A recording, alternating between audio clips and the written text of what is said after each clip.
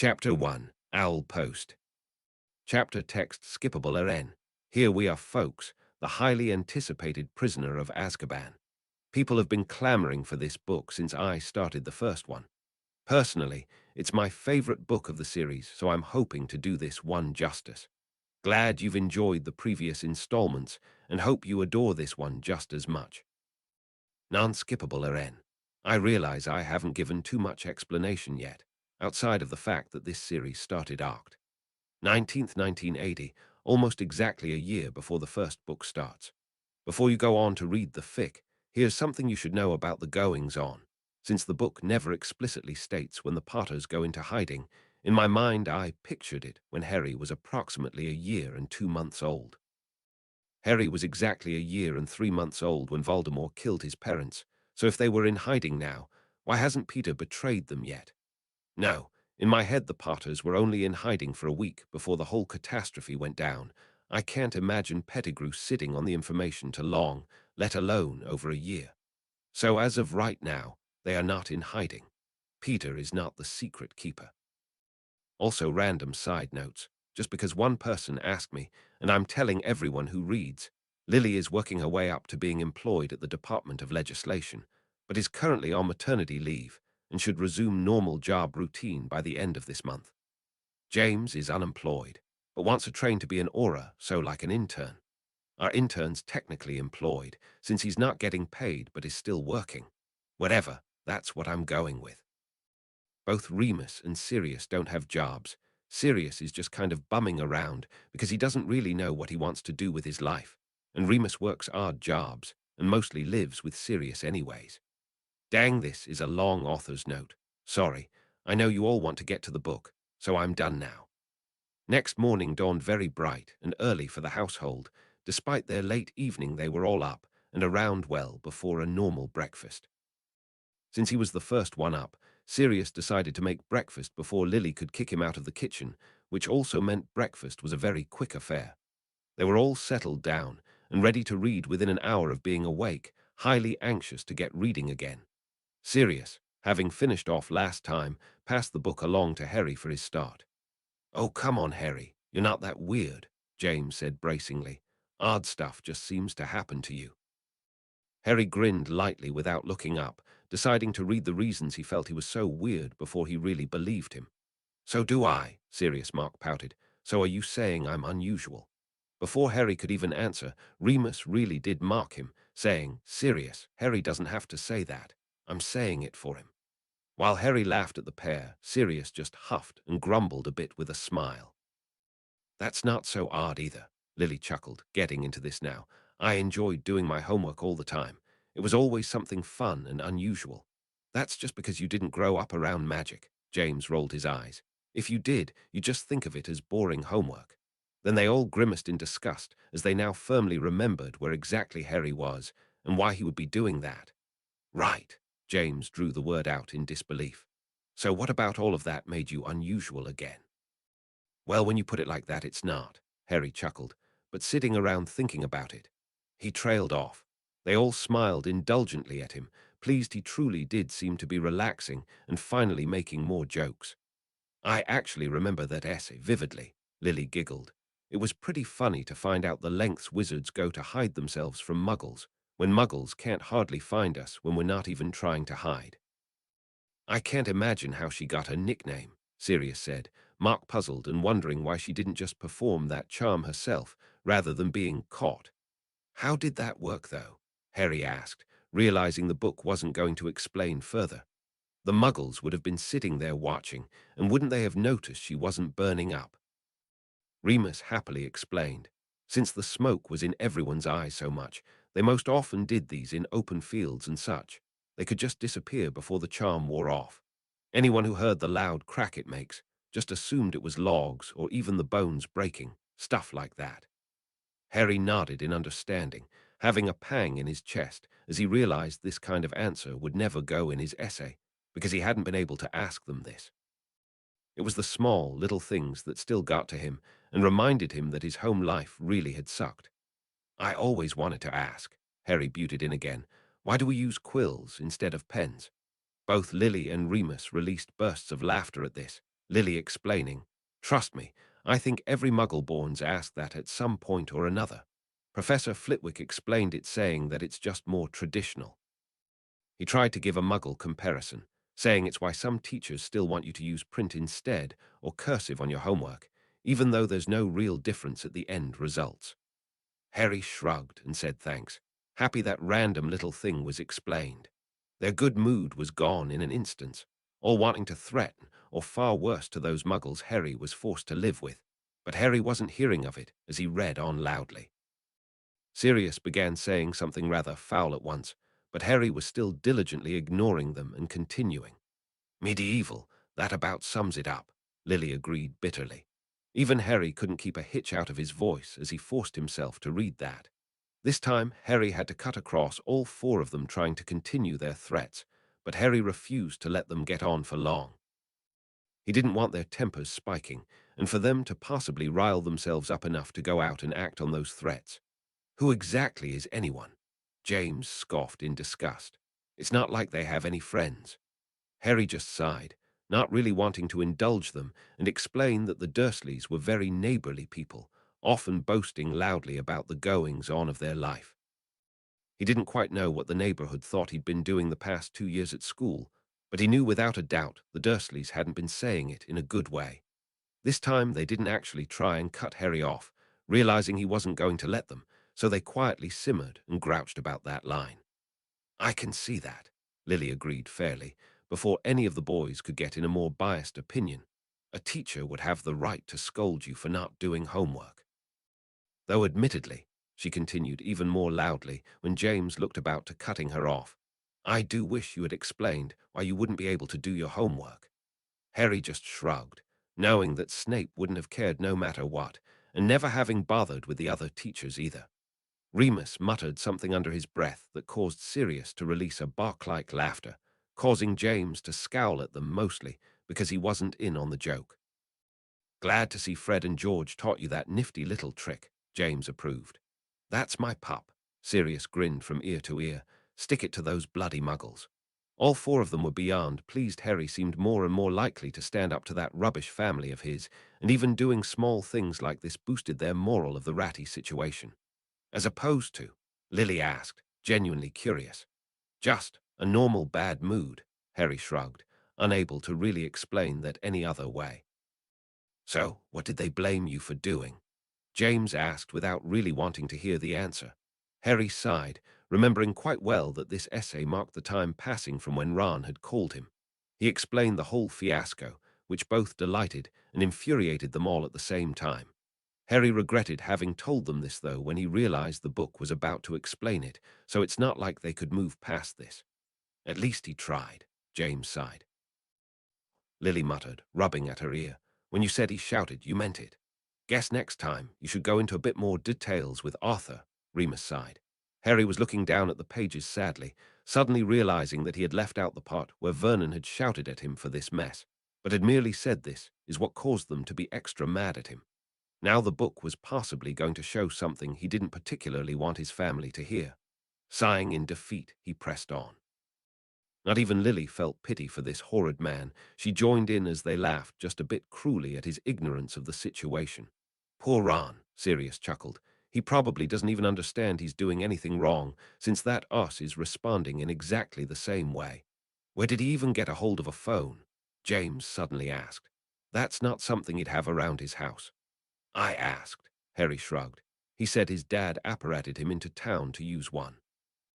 Wait, you could still write to him, Remus asked eagerly, misunderstanding how Harry had asked. So did you pick the lock on Hedwig's cage this summer? Remembering all too well the injustice done to that poor bird last summer. Actually, Harry fully grinned this time, and deciding against correcting his assumption. Really, he had asked on the train ride home last year. I really was just allowed to let her out at night.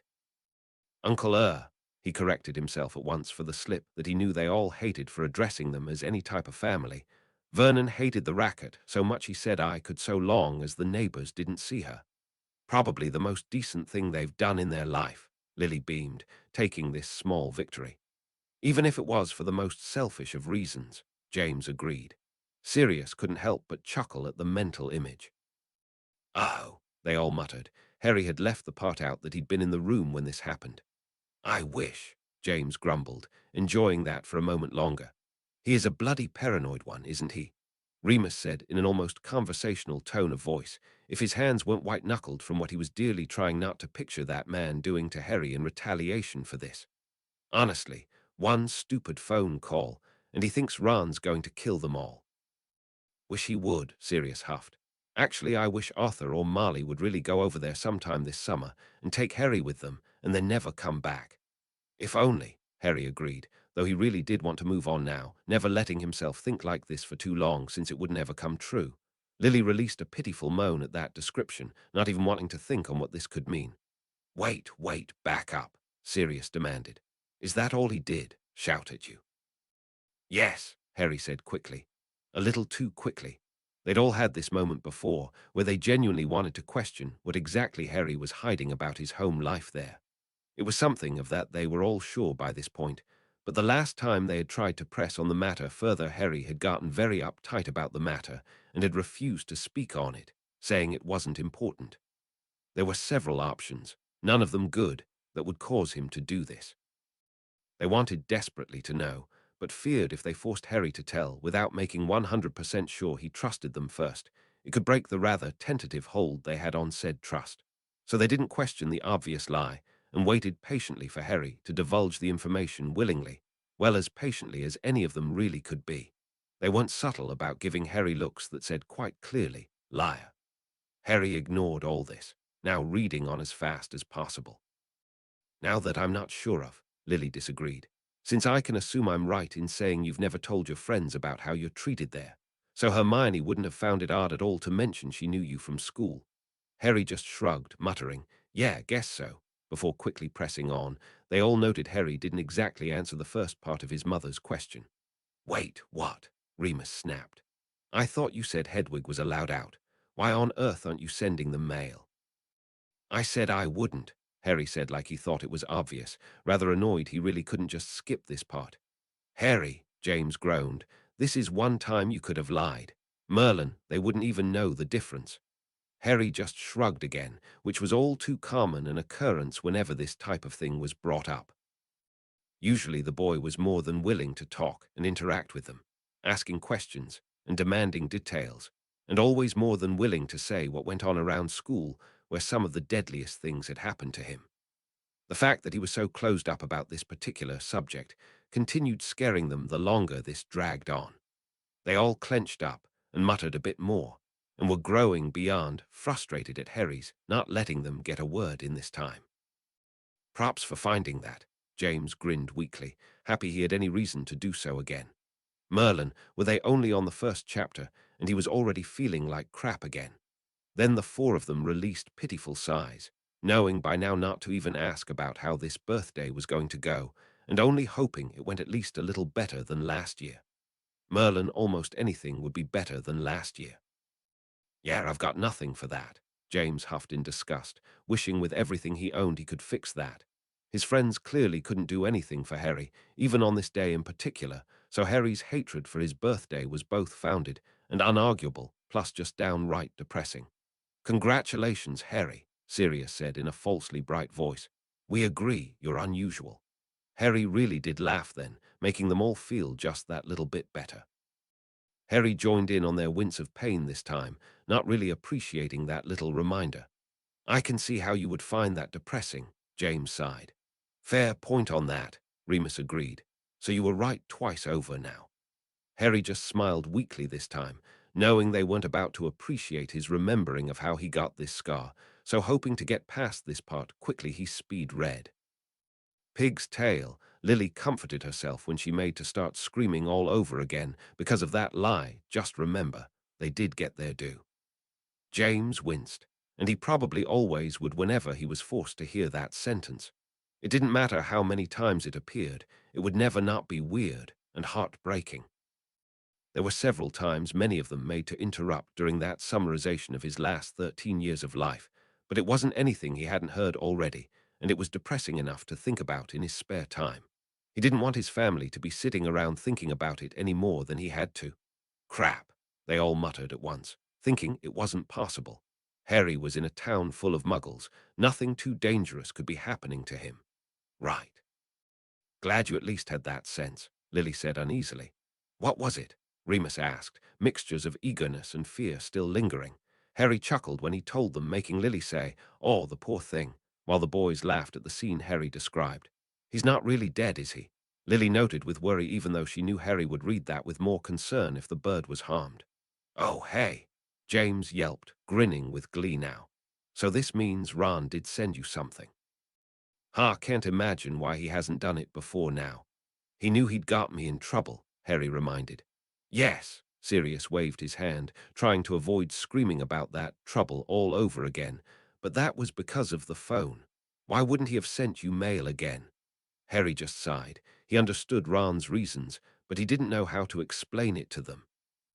It's a good thing you were awake for this anyway, Lily said, going back to the original point of this, because that would have been odd to wake up for. Lily beamed with unsuppressed glee, happy to see Harry taking the time to help out this owl rather than go right to his mail. Nice, Sirius grinned. So you got your Hogwarts letter on top of everything else today. And he continued, almost bouncing with glee. That'll contain your Hogsmeade letter. For just a moment, Harry went as bright-eyed as Sirius. He'd heard all about Hogsmeade from the older students, and he was as keen to go as anyone. Then that smile trickled right off his face when he realized who he was going to have to ask to sign it. They all noted his changing expression at once, and sadly didn't have to ask what it was about. They all dearly wanted to sit around and make threats that those useless Dursleys had better sign Harry's form, but recognized it would only make Harry feel worse the longer they leaned on the subject, so they just desperately hoped Harry found a way to convince them. Harry couldn't help it. His voice spiked with emotion as well, feeling a little silly something so small would mean so much to him, but not any kind of ashamed. The people in the room all looked as if it was their own birthday as well. Surely, since they seemed just as happy if not more than him about this, it wasn't silly at all. Sweet, Lily grinned. No one deserves that as much as them. Best thing that could have happened to them, James agreed. Harry at once began wondering why this photo felt significant. Why would it mean anything to him except a nice reminder of his favorite family outside of his own right now? He brushed past it, wondering if he was really losing it. Wish I could see that picture, Sirius chuckled. Must be funny to see them all squeezed in so tight for the camera. Harry gave a little start and gave Sirius quite a look, one the others didn't even know how to describe. It wasn't truly recognition, but Harry knew this sentence was important to him. It was gone. He just shrugged, not really letting himself think about it too much since it was probably nothing. Hey, you said there were 9 of them in the picture, Remus pouted. How come you didn't finally describe the mysterious Charlie and Bill Weasley? 'Cause the picture wasn't that good, Harry shrugged. Just an old black and white one, and I could pick out 2 I didn't recognize. I'm sure I meet them eventually, he finished with conviction. Sirius couldn't help but release a surprised snort of laughter, while James said, a fair thing to think if you'd never worked one before and didn't know. Thank Merlin, Lily chuckled. I don't know, I agree with Harry, Remus laughed. It did come in handy there at the end. Yes, well, it was gone now, so we couldn't have kept it anyways, Harry reminded, still grinning. Just thinking about that sentence without knowing the background of it, Sirius cackled, makes it even more priceless. So I forgot to ask, Lily said, having to speak a bit louder than usual over Sirius for Harry to hear her. Did you ever tell anyone about the car? Or is it still in the forest? I told Dumbledore and McGonagall how we got away from the spiders, Harry admitted, but as far as I know, no one went in and got it out. It's still in there. Where I hope it stays, James grinned. That brings up a good point I hadn't thought of, Lily said, frowning once again as she asked, how are you going to get your school supplies this year? There's no way they're going to drive you up to London, and even if they did, I certainly don't want them knowing about your Gringotts vault. Harry just shrugged, saying honestly, can't remember exactly, but I wouldn't worry about it too much. I'm sure when Ron gets back from Egypt, I can go stay round his place again, and someone there would have made sure I'd gone. Harry frowned as he finished saying this, feeling how wrong those words were. He got his school supplies. No, the part that was bothering him was in saying he stayed with Ron. He had a very bad feeling all of a sudden, like something had happened at the Dursleys. The thought was gone. Even now, as he decided not to push it, He could feel the beginnings of a pounding headache, returning even as he thought to try, so with nothing else for it he read. All four of them scowled heavily, wondering just how much Harry had told his friends about how that lot treated him. Just like with any other time, though, whenever they asked Harry about it, he remained suspiciously closed up. "Oh, this ought to be great," Sirius muttered sourly, as if that boy wasn't big-headed enough already. No, now he was given even more responsibility. "Nice, it's a sneakoscope," James said eagerly, finding this a rather fun toy when he was a kid. A bit useless around school, what with so much untrustworthy students hanging around, Remus chuckled, but fun all the same. Harry dearly wanted to ask what it was or what it did, but hoping Ron might explain, he instead read. "Nonsense," Sirius scoffed. "They're plenty useful."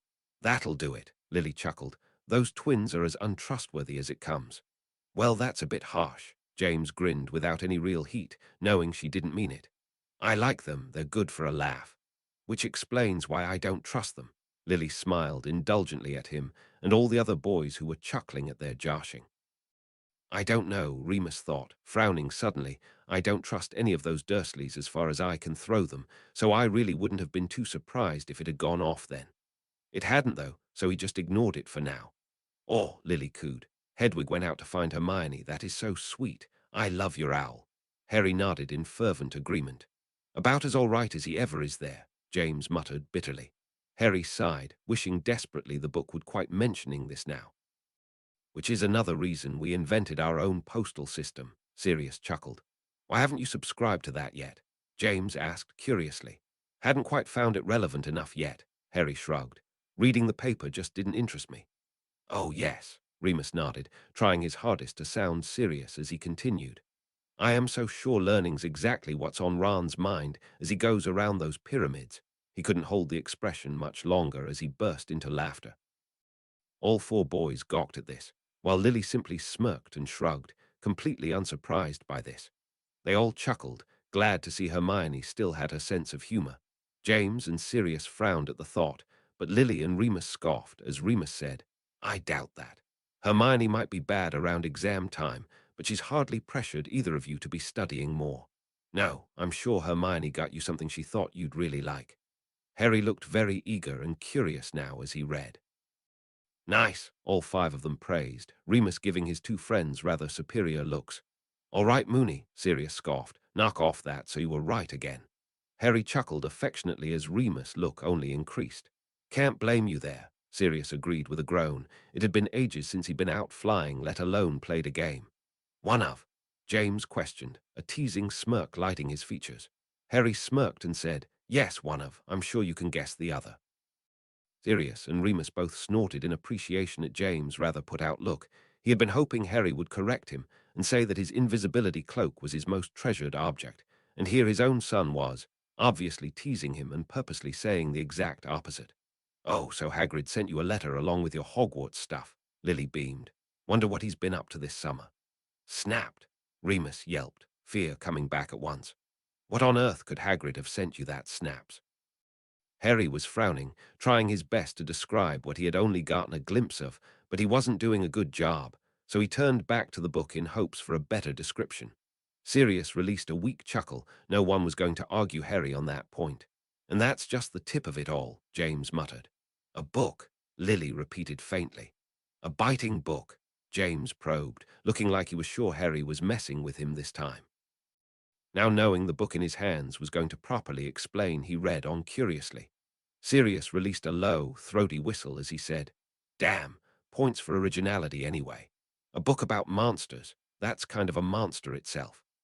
"Guess it's no weirder than the invisibility books on invisibility," James agreed, still frowning at the odd little thing and unable to stop himself from wondering why Hagrid would have sent that to Harry. "But this would have been such a sight to walk in on," Remus muttered. "A book attacking them." Still hoping right along with Harry that the momentary humor it would have provided at the Dursleys freaking out over this wasn't really going to happen, in favor of what they might do after the shock had worn off. Must have been quite the sight. Sirius really did laugh this time, unable to help himself at the rather annoyed look on Harry's face that he was being bested by a book. Then all four of them winced, already sick of this constant enjoyment flashing to fear and anger every other paragraph, all because of the house he was in. Even Lily couldn't stop herself from giggling at that image. It must have been quite a sight. That's right, James suddenly brightened. Harry's taking care of magical creatures this year. Hagrid might have sent that to him for a jump start on the class.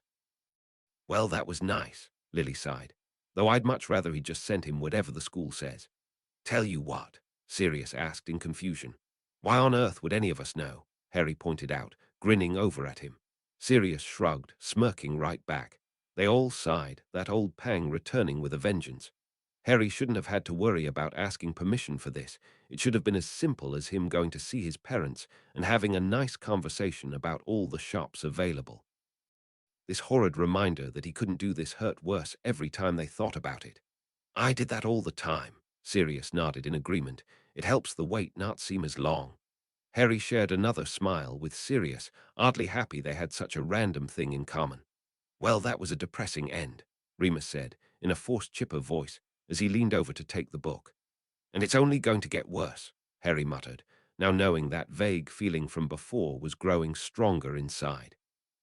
Something really awful happened on this birthday, which was saying something when compared to his other birthdays. Because someone asked, and it's a very good question. No, there will not be anyone else joining the reading series. I did seriously consider adding Hermione and Ron sometime during the fourth book, but I'm still enjoying my idea that they don't really know what's going on. If any other people did join from the future, then they would ruin all sorts of stuff like Sirius and Dumbledore and countless other deaths. I'm still going to enjoy being a surprise. I could erase their memory, but it's the same reason I'm not going to be adding anyone from this timeline. If I have any other characters from their own time join, like say Marley and Arthur, then I would have to constantly deal with go back and read the book themselves. Or we'll explain later. And just, yeah, not worth it. The 5 that are there are what you guys got. P.S. If there are any book mistakes you'd like me to explain, feel free to ask, and I will try and go back and fix them. Geez, this chapter's almost as much my talking as the characters. Chapter 2. Aunt Marge's Big Mistake. Chapter text, something else I feel like I should note. Again, just because one person asked, and I feel like telling you all at once. Harry only has the mindset of his current age in the books. I made him approximately 20-something because I wanted him physically old enough that it was obvious this story takes place after all of the Harry Potter books. So if you guys are thinking that he's acting a little odd or childlike, that's why. Remus began his chapter with high notes of unease, hoping against hope this book would just gloss over Harry's time at this horrid house and go straight to the train ride. He grunted in annoyance as those hopes were immediately dashed and prepared himself for the worst. Lily released several scathing retorts under her breath all over again, and now that Harry wasn't the one reading, Remus sat there and let her vent about how Dudley had been given a present just for being there, while her son got yelled at for the stupidest things. Harry just sighed and looked to the ceiling, knowing if they were already so ticked off about something like that, this was going to be a long chapter. You poor dear, Sirius snarled. How about we just shove a toilet under your fat arse and you'll never have to move again? That was disgusting, James noted pleasantly, mostly because I don't think he'd disagree with the idea. You, Lily muttered, her nose wrinkling in disgust. There was obesity for health reasons, and then there was this tub of lard. Remus couldn't help but clench his teeth in frustration. Unlike Harry, he wasn't ever going to just brush something like that off. Remus froze, that same look still on his face as he just stared down at the next word. What? Sirius chuckled, trying to lean over and peek, and slightly disturbed Remus wasn't trying to stop him. Someone we know. Then his face too froze in the exact same expression. What? James asked impatiently, annoyed his friends were obviously in on something he wasn't. Harry sighed in frustration and got up to go and grab the book away and check for himself, knowing he was least likely to react too badly to whatever it was. Then he too went rigid and gave the room a very confused look. Before his parents could ask again, Harry finally read the name of this convict. James and Lily blinked several times while giving serious, rather upset looks, James asking hesitantly, "Ah, so, what's your brother been up to then?" That shook them out of their shock, at least Sirius, who was now shaking his head like a wet dog and looking at the book pitifully as he said, "Clearly something awful if he's wound on up the Muggle news." Lily swallowed hard, rather unfond of the idea any of Sirius' relatives still wandering around. None of them were very good people. Also, the injustice that anyone as awful as them had survived, and Sirius hadn't, wasn't something she missed either. Remus got up and took the book back from Harry, still giving Sirius concerned looks. Admittedly, unlike James, his first instinct had been to think it was Sirius, but that was just because of his personal relation to the name. He had clearly just jumped to a stupid conclusion. Sirius opened, then closed his mouth, torn between wanting to snap at this pompous jerk or defend a family he outright hated. He settled for just grumbling inarticulately. "My heart's broken for you," James snapped, feeling testy at once as he purposely ruffled up his own hair. "Eesh," Sirius muttered, wrinkling up his face in disgust. "Sounds like they've been having fun. Wish you had described them a bit better." "Do you really want to know who this is?" Remus asked curiously. "Sure," he shrugged, a devilish grin playing across his face. "I'd love it if it was my dad or something. Would make my day to find out he wound up in prison." The others rolled their eyes at Sirius' dark humor, while Harry was frowning in remembrance. The picture on the screen had stirred up something inside of him, and staring at Sirius just made some of those features stand out. But then Remus was reading again, and Harry put the odd, sunken similarities from that picture and the man sitting in front of him down to a genetic resemblance. "Probably Azkaban, if it's one of my lot," Sirius smirked. "Or it might even be a Muggle you've no relation to, and they did just escape from a normal prison," Lily shrugged. "It's not unheard of." "Even better," Sirius outright cheered now. "Mum would die on the spot if she found out a Muggle shared our last name." That dried up the humor just a bit. That's all they needed, was for an escaped convict to come running up the very street Harry was in. Knowing his luck, he'd smack right into them. Wizard or not, they wanted this escapee as far away from Harry as possible. Lily grunted and thought of a few more insults to throw her way. "So, she doesn't have a job?" James asked randomly, never having thought to question before what these putrid people did in their spare time. "No," Harry shook his head. "She's a housewife." James just shrugged, as uncaring about the answer. If Harry had said she was a brain surgeon, it still didn't excuse how she treated his son. Lily frowned as she snapped, "Oh. And what if you convicted the wrong person? What if you just thrown an innocent man to the gallows?" Harry blinked spasmodically for a moment. Now, why did he feel so strongly about that? The others were mostly nodding in agreement, though, and didn't seem to notice Harry trying to force down such a feeling. Harry instantly went from curious and self-introspecting to outright horror. This they did notice, James demanding at once, What's that look?" Harry shuddered in disgust as he said, "He was joking, right? Please tell me he didn't just say who I think he did." "Why?" Remus demanded, sadly confirming to Harry the name he did hear. "Great," Harry ground out, frowning and looking far angrier than any of them had seen him so far when around this place, and mostly he just kept his mouth pretty tight shut about these Dursleys.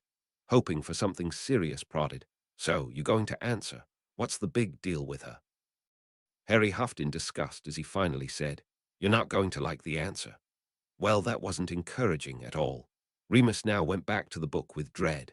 Lily sighed wearily as she now remembered, back during the first book, and a Marge having been mentioned. When asked, though, Harry had simply said he didn't like her, and that was back when he was still re-establishing all of his childhood memories, more a feeling than outright knowledge of her, and he'd still hated her.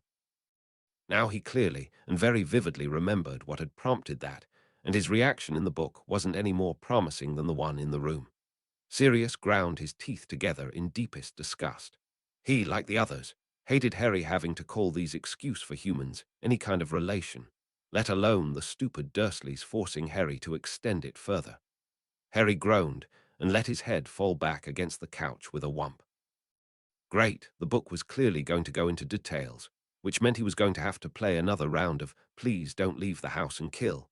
Remus gave Harry a very concerned look, but he recognized Harry was reacting because of what he was about to hear, not in true pain. Both curious and already enraged at the way his little cub was reacting, he read fearfully. That was all it took, this small petty injustice, to set up a howl the neighbors probably heard. Harry just groaned again and tried to repeat what was quickly losing steam. It's already happened. Just wait it out. Harry desperately wished he could remember more vividly why it was so important they didn't leave this house. But his mind was blank and unhelpful as ever. Harry's family were more infuriated than they would have anticipated. It was just so horrifying to realize yet another person from Harry's younger years seemed to go out of their way to mistreat him, just for living. When the silence finally dimmed down to almost normal levels, Harry cautioned that it was only going to get worse, then reminded them of their promise they wouldn't go killing her no matter what she did. He was just really hoping this book would leave out one memory in particular. Did Harry ever get a decent life? They mentally outraged all over again, but this time kept it a little better in check. Harry groaned again. Yep, this was the one. He was beginning to wonder if this book hated him. Midnight, Sirius growled, sounding rather close to how Ripper had sounded then. Harry just gave him a sheepish grin, saying, "That was pretty good, Sirius." Sirius gave Harry a haughty look. None of them appreciated him blowing that off as a joke. They would never in this life understand how Harry was just so blasé about the abuse these people constantly did to him, while turning around and spoiling Dudley so much he was sick. Harry, though, looked beyond wanting to move this along, and forcing him to talk about it now wouldn't mean anything good. He had to want to talk about it. "How about I just punch you in your stupid face? I'm sure that'll make you cry too," James hissed under his breath. "Back off." Remus snapped, hating the idea of anyone threatening his cub, let alone someone he had no doubts would carry through on said threats. "Now why does that sound familiar?" Sirius said under his breath. "Oh, I know, old Snape went out of his way to stop and watch us get told off." "Usually, he had something to do with us getting caught too," James agreed, making Sirius realize he hadn't spoken as quietly as he meant to. "Ha!" Remus barked. They all grinned now, despite how much they wanted to break Vernon's finger and get it out of Harry's face. At least Harry was giving them attitude right back. Despite Lily's glee, though, she seemed to be the only one truly worried about the fact that Harry could get punished all the more for talking back. "It's not like he does it on purpose," James frowned in defense of his son. "I'm sure he'd be just as happy as you if stuff were quite happening to him." "You're right," Harry nodded. "I do agree." Sirius opened, then closed his mouth in disgust when he heard that. James went bright red in the face as he growled, "They're saying you're a criminal." Harry couldn't help but be just as furious as them this time, and actually didn't make an attempt to correct them. He put up with a lot from the Dursleys for the sake of peace, but what on earth had he done to them to deserve being called a criminal? "I'd like to see Dudley sent there," Remus snapped. "Why would they even say that?" Lily growled. "Thought they were going for this perfect image." "Gave them more pity, I suppose," Sirius muttered. "Made them sympathetic, or something they had to deal with such a horrid kid. It honestly half makes sense if you look at it from the neighbor perspectives, like maybe Harry dressed and looked the way he did not cause the Dursleys forced it, but because Harry did it on purpose. Least it explains why the neighbors never questioned why the two boys are so different." To Harry's surprise, no one looked confused at Sirius offering up this except him, and he was once again left wondering just how much experience Sirius was putting in those words. "Like he's not already in trouble there anyways," Lily snarled. "How?" James moaned into his hands. "How on earth does this actually seem to get worse as you get older?" Harry really couldn't think of anything to say for comfort to that, and decided declining that he had a bad feeling this was only going to get a lot more disagreeable to them the longer this wore on. "Think I like him better that way anyway," Remus grumbled. "The less he moves, the less he can annoy me." "I will be impressed if you can even see it under all the fat," Sirius snapped. "Can't blame you for that," Remus agreed. "Yeah?" James asked, perking up at once. "That would be." "I think you're going to like this," Harry grinned as answer. Very intrigued, Remus decided to read his answer instead of asking this time. "As if I wanted to come," Harry muttered, "like I want to spend any more time with them than I have to.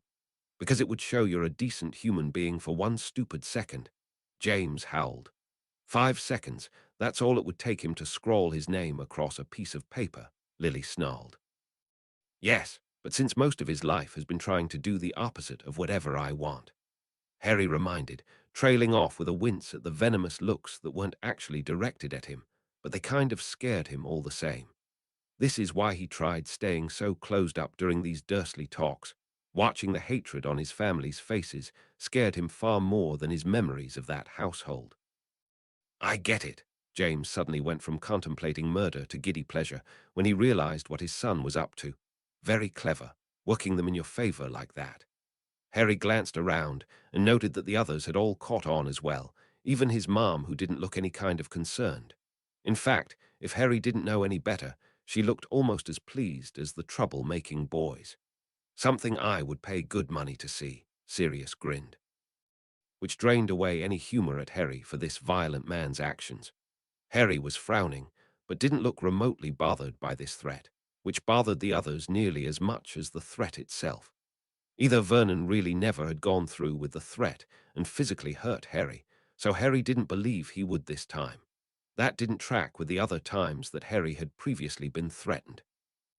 He had seemed genuinely afraid, and very sure said man would carry through, plus the fact that Harry refused to openly speak about it. It could be that they were simply reading too much into it, and Harry simply didn't want to talk about it because there really wasn't anything to talk about. But this still didn't sit right with any of them. Harry very clearly wasn't going to comment either way, so taking solace in that he knew the man wasn't going to carry through with the threat this particular time, since Harry genuinely wanted something from this deal, he read with trepidation. Because, that's a normal reaction when an adult threatens to hit you, Sirius snarled.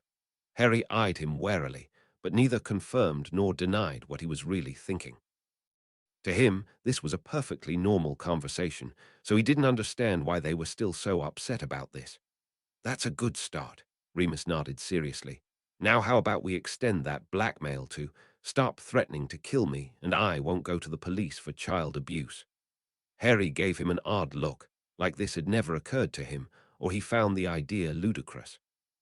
Still he remained silent, making them all jumpy and probably far more on edge than if Harry would even tell them what was really on his mind. I hate to be the one to point this out, Lily sighed, but how do you know he wasn't lying? I don't, I guess, Harry shrugged, but I also know that he's afraid enough of me that he wouldn't really want to break a promise to a wizard. Even as he answered her, though, he felt something was off about his mother's question. Was he wrong, and Vernon really did go back on his word?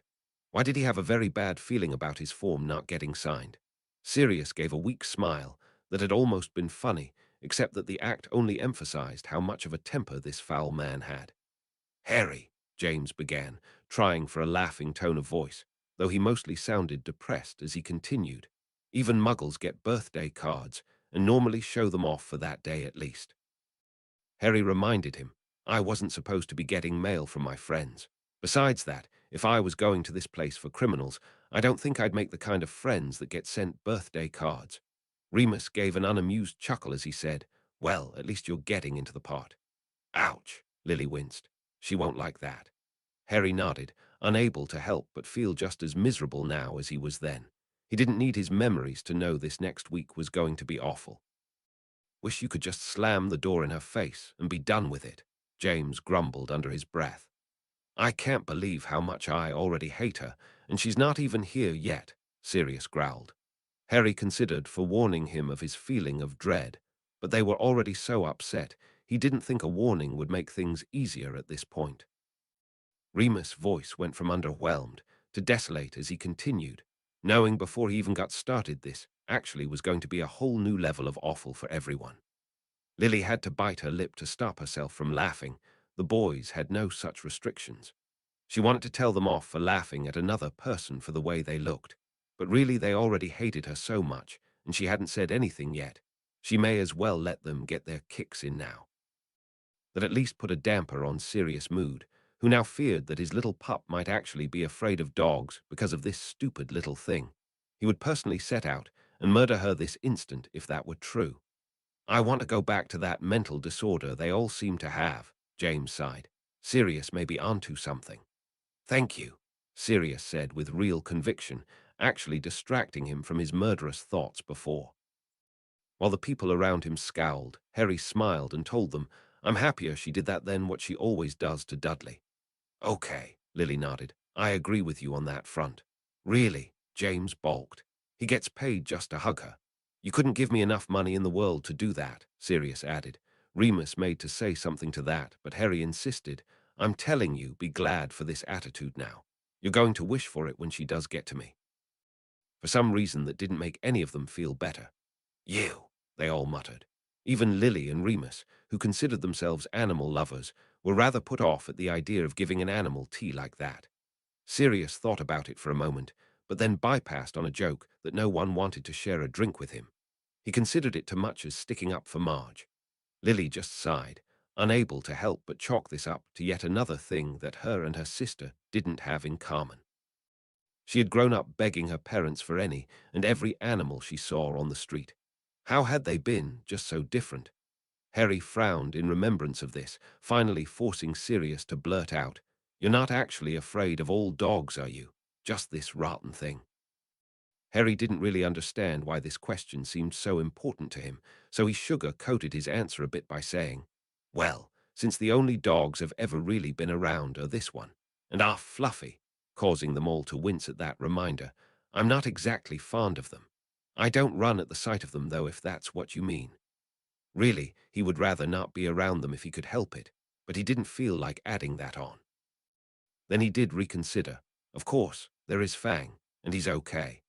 Sirius looked appeased enough, still personally offended these were the only dogs he'd ever been around, but wanting desperately to fix, it wasn't going to change anything right now. "No, he's off in Germany somewhere, actually enjoying himself," Remus snapped. Harry couldn't help but wince, knowing they weren't exactly getting off to a good start if they were already going to get grumpy about these little comments. Lily scoffed, and took a lot of willpower not to mimic Remus and give a witty reply back. She hadn't even been there, and she knew damn well Harry hadn't said anything in an ungrateful tone. Even if he had, though, no one could blame him. "Damn near wish he had," James grumbled to himself. He probably would have been treated better there. Then James began snickering, admitting out loud to Harry that the two of them really had been saying the same thing, which made Harry smile again. Even if it was about the worst topic in the world, it still amused the pair that they really did seem at least something alike. "Poor kid," Sirius said in real sympathy. "It probably really did look like a smirk," Harry chuckled. "I wasn't exactly trying." "So why hasn't he sent Dudley there yet?" Sirius demanded. "Well, you've gotten better at lying anyways," Remus sighed. "The details make it." "I'm going to smack you," Lily told him pleasantly. James gave a ferocious grin that would have made any student in Hogwarts back up and duck for cover. "I think we can work something out." Harry and Lily understood at once what had gone through his mind, if not the act itself, then the meaning behind it, which is why it didn't bother them in the slightest when Remus and Sirius had identical looks cross their faces. "And what about that last one case, then?" Lily demanded. "Since I doubt that's even a real figure, why am I even asking?" She finished with a hapless look at the ceiling. "Polls show that 50% of all statistics are worthless," Sirius told her in a chipper voice, which actually made her laugh. Remus was getting very sick of constantly wanting to shout insults at her every other sentence, and didn't begrudge James one bit when he did by saying, "See how you like it." Sirius looked to say something, but Harry quickly reminded, "It's not like it's really happening." "It's the principle of the matter," he hissed, but kept it to himself all the same. "Almost do wish he'd show up now," Remus sniffed. "Give these jerks some payback." "Or Mooney," Sirius pouted. "That would spoil my fun, though." "Not to kill," James backed up Remus, knowing he personally still didn't want a prisoner around his boy if he could help it, but playing along for the joke. "Just spook them a bit." Sirius mulled this over for a moment before nodding and saying, "I'm okay with this." "Oh, well, since you're okay with it," Lily snorted. Harry kept on smiling at their joking around, and persisted in ignoring that odd little niggle that kept cropping up every time this prisoner was mentioned. "Which is saying something to the extreme degrees of awful," James huffed. "Why?" Remus groaned, looking close to being physically ill if he had to keep on going about what an awful child Harry was. "Because she's clearly one of those nutters who delights in torturing others," Sirius grumbled.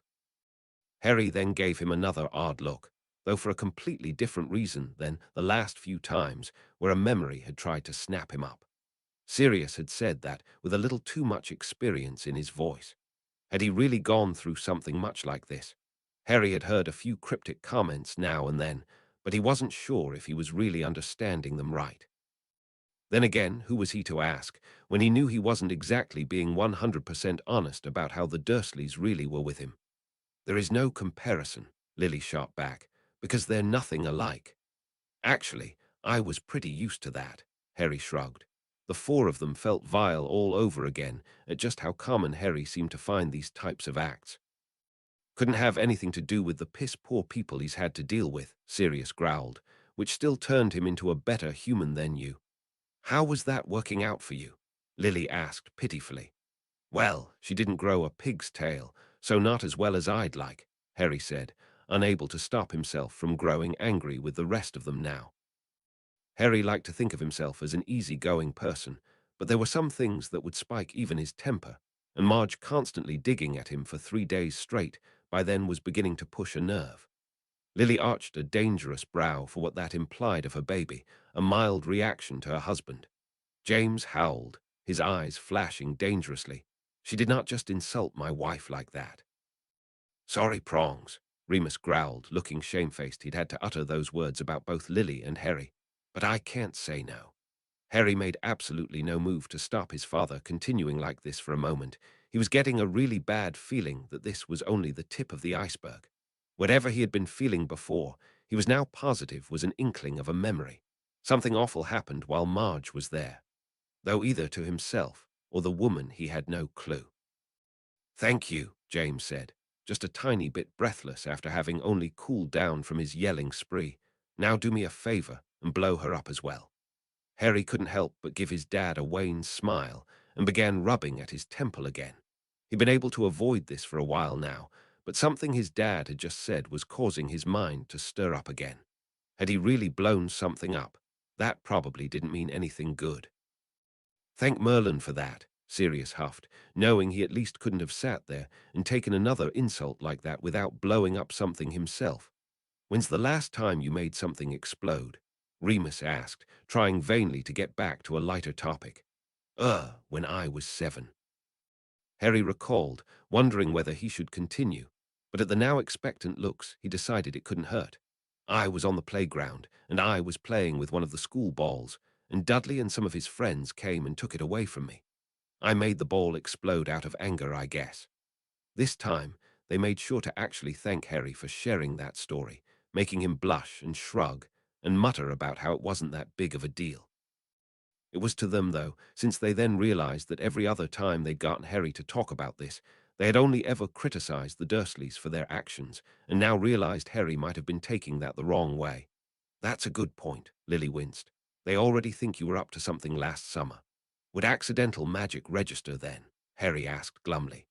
Yes, Lily huffed, looking personally offended by this.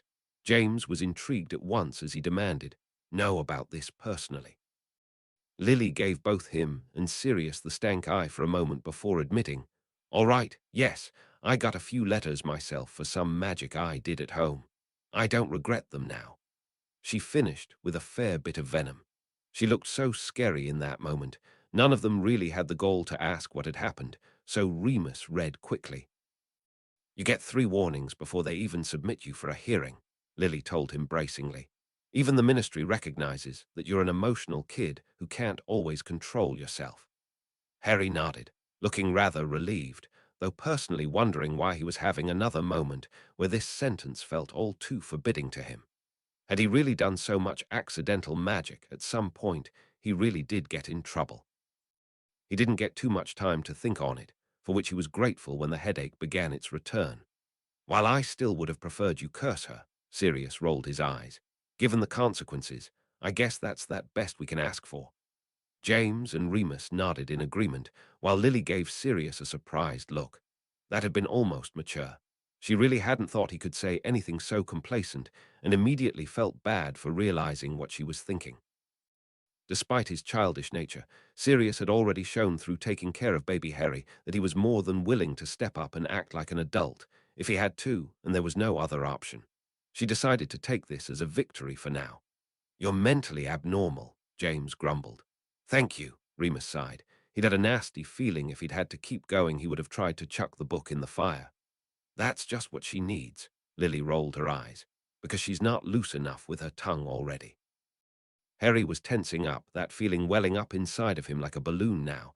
Something really awful was going to happen. His gut was absolutely positive of this. So, she's already drunk then, Remus surmised. This ought to be loads of fun, he finished with dread all over him. Yes, that sounds like a perfectly minuscule amount, James snorted. Why? Sirius begged the ceiling.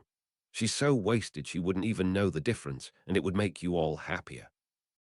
Not that I really want that lot any kind of happy, but still. Harry shrugged. He really couldn't guess at Vernon's mind set by that point. Marge hadn't been the only one drinking that night. The way you gulped that down, Lily scoffed. I wouldn't be too surprised if this was a weekend tradition. Proper size now equals grotesque pigs, James snarked, making Sirius laugh. Remus muttered something to Sirius again, making Sirius laugh all the harder. That dried up the humor in the room faster than anything ever could. That's all they needed, was more commentary from this awful being.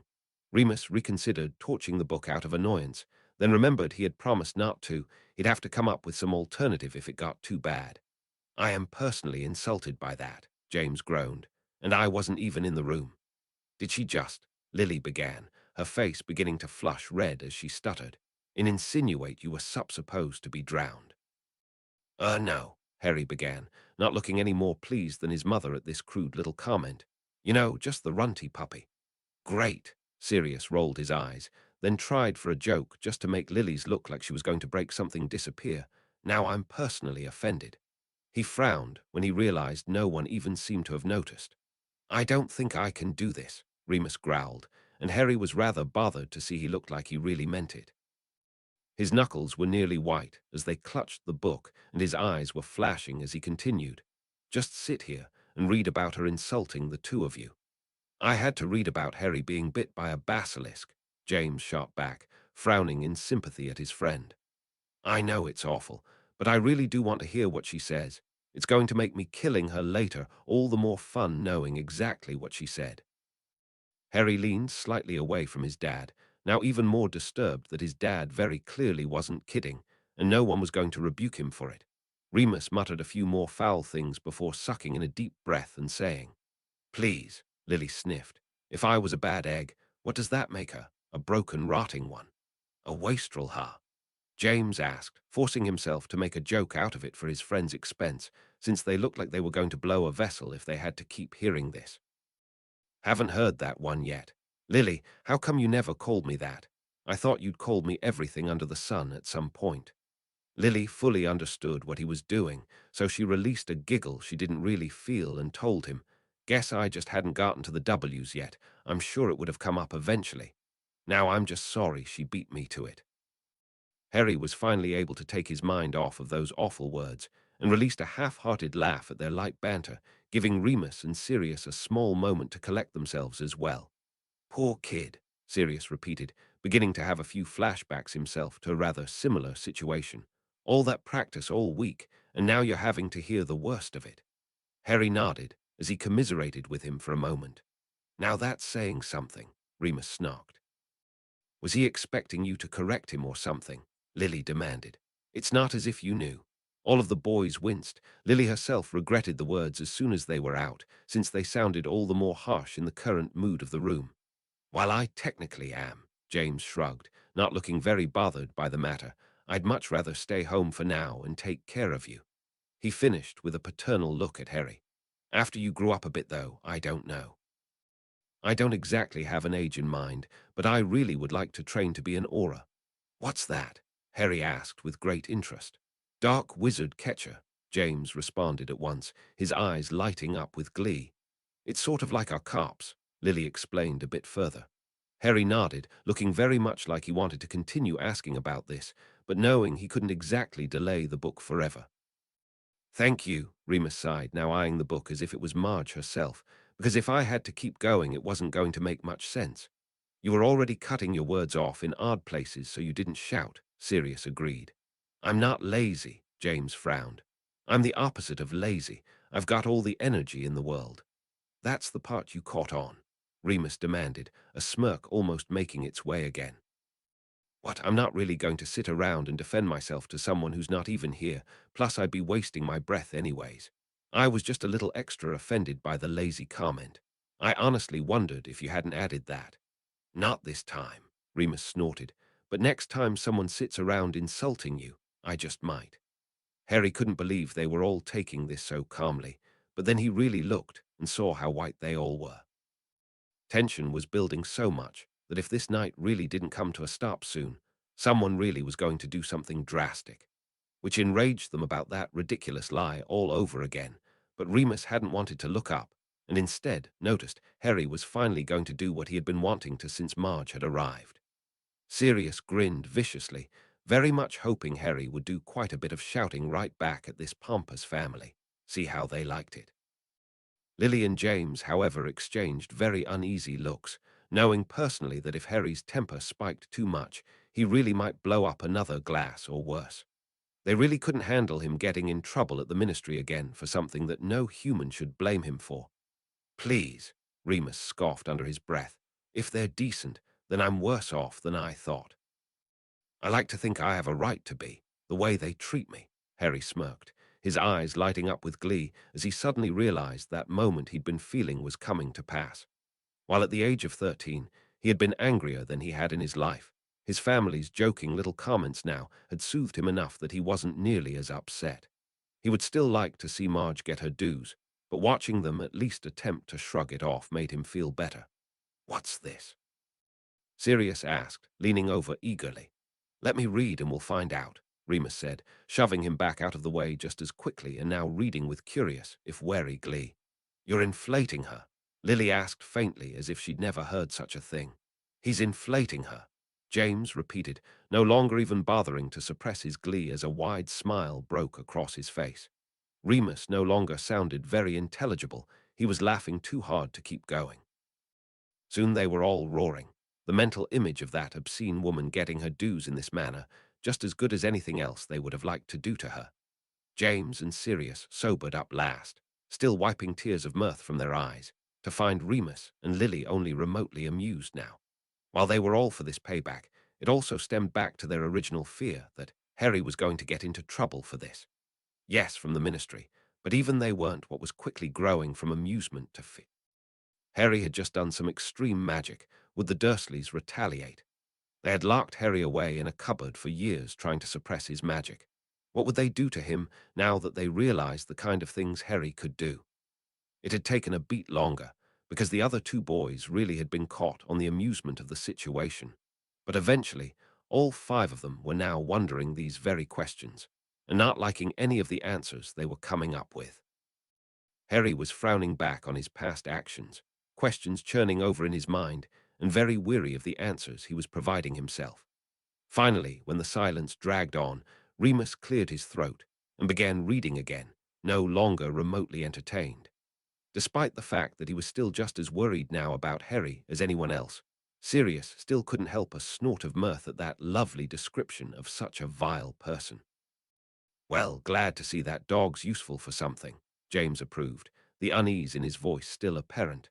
Makes me almost grateful he might be able to lock and barricade himself in his room, Remus realized, though winced in pain since that was nowhere near a good long-term solution to what could very quickly turn into something horrible. What? Lily yelped in fear. Guess you could hide in there, James muttered, shifting about in unease. None of them can actually fit after you. Still not a very good long-term fix for this, Remus argued, his hands starting to shake a bit. I wasn't going to hide, Harry frowned, remembering vividly the hate that had been pounding through him in those moments. Hiding had been the last thing on his mind. Sirius opened his mouth then to ask exactly what he was planning, but Remus instead read aloud. He's making a run for it, they all realized at once. Then after a beat, they all smiled. It was almost impossible to believe, but this might just be the best outcome for this situation. It wasn't really going to be easy. Where was Harry going to stay once he left, since both of his friends were out of the country? But it was still a 10 times better outcome than staying there when the Dursleys finally did realize who to blame for this. Lily paled to almost a ghostly shade as the boys went the opposite and went bright red in anger. Threats were pounding on the tip of their tongue, but Harry said calmly, "Don't start threatening before he actually does anything. I'm in no mood to put up with him in that moment." That appeased them, just a bit. At least Remus was able to read without shouting. "Yes," Sirius cried, throwing his arms up as if he'd just found out he'd won the Quidditch Cup. I've been wanting to do that this whole bloody time. Oh, please tell me you hexed him. Harry just gave him a benign smile, knowing he wasn't going to be able to confirm or deny that. Remus read. Chapter's over, Remus declared, a victorious smile still across his face as he passed it to Lily. Found out I'm no Ron at chess today, but at least I can say I've got how many people now reading and enjoying my story. Well, it made me feel better. Thanks for reading, reviewing, and enjoying. Also, sorry for all the cryptic remarks about what the Dursleys really do to Harry. Don't worry, I have an exact spot in the series when he does come out and tell them everything, but until then I like building up the tension to that. Speaking of... Ha! Okay, I am genuinely sorry. I know you all are dying to see the big freak out that Sirius is alive, but I just couldn't resist. Every time I've seen someone do the third book, they just automatically assume it's Sirius himself, when he does have more family that both isn't dead, as far as they know anyways, and would be more likely to be doing something to land on the Muggle news. As many of you know, what you've all been waiting for is in the next chapter, but I hope you liked this one enough in the meantime. Chapter 3, The Night Bus. Chapter Texter N. Wow, I hardly had any author's notes in the last two, and so far I've had really stinking long ones in every chapter of this. I love it. I'm enjoying commenting back as much as you guys seem to be reading, so here we go, guest. Sucks in deep breath even though I'm typing. I'm glad you like the way I do Lily. I always pictured her more fun-loving than a lot of people seem to. She married James Potter for crying out loud. She has to have some sense of humor, but she's also fiercely overreacting in protecting people. Lots of you have noted that she does seem a little too forgiving of Snape in this series, and I promise that will start wearing off real soon in this book. She was big on it in the first book, mostly due to her instinct and flashbacks of how they treated him through their school years. He didn't have much to do in the second book, so there wasn't much time to show that she really was getting sick of how he treats Harry. Mostly when she berates the Marauders, it's more of a trying to rein them in type thing, rather than outright disapproving of them. They don't know that the person who broke out was from Azkaban. It appeared on the Muggle news, and so their first instinct really was to think it was just a Muggle who shared the name. Sirius doesn't keep track of his family. I think he states in the fifth book that he didn't even find out Regulus died until he got out of Azkaban. I certainly don't see him keeping up with him to know now. If you want other candidates, Bellatrix before she got married, and who doesn't go to prison until after the downfall of Voldemort, maybe his dad since we know so little about him, etc. But again, they were mostly joking and fixing a random name to someone they knew. I am just as bad at math as JK, so my idiocy for not double-checking dates was my fault. I will go back and fix it saying that this takes place during 80 the year Harry was actually born. The part about the Fidelius charm only lasting a week is something I genuinely forgot, but did go back and check, and Fudge himself saying that the charm barely lasted a week. Thank you for pointing that out. But it doesn't change my timeline of events that they go into hiding just before Harry's first birthday. But I suppose they didn't actually use the Fidelius charm itself until the week before Halloween. Why it wasn't used at once, and that subsequent thing won't be touched in this particular story, or any of these books, because I've no idea honestly, and the characters wouldn't either. I like Guest's idea, though, that Dumbledore was researching stuff about the charm in the meantime, while they were lying low. I know in canon it says that all 4 past people who are present were full-time members of the Order, but I cannot see Remus or Lily just living off of James and Sirius. So, since I can't decide yet what kind of work any of them are doing for the Order, the only thing we really see them do in the book is guard the prophecy. They're kind of on hold for the reading, and I might touch as I go on what they do more specifically if I come up with any good ideas.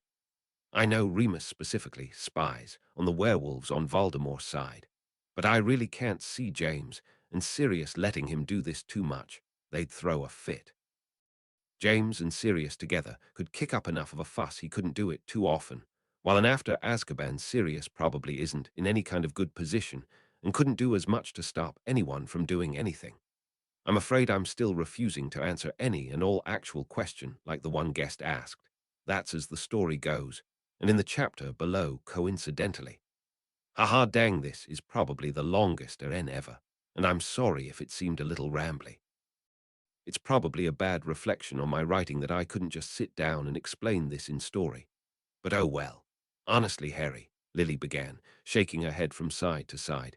I'm afraid to ask, but how come you've never ran away before then? Harry just sighed miserably as he answered. The Dursleys ignored me more than anything else growing up. They never sat around insulting me like she was. That's why I lost my temper. I guess I'd just never been driven that far before. Best thing to happen, honestly. James nodded in total agreement. Mind you, I hate what led to that, but if you never go back, will be the happiest part of this. Where's he going to go, though? Remus asked in concern, stating the one thing that really could make this an awful situation very quickly. Ron and Hermione are out of the country, and even if they weren't, would they really just let him move in like that? Positive they'd let him live there, James scoffed. The Weasleys let him stay most of last summer, right? He could stay in the leaky cauldron, Sirius offered. I ran away from home a few times and stayed there, always went back eventually, but it was a good place to cool off for the weekend, especially when James did go out like this. But does Harry think to do that? Remus prompted. Well, let's find out, Lily shrugged, turning to her chapter. Completely understandable, James nodded. Remus cut in, saying, Harry, you do know now you really shouldn't be expelled for that. It was uncontrolled magic. Do they actually know the difference, though? Sirius asked, more puzzled than actually concerned. This crime really wasn't that bad. It certainly wasn't the worst he'd heard of. Between wandless magic and wand magic. No, Lily frowned. But once they come upon the situation and hear Harry's side of it, there shouldn't be punishment. In fact, I'd like to think the Ministry will actually do something to get Harry out of there. Harry remained quiet, ignoring that pull in his gut that said his mom's words weren't ringing true. Out loud, he responded to Remus' original question. Yeah, now. Back then, not so much. Actually kind of hoping for that here soon, James sighed. Now that Lily said it, it seems obvious that the Ministry's going to come and see what happened and then take Harry somewhere else. Sirius frowned, biting at his lip and trying not to argue. He personally had little to no faith in the Ministry, and he had a really bad feeling they might just try to brush this whole thing over and simply leave Harry there again once they'd fixed this situation, the after effects of which would plague him no matter what really did happen. You're starting to depress me, Lily sighed, an old now familiar pang back in place as she realized no one was really there for her boy in this moment when he needed them most. So, no one ever did tell you about the Gringotts exchange then? Remus pointed out something he'd noted back in the first book. Nope, no one had told me then, and even if they had I might not have anyway. Didn't want the Dursleys questioning why I suddenly had money on me. Harry reminded, frowning and suddenly wondering why he was getting a mounting feeling of apprehension. Alone on Magnolia Crescent, the night that he had been most desperate to leave the Dursleys. Why did this feel so important to him? The longer he sat here, wondering if he was going to have to go on the run, did that remind him of someone? Lily cut off his train of thought by reading. Oh, please tell me you grabbed your broom. James frowned in concern. Yes, it was inside my trunk, Harry nodded. Remembering vividly back during the summer of his first year when he had been packing away all of his stuff and worried about how to carry his cauldron, when he realized that the trunk would magically expand to hold quite a bit of stuff, even if it was so heavy he could hardly lift it. Please stop saying that, Sirius huffed. You're starting to depress me now. Can't help it, Lily pointed out as she continued with a bit of curiosity now, wondering what cockamamie plan Harry would consider doing before the Ministry got a hold of him. While it's not an awful plan, James snorted, you're either ignorant or forgetting a very important detail. What's that? Harry asked. The trace, Remus pointed out. That allows the Ministry to find you until you turn 17. Plus, and no offense, Harry, you really don't know enough magic that you could make it on your own anyways. Harry nodded in understanding, not exactly up to arguing the point. While his 13-year-old self might have argued the matter, he also hadn't known about the trace back then and hadn't realized just how easy it would be for him to be found. That would be a story, Sirius agreed light-heartedly, though personally we never exactly stuck around long enough for them to ask any questions. When did any of you get a run-in with Muggle police? Lily demanded suspiciously. Sirius went a little shifty-eyed and declined answering, while James laughed with far too much unease and said, "Don't be silly, Lily," he was joking. Lily snorted. They weren't even trying to hide the fact that they were kidding, but she was too curious about the book to really interrogate them now. She'd wait until later. "Well, this can't be good," they all muttered at once. Harry already had an impressive track record when it came to getting into bad situations. And now, here he was, alone and feeling off again. One glance at Harry now showed they weren't wrong about being worried either. He had a frown already in place, as he remembered exactly how he had been feeling at that time. Lily already wanted to stop and bite at her lip in worry. Way too many horrible things could be lurking behind her boy. The boys were all thinking of their joking comments about a convict being around and violently berating themselves as they realized their joking may have come true. Lily's voice was heading into outright fear now, even if it was just a stray animal she didn't like that it was scaring her son. Harry, though, was frowning in remembrance. Wasn't he supposed to have a good feeling about this? That was his first reaction, but he knew his 13-year-old self had acted in fear at this startling sight. He wasn't even for sure what he had seen then. The whole time Lily had been reading that, her voice had continued to edge higher in fear. Now, as she recognized what must have happened, she only marginally relaxed. She was almost quaking in terror. The book almost slipped from her grasp. She still wasn't quite back to normal after that horrid dinner scene, and Harry coming so close to death right after that caused her to want to fling her arms around her son and hold him as close as she could. "Thank Merlin," Sirius breathed, his eyes lighting up at once as he recognized the description, and then he released a bark of laughter and said, "You just called that by accident." Harry was rubbing at his head and looking marginally embarrassed as they really did give a light chuckle at that, but his mind was still on the thing he'd seen. It was a dog, but massive. Why was this so important to him? It must just be a stray, so why should he care? Lily was the only one who still looked on edge about the matter. Harry had never said what he'd seen in the dark, but now that the night bus had appeared, surely everything was going to be okay now. "Nice of him to notice," James said lightly. "Just seemed like a fun thing to do, obviously," Remus snorted. "Wow, getting a bit snippy there, pup," Sirius laughed. Harry suddenly jerked. He looked like he was on the verge of something really important. Back when they had told him about their decision to be animagi and the subsequent animals, he hadn't thought much on the matter. It did explain the random nicknames, and beyond that he'd never questioned it. Now, Lily hadn't seemed to notice Harry wasn't paying much attention to them. She was still stuck on the fact it had yet to say what Harry had seen to startle him so badly. So for once she didn't take note of her son in the room now eyeing Sirius curiously, but instead read.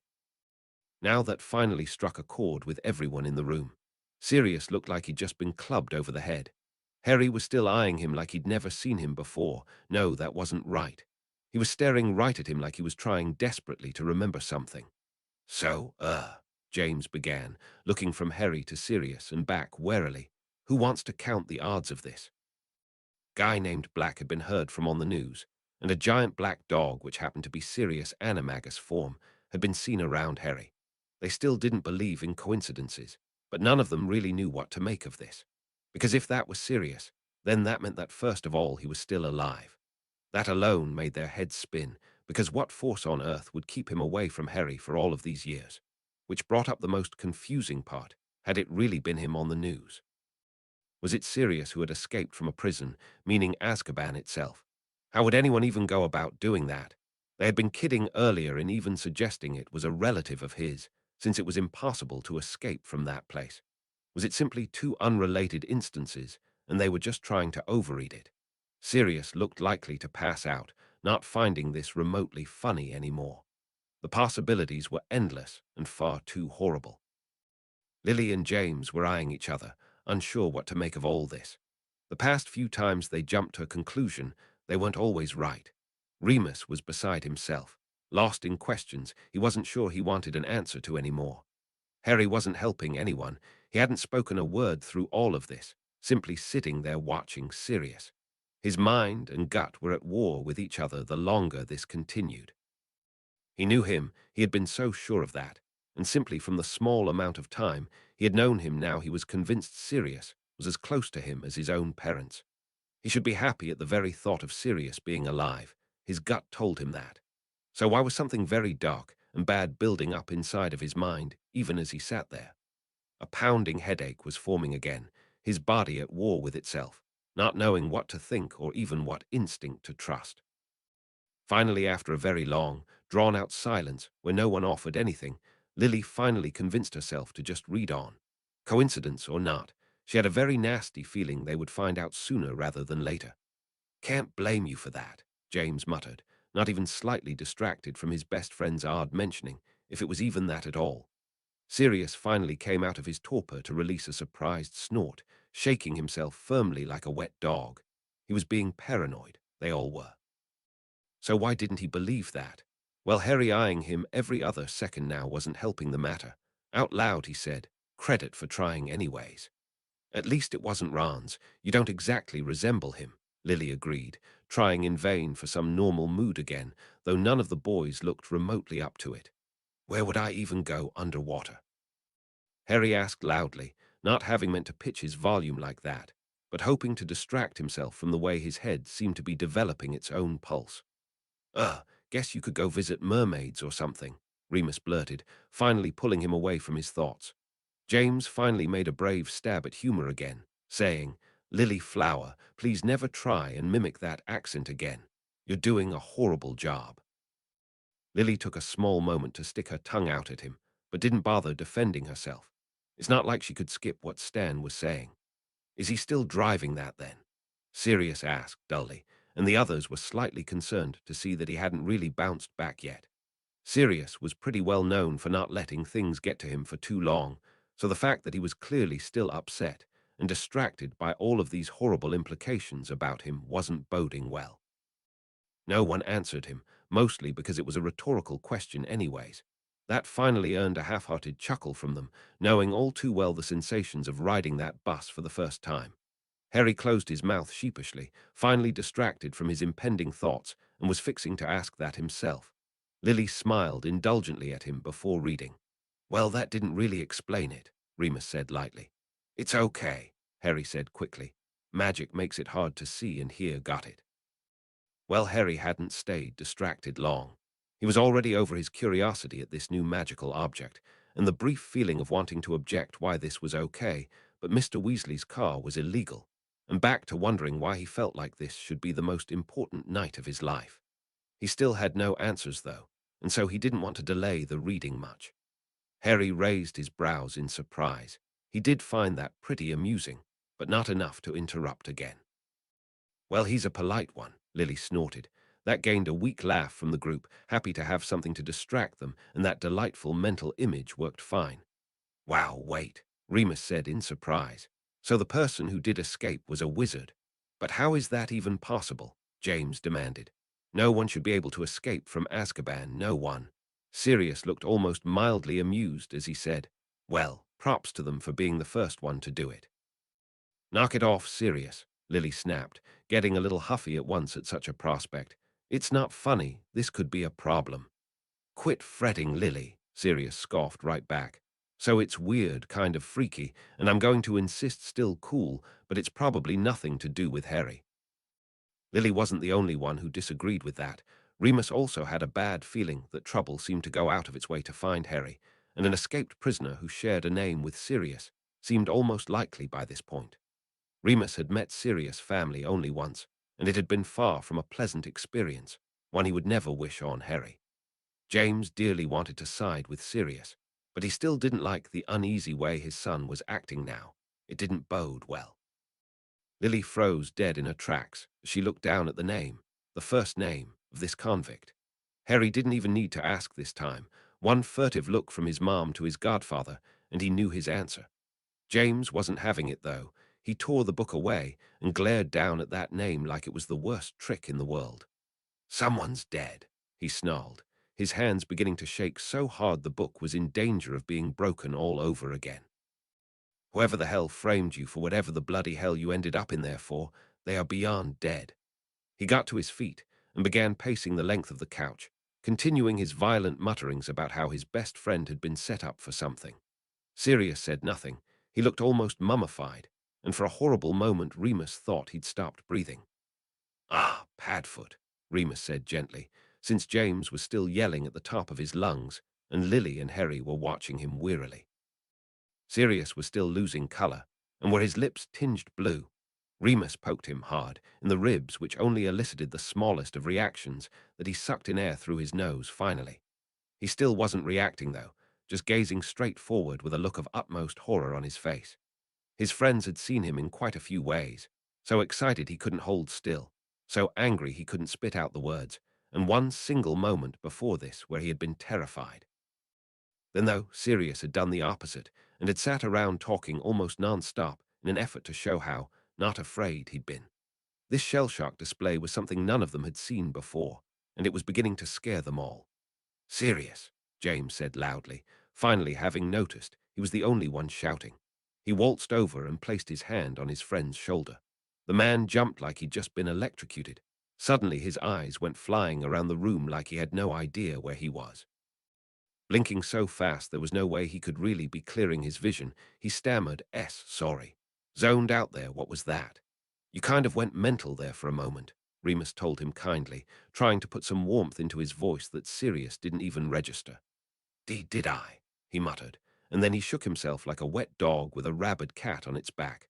When he was done doing that, he looked around again with far more sense, and his eyes landed on Harry. Sirius swallowed hard and opened his mouth as if to say something, but no words came out. What exactly he was trying to say, apologize for being absent, ask him if he knew what had happened, or anything else for that matter, just wasn't getting past his lips. Harry took pity on him and addressed both of those questions. I'm not mad at you, Sirius.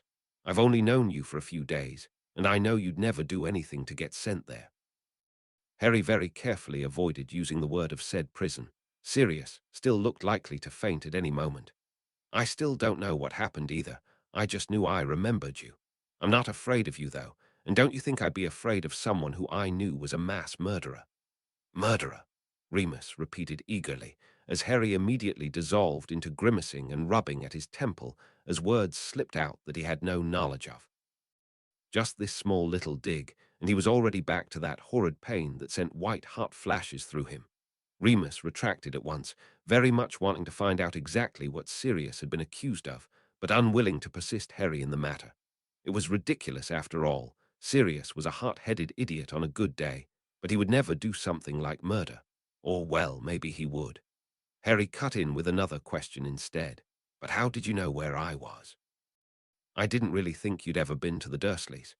Sirius didn't really answer. He still looked like he was in a daze. And Lily answered, The Order knows where Petunia lives, her address anyways. I've it listed under people who should be contacted if I die, which I need to fix, she added to herself with a mutter, ignoring the flinch that caused James for the suddenly very real threat. It's how Dumbledore and McGonagall even knew where Petunia was living back in the first book. It was dangerous, though, she finished with a sharp look at Sirius, for him to still go there. Any fool who knew you would know you'd go and seek out Harry. Still, this gained no reaction from Sirius. James was still grumbling mutinously as Lily finally convinced him to take his seat, the parents still eyeing Harry with some concern. Experience had already told them if he continued in this way, his body would rebel, and he would end up crumpling to the ground in pain, so Lily was now very eager to keep going and read. James only shut himself up for now so that he could see what exactly was going on here. Sirius convulsed slightly, hearing his name like that. He had been, well, not content per se, but had accepted that he must have died shortly after James to have been absent so long. Now that he found out where he had been, he pondered whether he'd just as soon be dead. Then he grit his teeth and began mentally pummeling himself for that thought. He was alive, which meant that he really could get out and find Harry. It all came together very clearly in his mind now. Whatever he had been accused of doing didn't matter, how he had even gotten out didn't matter. That black dog Harry had seen, it must have been him. Which meant he would finally be able to do what he'd always swore he would, look after his godson. The whys and hows didn't even matter, so long as he could just do one simple thing and keep an eye out for him. Lily released a very shaky breath, mixed feelings twisting inside of her as she realized she very well might just find out what had happened, and almost not wanting to find out. Whatever it was, this wasn't going to be pretty, but she pressed on anyway. Kind of life finally reappeared on Sirius again, but it wasn't the kind anyone wanted to see. He laughed, and it wasn't his usual jovial cheer. This already had an edge of madness tinging it as he leaned as far away from everyone as he possibly could. Remus punched him on the shoulder hard. "Ouch," Sirius whined, and Remus sighed in relief to finally have gotten a normal response out of him. "What was that for?" "Shut it," Remus snapped, "and quit acting like an idiot or I'll do it again." "How does someone so scrawny hit so hard?" Sirius muttered, slumping back down and wondering if he could get away with listening to this on another continent. Remus hadn't really meant to hit him that hard. He had actually been projecting his own annoyance at himself in that throw. How could he have thought something like that of his friend, even for a second? Yes, Sirius had made quite a few threats against members of his family, even Snape from time to time, but he'd never meant them. That accident when they were kids was just that, an accident. He'd forgiven Sirius for that a long time ago, so to even consider him to do something like that now felt like a betrayal. "This is foul," James snarled, looking far more likely to rip someone's head off than Sirius himself in that moment. "How could anyone think you'd done this?" They were all stumped. They of course knew Sirius quite well, but to the general populace, he was simply a name attached to one of the pure-blood households. It really wasn't much of a stretch at all to think a Black would pull this off. Lily wanted very much to sit around questioning how all of this had gone in trial, what kind of evidence had been used against Sirius in the matter. But since no one here actually knew the answer, she didn't even touch on the question.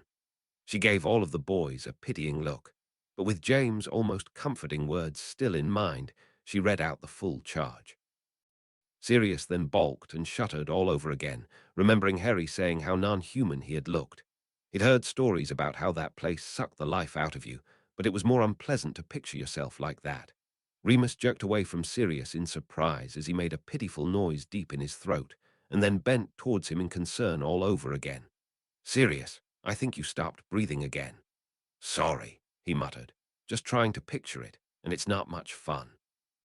James was bouncing in place in his seat, still with that manic energy that he needed to go curse someone into oblivion for this slandering, and also dearly wanting to go sit next to Sirius now and hug the life back into him.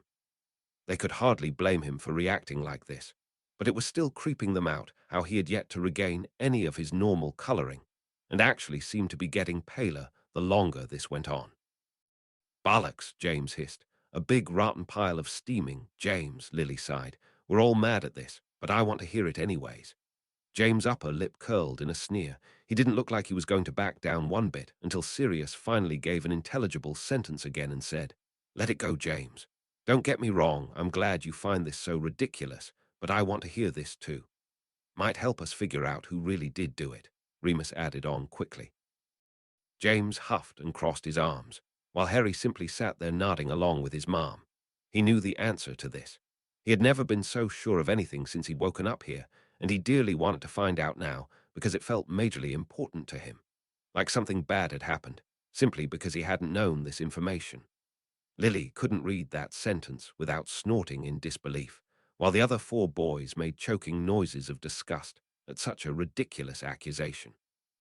"Where is he even getting that from? He didn't know you," Lily demanded of the book. Sirius gave her a wan smile, pleased she seemed to find this as outrageous as anyone else. Sometimes he wondered how much she really did like him, considering how often she threatened, yelled, and berated him. And now her snarky little joke from before actually seemed to have come true.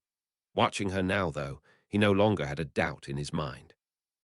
"Well, this should be fun," Remus noted absently, noticing Harry still didn't seem to realize he shouldn't be spouting that name without thinking about it. "Still love that you do that so casually," Sirius said a little too loudly, obviously trying to force a devil-may-care attitude. The others didn't buy it, but it was a nice attempt. "You forgot." James laughed lightly, not anywhere near over his shock and anger that his best friend had survived, but enjoying Harry's unintentional humor all the same. Sirius went so bug-eyed all of a sudden, Remus had to stop himself from reaching out and grabbing hold of him to make sure he really didn't fall over this time, as Sirius nearly shouted, "Oh, bloody hell." "What?" James yelped in concern. Sirius was more than scaring him now with these awful freak-out moments he kept having. "This," he snarled, and it finally looked like he was edging back to his normal self, except now he was truly pissed at something as he continued to nearly shout. "This is the first thing Harry hears about me. He's grown up not even knowing my name, and the first thing he ever hears about me is that I'm a... Oh, Sirius, Lily muttered, while Remus really did look like he was fixing to hug him. Sirius was in no mood. He had built up enough steam that he was going to keep going until someone forcibly muted him. Don't any of you apologize. I've dealt with a lot of crap so far, but this. He continued in this way for so long, he actually started to go hoarse, but none of them stopped him. They felt he more than deserved it. When he finally did subside, now absent-mindedly rubbing at his throat and looking far calmer and more himself, Harry was quick to cut in. If it helps at all, I know you now. Sirius grunted, though maybe he didn't verbally reply because his vocal cords were still coming back. But after a quick look from James, Lily decided to keep reading now before Sirius got his voice back. The fact that anyone believes that is sad, Remus sighed. I've heard of some pretty nasty Death Eaters, and even they don't have the gall to go around saying that. They'd be killed by Voldemort himself. Most likely this is all rumors that happened after Sirius was framed, Lily pointed out. Details were exaggerated. The worst of it always comes after the act itself. Glad you two think this is so interesting, James huffed, since Sirius' indignant look clearly said he was thinking that, but he was still rubbing his throat and couldn't say it. Remus looked slightly offended for a moment that James thought he meant it, but then he backed down when he realized it was more of a really dark joke. Lily didn't deign them with a comment at all. She just kept going and hoped for more actual evidence than slander. Ah, how would someone go about making that look like me? Sirius said in mild concern, finally getting his voice back and seeming to lose it all at once. There are several ways, Lily frowned, but my main issue is then what happened to you. Remus snapped his fingers and said, what if the person who did this simply made themselves look like Sirius? Then the ministry came and got him after the fact.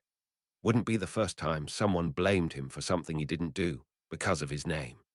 James agreed, hardly looking pleased that they might have figured this out, since he still wanted to murder the fool who had thought they could frame his best friend and get away with it. Harry was pondering how he felt about this.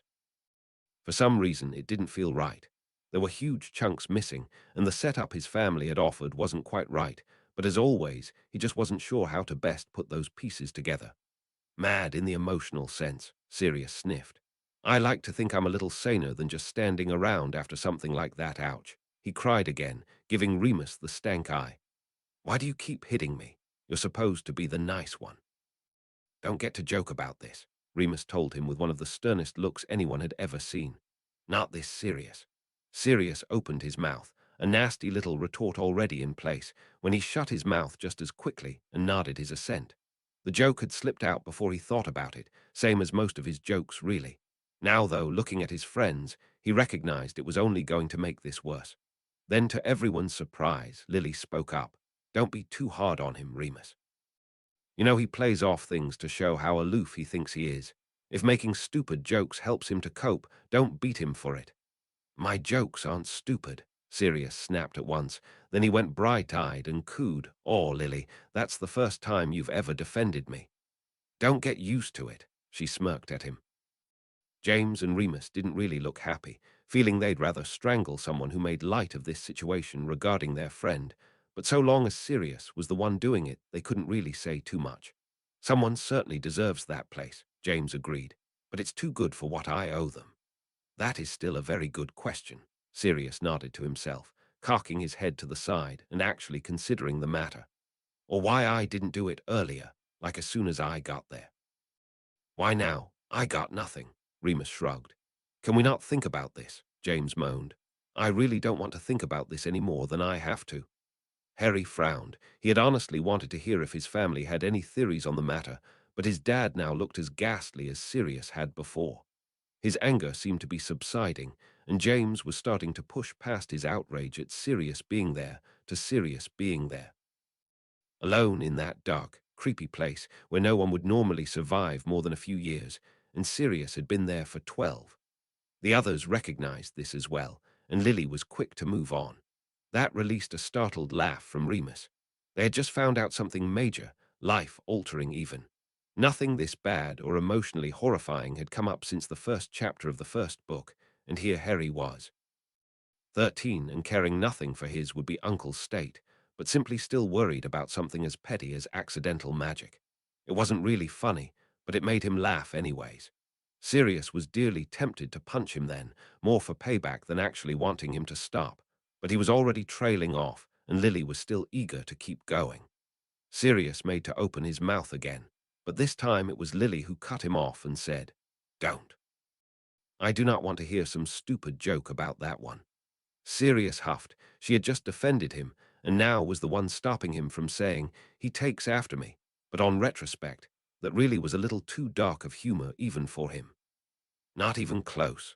James shuddered in disgust, wanting to vomit all over again at Harry going anywhere near that place. While it did keep things in perspective for Harry, Lily dearly hoped this was the last time that horrid prison would be mentioned, because now every time it was all three of her boys winced at the very thought of the place. "What, it didn't have a lid?" Sirius asked absently. "Not the best time to drink that anyway," James shrugged. Their light commentary still seemed to be lacking, and they were now beginning to wonder how long it would take before they could actually sit around and absorb this new information. "Wow, you were on that thing all night," Lily said in surprise. "You said the ministry would be tracking me." Harry frowned. "How come they wouldn't have caught up by then?" "You would have been moving around too fast." Lily shrugged when it looked like none of the boys were, "so by the time you were pinpointed, the bus would have been off again. I'm sure they'll catch up to you before you leave Diagon Alley, though." Harry frowned, not looking remotely comforted by that. Horrid news of Sirius had distracted him now, but his 13-year-old self was still firmly upset by the matter with Marge, and even more so if he was going to be forced back to the Dursleys for the rest of the summer. He might have been the only one thinking about this, though. The others were clearly still out of it. "Could go see the country," Remus joked. "Might be fun for a while anyways." Lily just ignored him, knowing full well Harry wouldn't be able to get that far. "Who do you think that is?" James asked, finally an actual distraction from the fate of his best friend. He knew Harry by name. Lily puzzled, noting just the first name and not his full name like some awestruck person might have.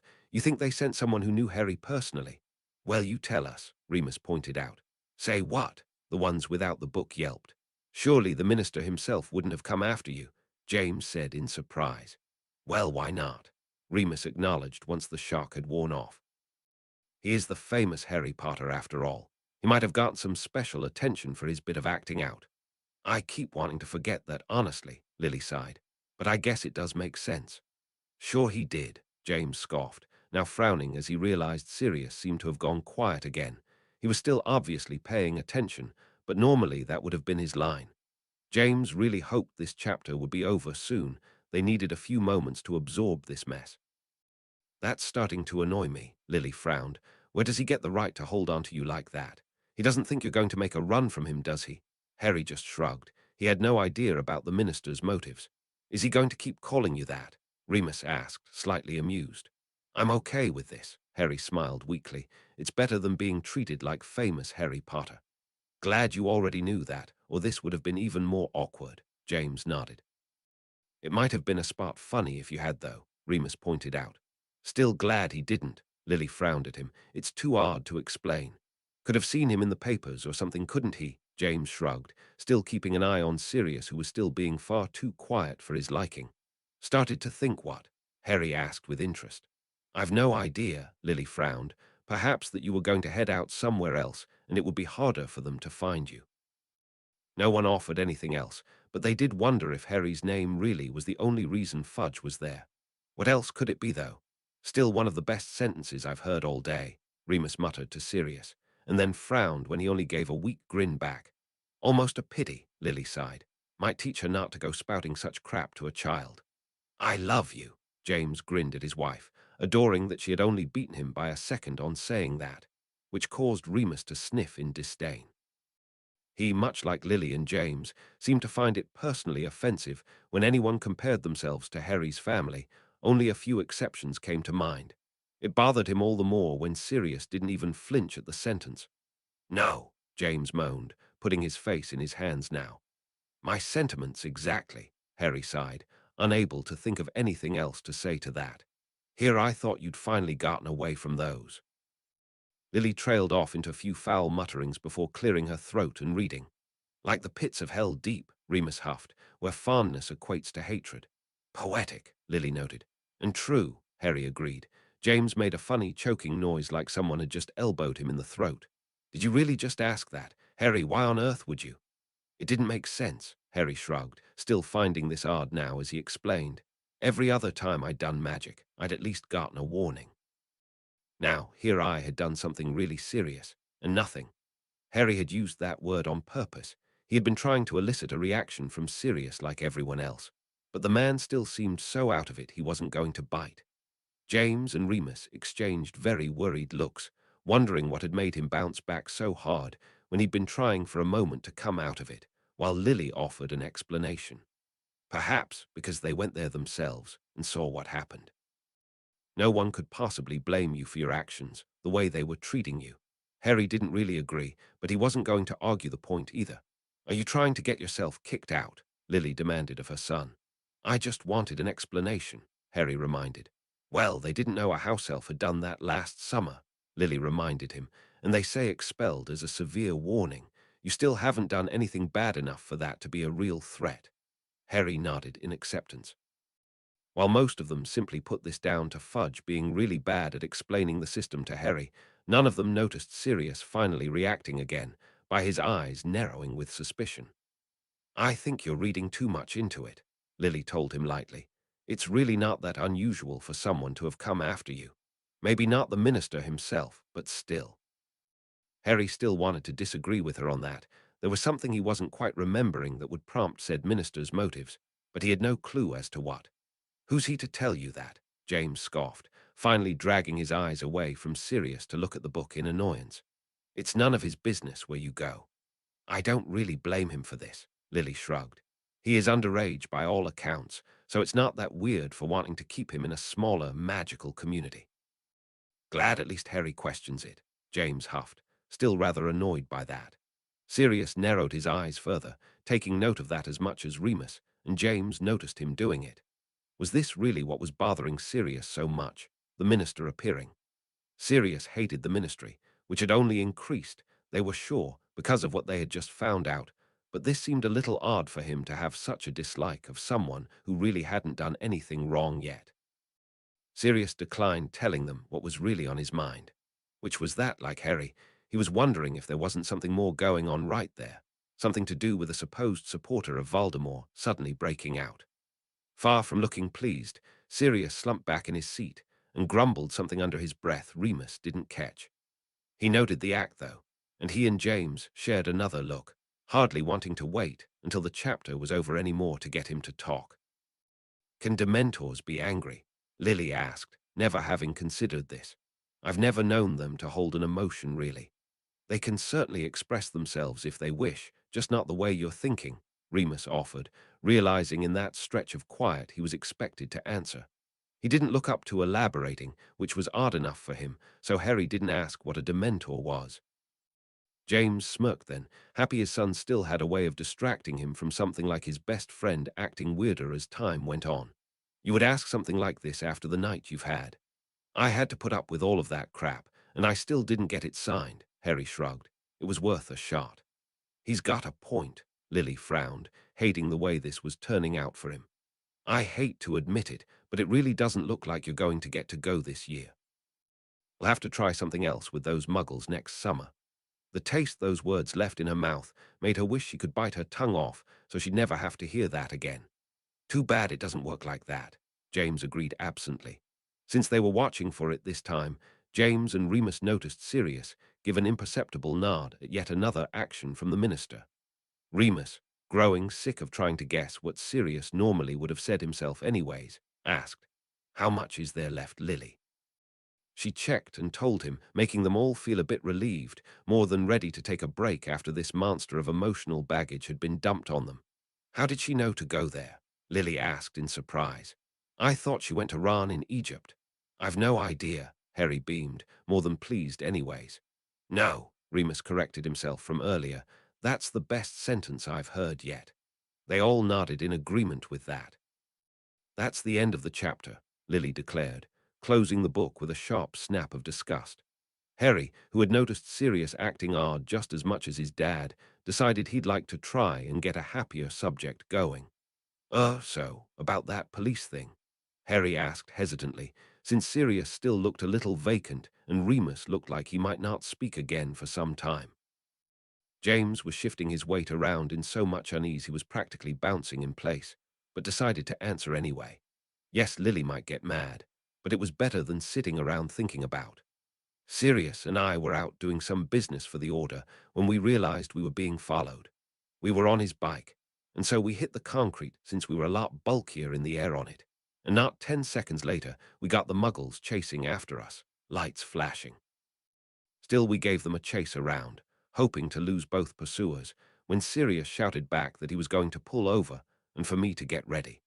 Of course, I had no idea what that meant, but since he was steering, I couldn't argue when he led us into a dead end. He glanced back over at his best friend, and while it was clear Sirius was listening, he still didn't look up to interrupting and stating his side of the story.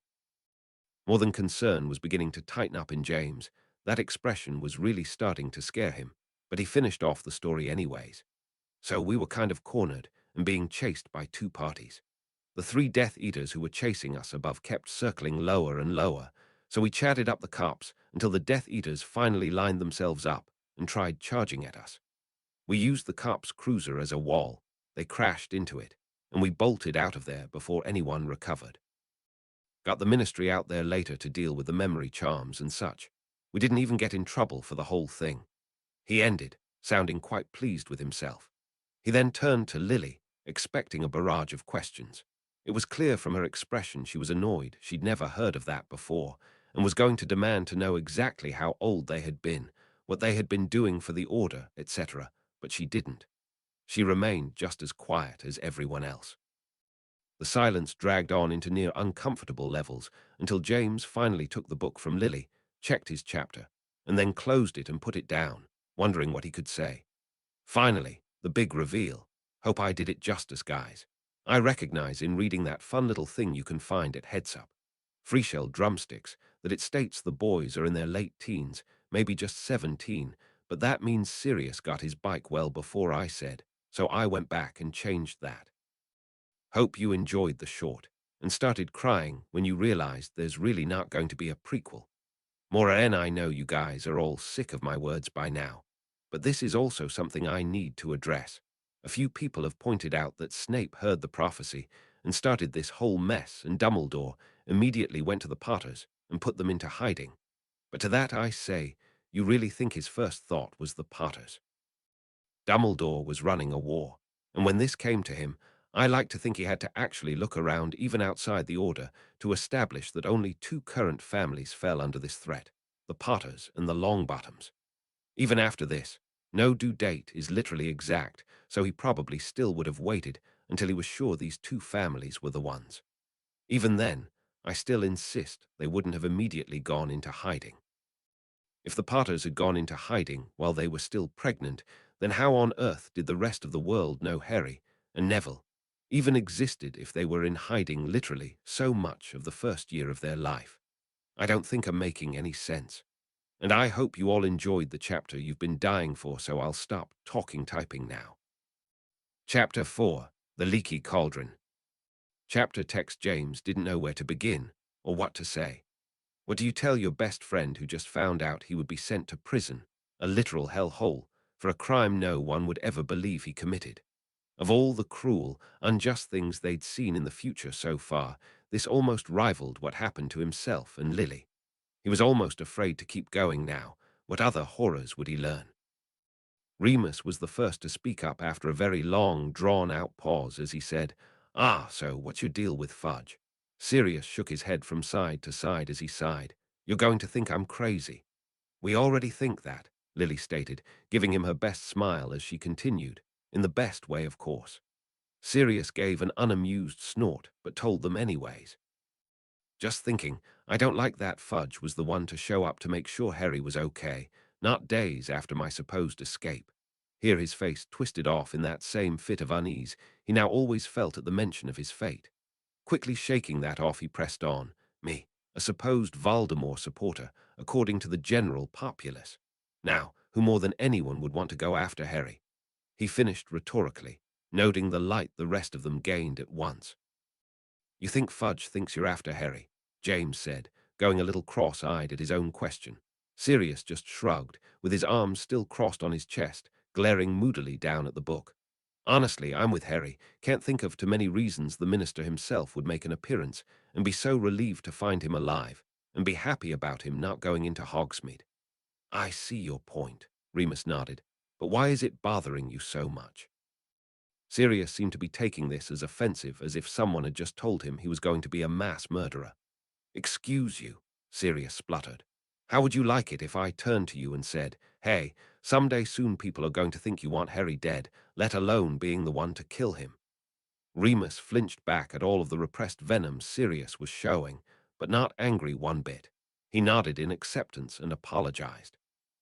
Sirius backed off at once, but he still looked a mixture of peeved, confused, and hurt all the same. James exchanged a look with Lily, then said, time to play musical chairs, you two. Harry, surprised, got to his feet and followed his mother over to the two-seater couch Remus and Sirius had just vacated, placing Sirius in the middle of James and Remus. Harry thought he understood why once James leaned his weight imperceptibly into his best friend's. Harry very dearly wanted to offer comfort as well, but recognized he could do no more than give false reassurances like his mother that everything was going to be okay. What Sirius needed now was both Remus keeping him in check and James' support. It hardly fixed the main problem with him, but they really couldn't think of anything else to say on the matter.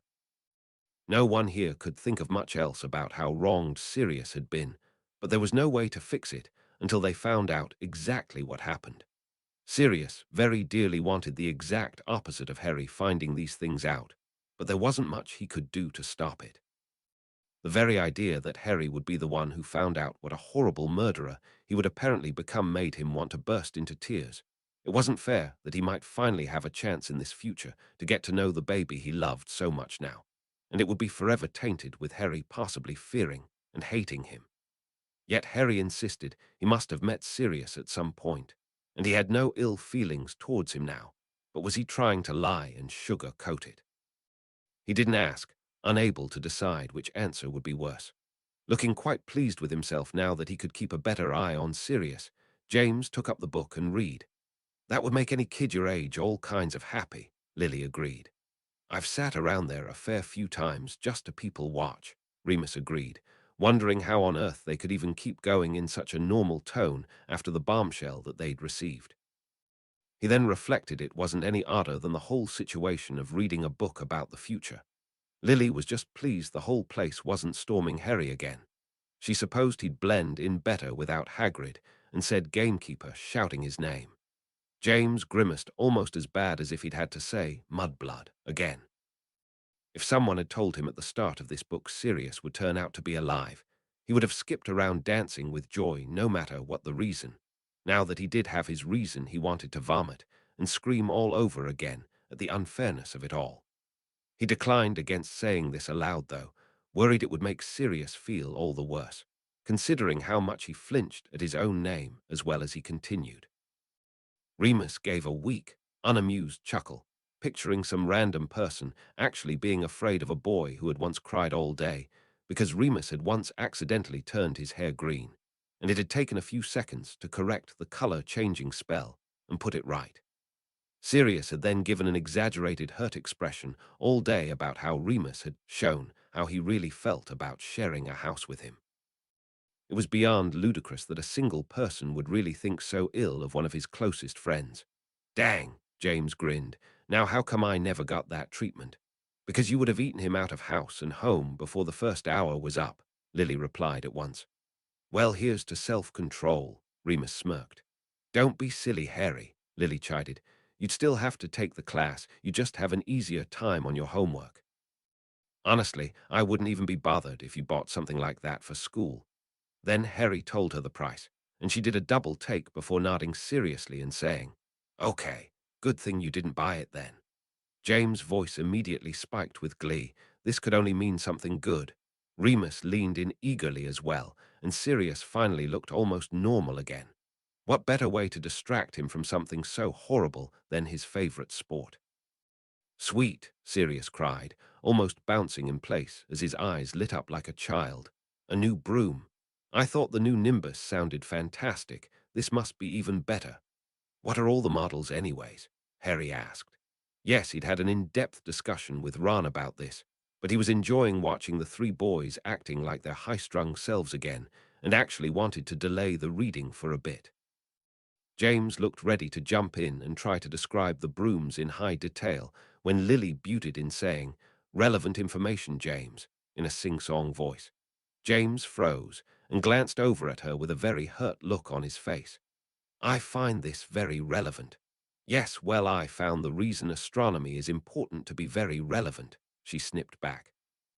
James frowned, clearly struggling to remember when this had come up. Then he offered, "Okay, I get to tell Harry about this. Then you can tell him about the importance of tracking stars." Lily grinned and agreed.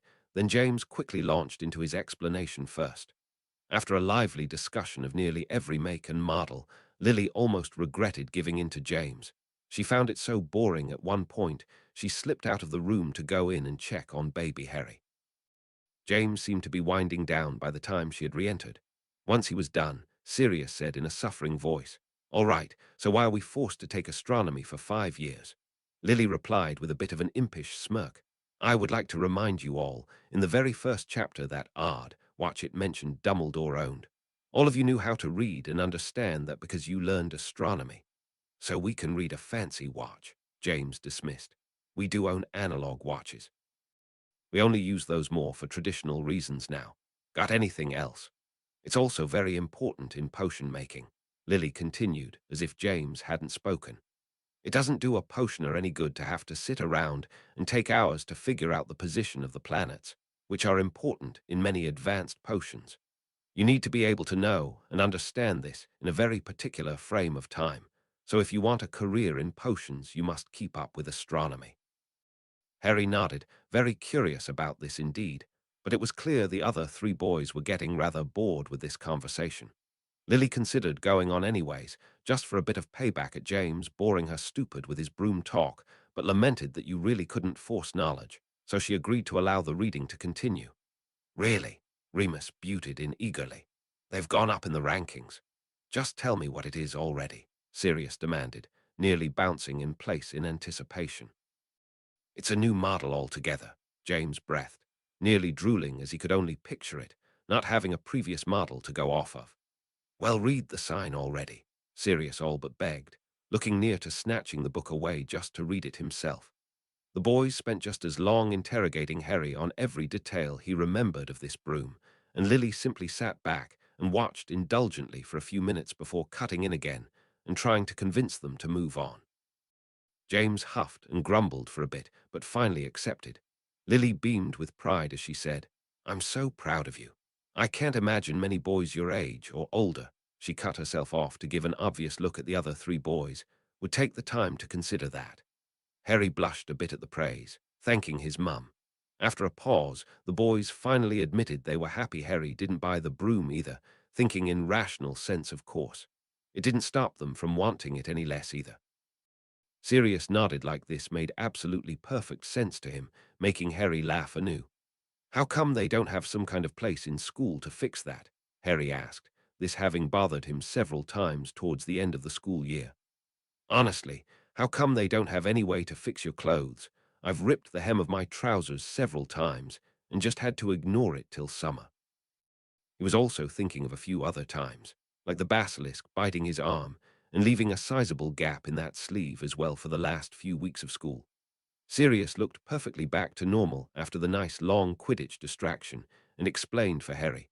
"The house elves have been known to take care of the worst of them, like for instance the time Peter got a hole ripped on his backside, long story," he added on, when Harry looked about asking for details. "They also put some kind of charm, I think, on them when they go in the wash so that they don't need them every bloody time you have to deal with herbology. Dirt-repelling charms, and maybe they strengthen the material or something. I've never stopped to ask, to be honest." Harry reflected that he'd never really thought about it, as the Gryffindor boys had a laundry chute that just seemed to magically clean their clothes and shoot them back out perfectly folded, but it did make sense. "Well, at least you did get your stuff," James muttered. mostly to himself as he remembered worrying about this, and trying to push away the impending feeling that they would just have to rehash that same conversation at the beginning of next book, since Harry would still have to go back there. He grit his teeth for a moment before forcing himself to go on in that same light tone as before, not willing to let his good mood be spoiled again so soon. Oh, they brightened in understanding at Hagrid sending Harry that book. Remus stated, "Guess that makes sense then. Hagrid would have sent you a textbook for one of your new classes." "That's not what Kettleburn set us, though," Sirius pointed out, "so why the change?" "You don't think there's a new teacher?" Lily asked in concern, never having taken the class herself, but curious all the same. "Wouldn't surprise me," James shrugged. "He would be how old now, with 2 limbs missing?"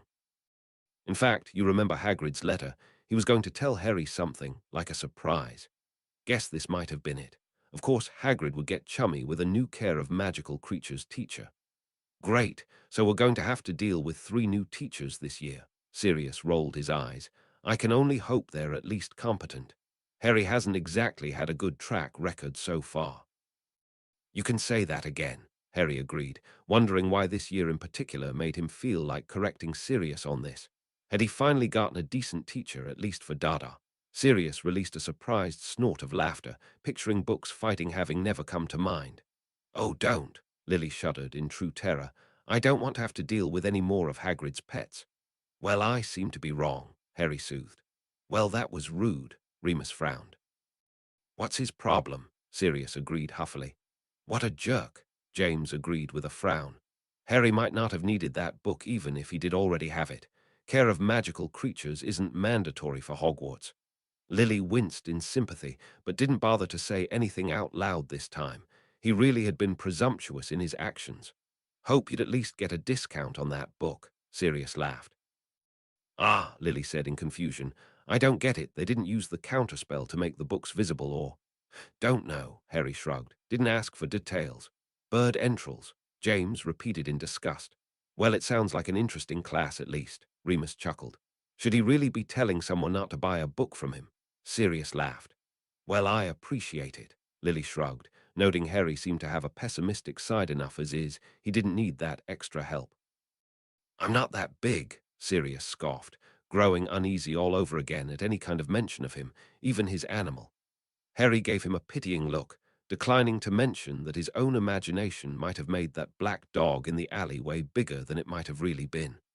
Now all 4 of them were frowning, each taking a worried glance at Harry. He was still frowning at Sirius, a perturbed look on his face. Finally, Sirius couldn't take it any more and said, "You're starting to scare me there, Harry. What's on your mind?" Harry jolted slightly. Sirius didn't usually refer to him by his actual name, but he gave him a benign smile as he admitted, "Guess I just didn't realize your animagus form was a death omen, and not knowing then." Remus released a surprised snort of laughter, admitting, "Yeah, it honestly did surprise us a bit too when he first achieved his transformation. Peter's a bit superstitious, and actually called him a Grim." James gave a surprised laugh himself, nodding and saying, "We were actually going to use that as his nickname. We kicked around a few things before we settled on what we've got." "I can see how it would freak you out a bit," Lily nodded in agreement. Sirius winced and began ducking into himself, wanting to apologize for clearly frightening Harry so much, since by this point they really were convinced that must have been serious. The coincidence was just too high. Before he could let himself feel too much pity, though, James absently gave him a nudge with his elbow, and Remus flicked his ear. Sirius was instantly distracted from his thoughts, and instead was playfully grumbling about how his friends abused him. "Now that I'll disagree with," James said lightly, still keeping a protective eye over Sirius to make sure he wasn't going to sink back into that self-pity again. Harry nodded in understanding, trying to catch Sirius, I to give him a confident smile, and succeeding after a moment, receiving one back almost instantly. "Now there's a lost cause," Lily said absently. They all laughed weakly then, but Sirius still wasn't in much of a mood to make the joke Lily had just mimicked a mirror of all things. "Why?" Remus asked. "I thought you liked Neville." "Wait for it," Harry told him simply. "Yeah, no one wants their friend around when they're getting told off," Sirius agreed. James released a surprised burst of laughter. Personally, he would have been flattered, but he could see the other side to that coin. That is a little weird, Lily agreed, coking her head to the side slightly. They said they were going to be there. Haven't you been sending them mail with Hedwig? Remus asked. Didn't they know they could find you at the leaky cauldron? Harry shook his head no and said, I didn't send Hedwig any more that summer. It was to close to the end of the holidays, and I didn't know if she'd be back in time with an answer before I had to go back to school. The others disagreed, wanting to point out that Hedwig would have known to go to Hogwarts, even if that were the case, but didn't argue the point. James read that with nothing but fondness coloring his tone, knowing full well that was something he would have done too. Finally, Remus grinned. I have missed hearing about them, James agreed affectionately. Then how did they know you were staying there? Lily asked. Harry shrugged and said, I'm sure I asked him since I was just wondering the same thing. Makes sense, Sirius shrugged. He knew about you last summer too. You seem pretty popular in his department. I get the feeling everyone inside the ministry always knows about me, Harry replied, not exactly happy about it. Oh yeah, she's never heard me speak. How'd she do an impression of me? Sirius demanded. James sniffed, choosing to ignore Sirius on that one, as he told Harry, Go on, tell her the reason you did, and that stern voice will turn to outrage in a second. Harry just shrugged without a response, having a good idea he didn't actually do that. The four of them frowned at Harry sharply. Not at all pleased this seemed to be the only explanation he was going to give his friends. But Harry was resolutely ignoring all eyes, and they admitted there was no sense badgering him about it now. Now, because of Sirius, they wondered if maybe they had taken too light of the situation before, but none of them said it out loud.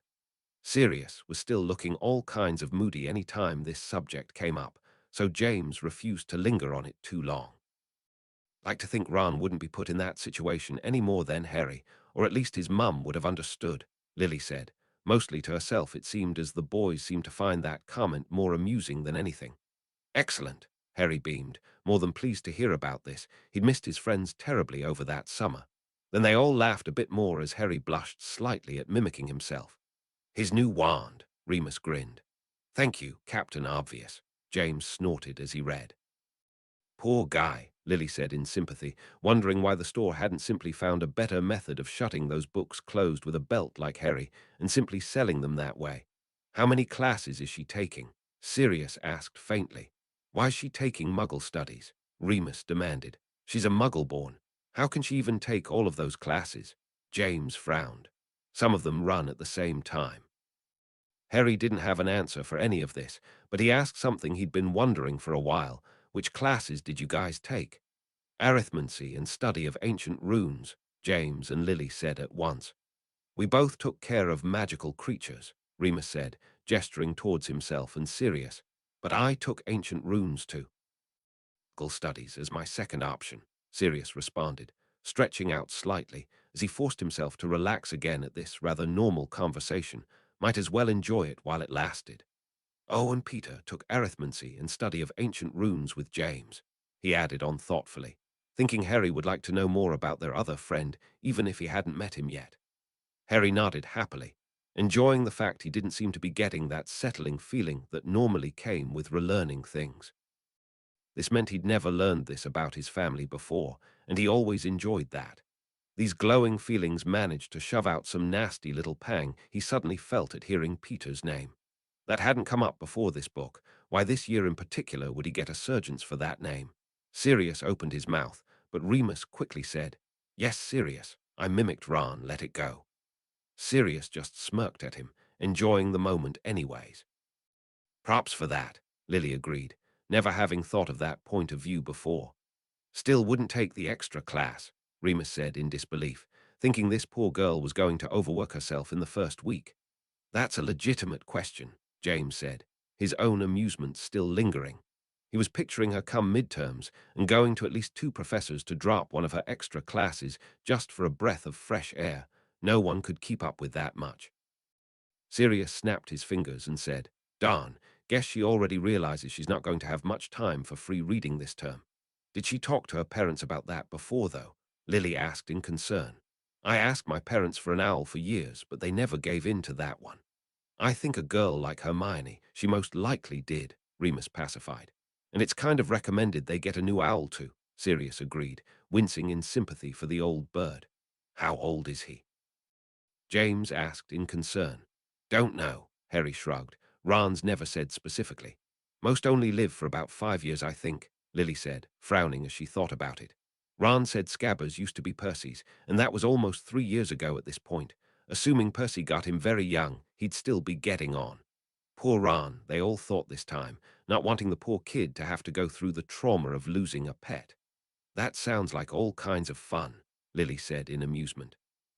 It's one of my favorite shops, Remus agreed. Surprised you didn't interrupt me every animal to say what it actually was, James told him. I'm not that bad, Remus scoffed, unwilling to admit he'd been mentally doing that anyways, though his friends knew better and exchanged superior smirks like they had when he'd given them an hour-long chat about those color-changing snails known as streelers. Bet he's still better than those, Sirius sniffed, feeling a particular affection for Scabbers, like he would for any rat that reminded him of Peter, and the description was a pretty good fit. Well, she's just a lovely conversation. Lily frowned severely. That was hardly something you told a child asking for help with his pet. And some can live longer, Remus agreed a little hotly, still feeling bad for Ron and wanting to defend his pet, even if he wasn't there right now. James chuckled. He'd actually been fixing to say something similar before he read Ron's response.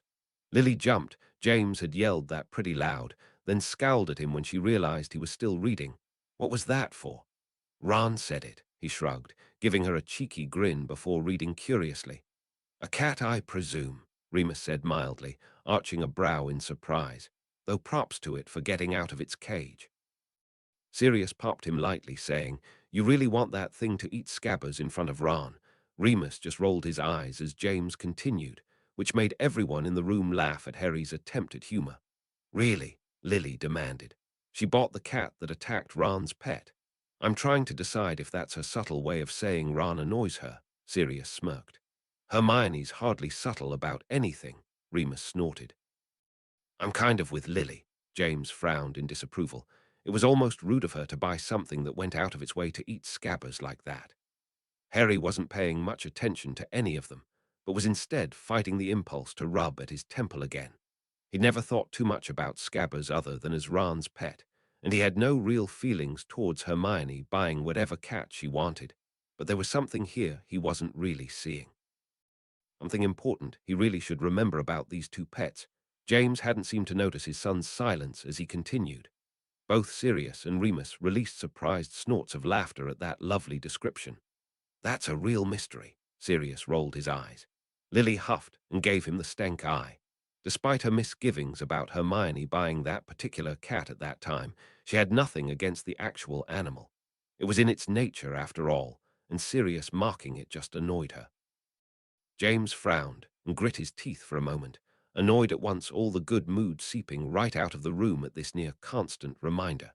He wanted more than anything right now to find out what had really happened to his best friend, but the repeating commentary on him was grinding his gears. Instead of allowing his mood to sink back down, Sirius said in a forced happy voice, I think I should get some credit for that at least. Remus gave him a pointed look that said quite clearly he still didn't find him making light of this situation any kind of funny, but no one told him off for it this time. It was better than him being depressed anyways. Sirius opened, then quickly closed his mouth. He had been fixing to ask how much his head was worth, but decided he really didn't want to know the answer to that. James' voice spiked a bit in confusion upon reading that. What did this have to do with the Weasleys, really? Why would it put extra strain on Arthur, or was it something else altogether? Most likely it was the second. Sirius shuddered so hard at those words, he nearly shook the whole couch with him. Those guards were one of the reasons he felt like fainting at the mere thought of where he was fixing to spend the next 12 years of his life in a very short amount of time. He'd been around a Dementor once in his life, and the thought of forcibly being stuck in their presence for any prolonged time made him want to run for the hills without looking back. James really couldn't take it this time, and wrapped an arm around his friend's shoulder for a brief moment until Sirius did stop his shaking again. He waited until Sirius offered a weak, unreal smile, but at least he attempted it, giving James enough confidence to keep reading and pray for a change of subject. Remus was trying to swallow back bile at seeing his usually energized friend reduced to this state, While Harry dearly wanted to ask who on earth these guards were, if they elicited such strong reactions from people, he could hardly imagine being afraid of anything. First Hagrid, now Sirius. What on earth happened in this Azkaban? He still didn't ask, though, not wanting to be the one to linger on this. Just what I wanted to be reminded of right now, Sirius whispered, thinking about that horrid chamber, the least helpful thing to get his mind off of death and regrets. James forced as much amusement as he could into this small interaction, perhaps speaking a little louder than was necessary to make sure Sirius got his fill of what he was sure was about to be an amusing moment. Anything with the twins and Percy in the same room almost always meant a laugh. Then James grinned, looking all too smug at being right, and just as pleased to see a genuine smile come back to his friend's face at these twins' antics. The boys were outright laughing by this point, and Lily couldn't help but smirk along. Lily shook her head affectionately while this only doubled the boys' amusement. Now that's not really fair to Ron, Lily frowned at him. I agree, James nodded. He enjoyed being head boy in his time, but Percy was being the wrong kind as far as he was concerned. In fact, he'd rather enjoy it if Ron got that opportunity. He'd very much notice the boy's lack of confidence in himself, and some responsibility like this might just help him. That might be a little awkward, Remus noted. Only one of the twins getting that. Sirius nodded, agreeing. Yeah, I'd almost feel bad for them. I resemble that comment, Remus smirked. I think you meant resent, Lily corrected him, knowing he had used the wrong word on purpose. That too, he laughed. While no one else in the room took much notice of this, Harry suddenly looked puzzled. He had a rather distinct feeling Ginny wasn't nearly the sweetheart her mother wanted her to be. Rats, Sirius huffed, snapping his fingers in agitation. Lily gave him the stank eye, even though she knew he didn't mean it any more than George had. I'm getting hungry, Sirius said at once, his mouth watering at the thought of dessert. You're always hungry, James reminded him. Lily ignored the pair. It was still a bit too early for lunch, so instead said, That's a good question, though, since they don't have the Anglia anymore. Well, that was nice, Remus said, rather puzzled. Do the Ministry normally do this? Harry asked at once, noting how confused the others seemed. Not known to, James shrugged. It's not their business to make sure every one of their workers gets around, but I suppose Arthur might have been able to make an exception for you, he finished, giving Harry an obvious wink. He didn't really find it funny. The reminder of his son's fame was only a thought away from how he gained it, but it made sense. Harry nodded in understanding all the same, which gained a laugh from all present readers. I like the fact that means Arthur laughed as well, Remus grinned. Twins had to get their sense of humor from somewhere, Sirius smirked. That boy needs to lighten up, Lily rolled her eyes. Good to note an obvious Weasley tell, James grinned, feeling rather smug he must have guessed right from this. That boy is annoying, Sirius rolled his eyes. What brother points that out to his parents about his sibling? That was a nice reaction, Remus rolled his eyes, thinking of a couple of worse things Ron could have done in retaliation. What's Percy's right to tell him that? Lily demanded hotly. It's his badge, not Ron's. Ron's not the type to take it for fun. Ouch, James winced in sympathy, wondering if this is why Arthur had looked so upset earlier. Were he and Molly having a fight? That sparked an interest in all of them, wondering how the couple could be arguing about Harry of all people. No one could blame Harry for that one bit. It was the normal reaction after all. No, what? Remus asked with unease, not liking the look of this already. James didn't bother with a response, hoping the book would explain more properly this short little bit already had Lily worrying at her lip all over again, and the boys weren't looking any better. What worse thing could be going on right now? Technically, Harry buted in, shifting his weight in agitation due to the mood circling around. I've been in twice. Ron's only been in once. So Arthur was generalizing, Sirius huffed, his eyes narrowing. That doesn't explain what they're so bothered about. Harry winced at the sharp tone he used, though it clearly wasn't directed at him specifically. James groaned and looked ready to toss the book away in anger. Why did he keep getting all the chapters that felt like mentioning how his son could die? Sirius looked the opposite, ready to faint all over again, as he vividly remembered how upset Fudge had seemed that night as well. He hardly wanted confirmation that his theory was right, but it seemed he was about to get it anyways. James' voice spiked all over again, having several testy retorts on his lips for that, but quickly bit them off. It's not like he could blame the Weasleys for thinking this. They didn't know any more about Sirius than Stan had. It just boiled his blood to know anyone thought that way of someone he considered a brother. Sirius winced and pressed himself back into his seat cushions, wondering just how accurate that accusation was. Azkaban was known to drive people to death if they were there long enough, and his sentence more than met that time. Remus was getting paler the longer this went on, clenching and unclenching himself up as he, like James, wanted very much to snap at someone for implying this about his friend. "Is that right?" Lily hissed, her eyes narrowing dangerously. "He's told you this, or is it more guesswork and slandering?" Sirius opened, then closed his mouth again. How he had broken out of Azkaban, he had not the slightest clue. The thought had never even occurred to him to figure out how, and he wasn't keen on sitting around pondering it now. However, he did have the fullest confidence that if any student wanted to sneak in and out of that school, he was more than qualified. Everyone here knew this, though, and he just couldn't muster up the energy in that moment to say it with as much bragging rights as he normally would have. Sirius winced at that nightmare of a sentence all over again, never mind that he himself had suggested it earlier.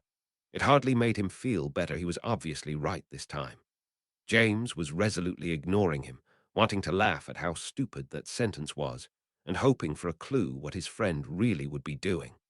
Remus wrinkled up his nose in disgust, having to force himself to cut off a mocking laugh at this. Personally, if Sirius really was after Harry, then to him it wasn't even that surprising. Sirius' first thought would be to go to his godson, make absolutely sure he was okay. It wouldn't even surprise him to learn if Sirius did end up spending the rest of his time hiding around and dogging Harry, waiting for a chance to talk to him and try to explain himself.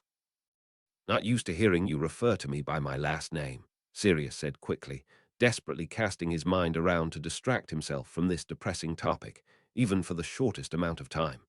"It's really weird. I keep thinking you're talking about my dad or something." "Half wish I was," James grumbled, turning the page so viciously he almost ripped it out. James gagged slightly again, but refused to let himself be cut off this time.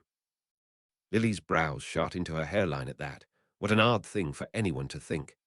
"Well, he's got that part right at least," Sirius whispered to himself, casting an almost longing look around this once peaceful scene, and one more towards the ceiling where the baby was.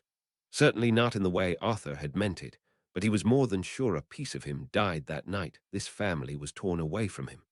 Sirius felt another terrible spasm rock him. If he was going to be hanging around Harry this year to try and talk to him, he'd probably be deterred by that. "You're joking," Remus groaned, going a little green there for a moment. "Sadly not," James almost growled, finding this to be a horrible idea the longer he thought about it. "Surely he said no," Lily gasped, "letting those things around children." Harry couldn't help it anymore. This was such a vivid reaction from them he finally burst out, "Who are these guards?" The four of them exchanged uneasy looks, no one wanting to be the one to answer him. Finally, Remus swallowed back the bile in his throat to answer him. The whole time he talked, Harry was nodding and seemed to be settling down at the information like he always did, but there was something new going on this time. He seemed to be watching Remus with a steady kind of look. Harry was trying his hardest to simply listen to the awful explanation, but he was having trouble fighting down a sense of déjà vu, like Remus had told him this before. That was ridiculous though, right? Once he was done, James was quick to read on, wanting more than anything to stop talking about all of this.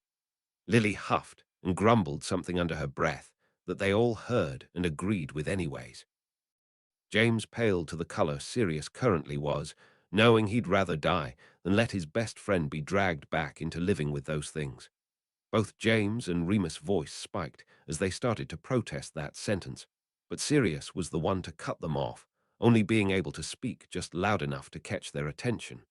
He was still having some problems breathing properly to speak too loudly as he said, "Thanks, guys. Really, I mean it." "Come on, though. You can't start yelling about this every time it comes up." "You bet your arse I can," James snapped right back. Sirius rolled his eyes indulgently, then took a moment to smile over at Harry. He looked just as frustrated as anyone else, but Sirius knew how the other boy was feeling about people yelling at something he'd rather just skip. It wasn't the same thing, not by a long shot, since Sirius found it more than relevant that they should know what happened at the Dursleys Harry wasn't talking about, but at least he could sympathize the feeling now. Sirius forced a laugh, but he was the only one who attempted.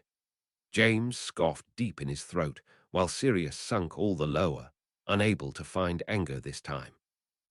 He'd thought it was bad before, but now he not only found out his horrible little theory was right, but Harry was still learning about him like this.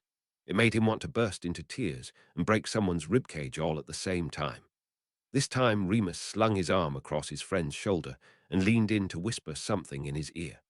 It didn't make him laugh like normal, but it brought up a weak smile nonetheless, erasing that look, however, temporarily.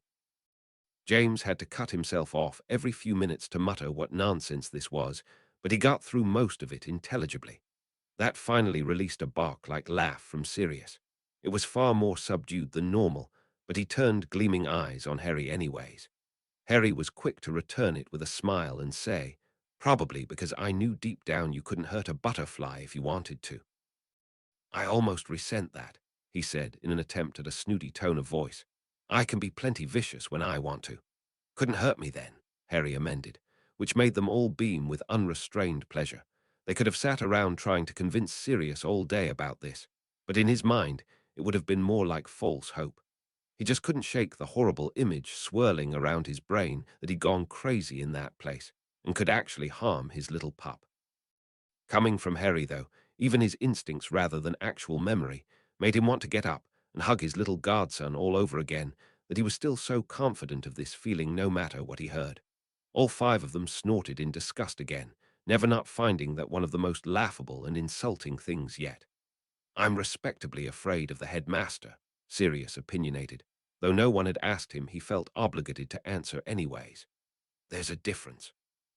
"Sure, Padfoot," James said in a soothing voice, giving him a condescending pat on the head, making Sirius swat it away and call James something that made Lily snap. Sirius. Harry and Remus were reduced to laughter again. It didn't fully erase the unease that this topic kept bringing up, but it did remind them all that they were still in the present time. This was not a bloody prophecy to come. They would fix this mess. Sirius scoffed. This time his cocky nature made a full appearance. No damn Dementors were going to stop him from seeing his pup, which made the four of them dissolve into renewed, yet sad laughter all over again. To them, their world was still tipped upside down because of this constant reminder of such news, and yet Harry was still stuck on this one small thing in the grand scheme. It wasn't really funny. It still made them want to cry that Harry would never properly know Sirius as the uncle he should have been. But in that moment, it was better to laugh than cry. "Not something I wanted to be reminded of," James pointed out, "no matter how impressive it is." "Useless," Remus rolled his eyes, "is the wrong word for sure. Besides, I've no doubt you could take me down just by batting your eyes a certain way." Sirius grinned, smiling indulgently at the boy, "so maybe they should send you after me."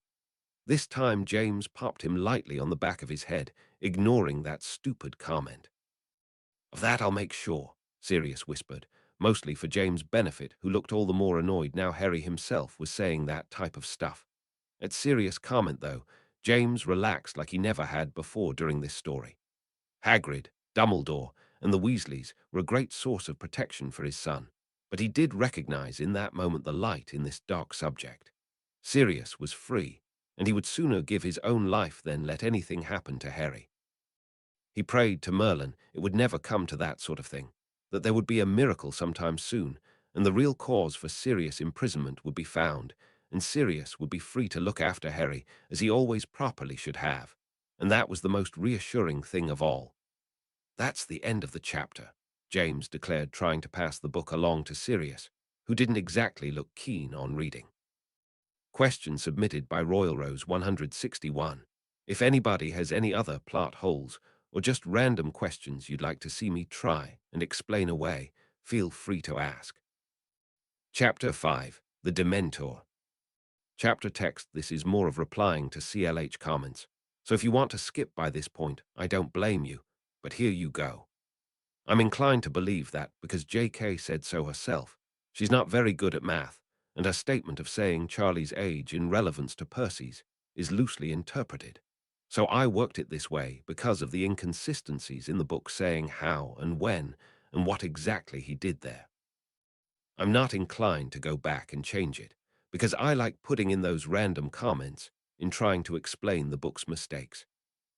I'm sorry you didn't like the parts I put in about Remus, but when you get to this book, you'll see that I've got a very big thing about trying to explain a lot of things that aren't even touched on about his character. So I threw in that part about wanting him to be Harry's godfather, but the government wouldn't allow it to give him some extra backstory the books never do. I don't think it's too far-fetched that the prejudices against werewolves would try and stop him from having anything to do with kids, and allowing one to be any kind of part of a kid's life would be an easy thing to pass in the laws. I do recognize and admit godfather doesn't equal guardianship, like I made it sound, but it doesn't change my point either that Remus was very forcibly tried to keep out of Harry's life by the ministry. Yes, I know James and Sirius are just that little bit closer, and that's why he got picked in the end. But that was just my headcanon, and I'm sorry you disagreed. Despite how that might have read, I love CLH and everyone's continued comments and critiquing of these little things I add. Please feel free to open any kind of discussion and questions you like.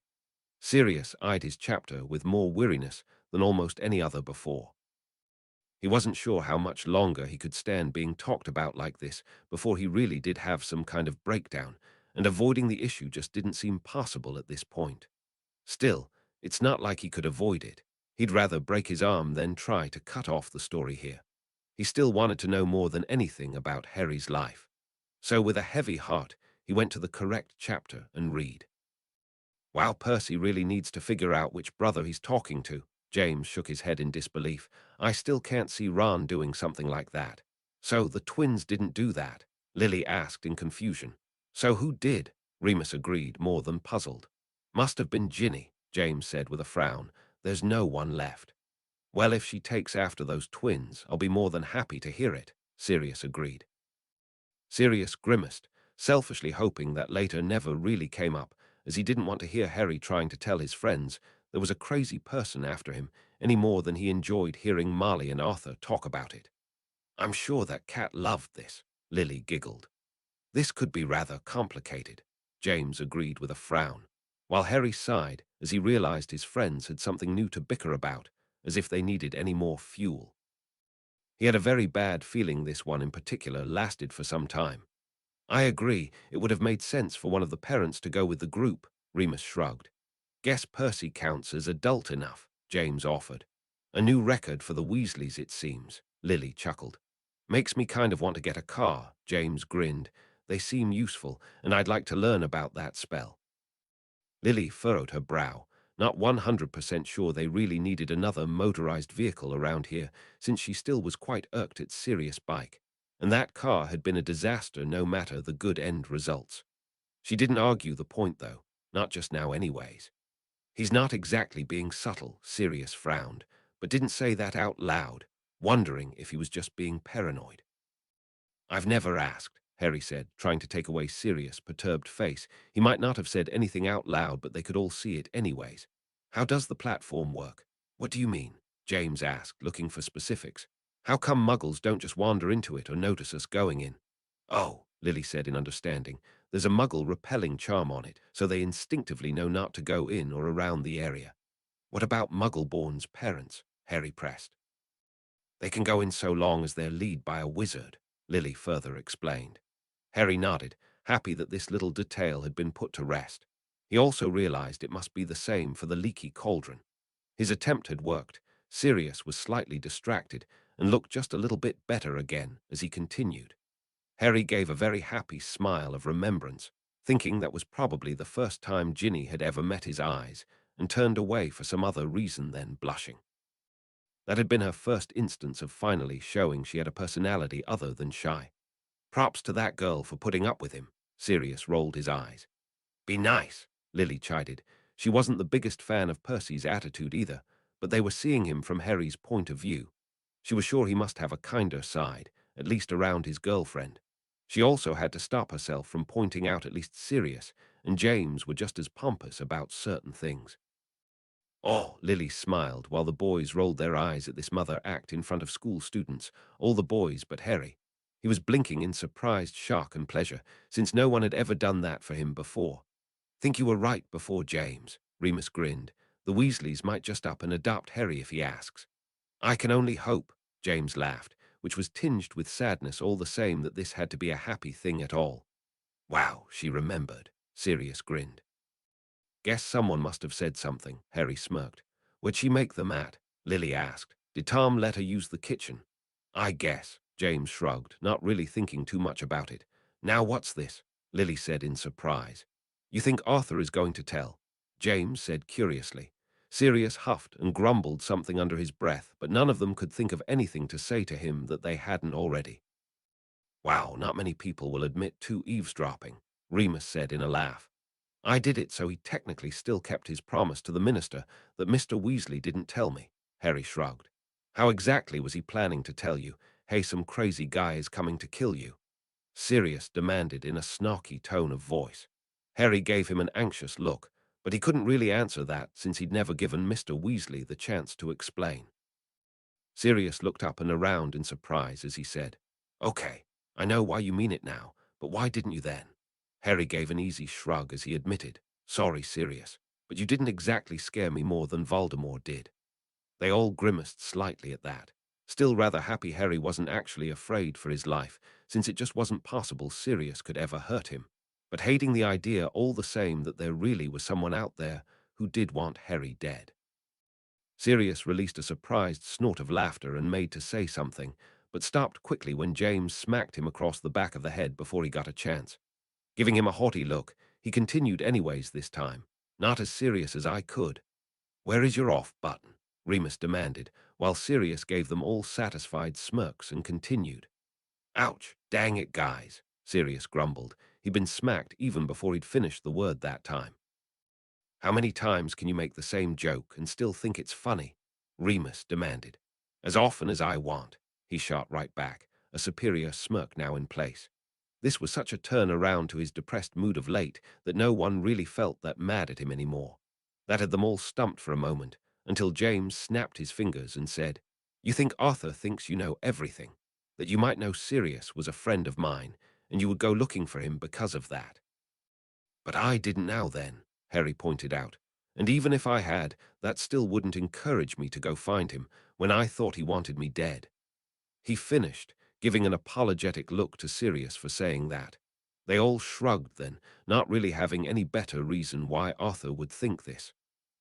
Sirius grimaced all over again, hearing Harry say that twice in a row made him want to vomit, cry, and scream all over again, no matter how Harry felt now. Him thinking this to be true at any point in time tore him to little pieces. He wouldn't let anyone try and console him this time, though, blasting on. I notice you didn't actually promise him, Lily said in mild amusement. Harry shrugged and said, Still don't understand why he wanted me to at all. Oh, that was nice, Lily frowned. I don't blame him, Sirius rolled his eyes at her, who wants their sibling following them around. So now you've mimicked Ginny as well. James grinned over at his wife. Are you going to mimic everyone by the end? Lily decided to ignore them in hopes they would stop this annoying gag. I thought you already stored your stuff away in another one, James reminded. Harry gave a disgruntled look as he said, Yeah, but some first years had come in and taken it, so we'd grabbed our stuff and decided to move rather than force them out. Harry suddenly went very pale and rocketed to his feet, shaking his head from side to side furiously.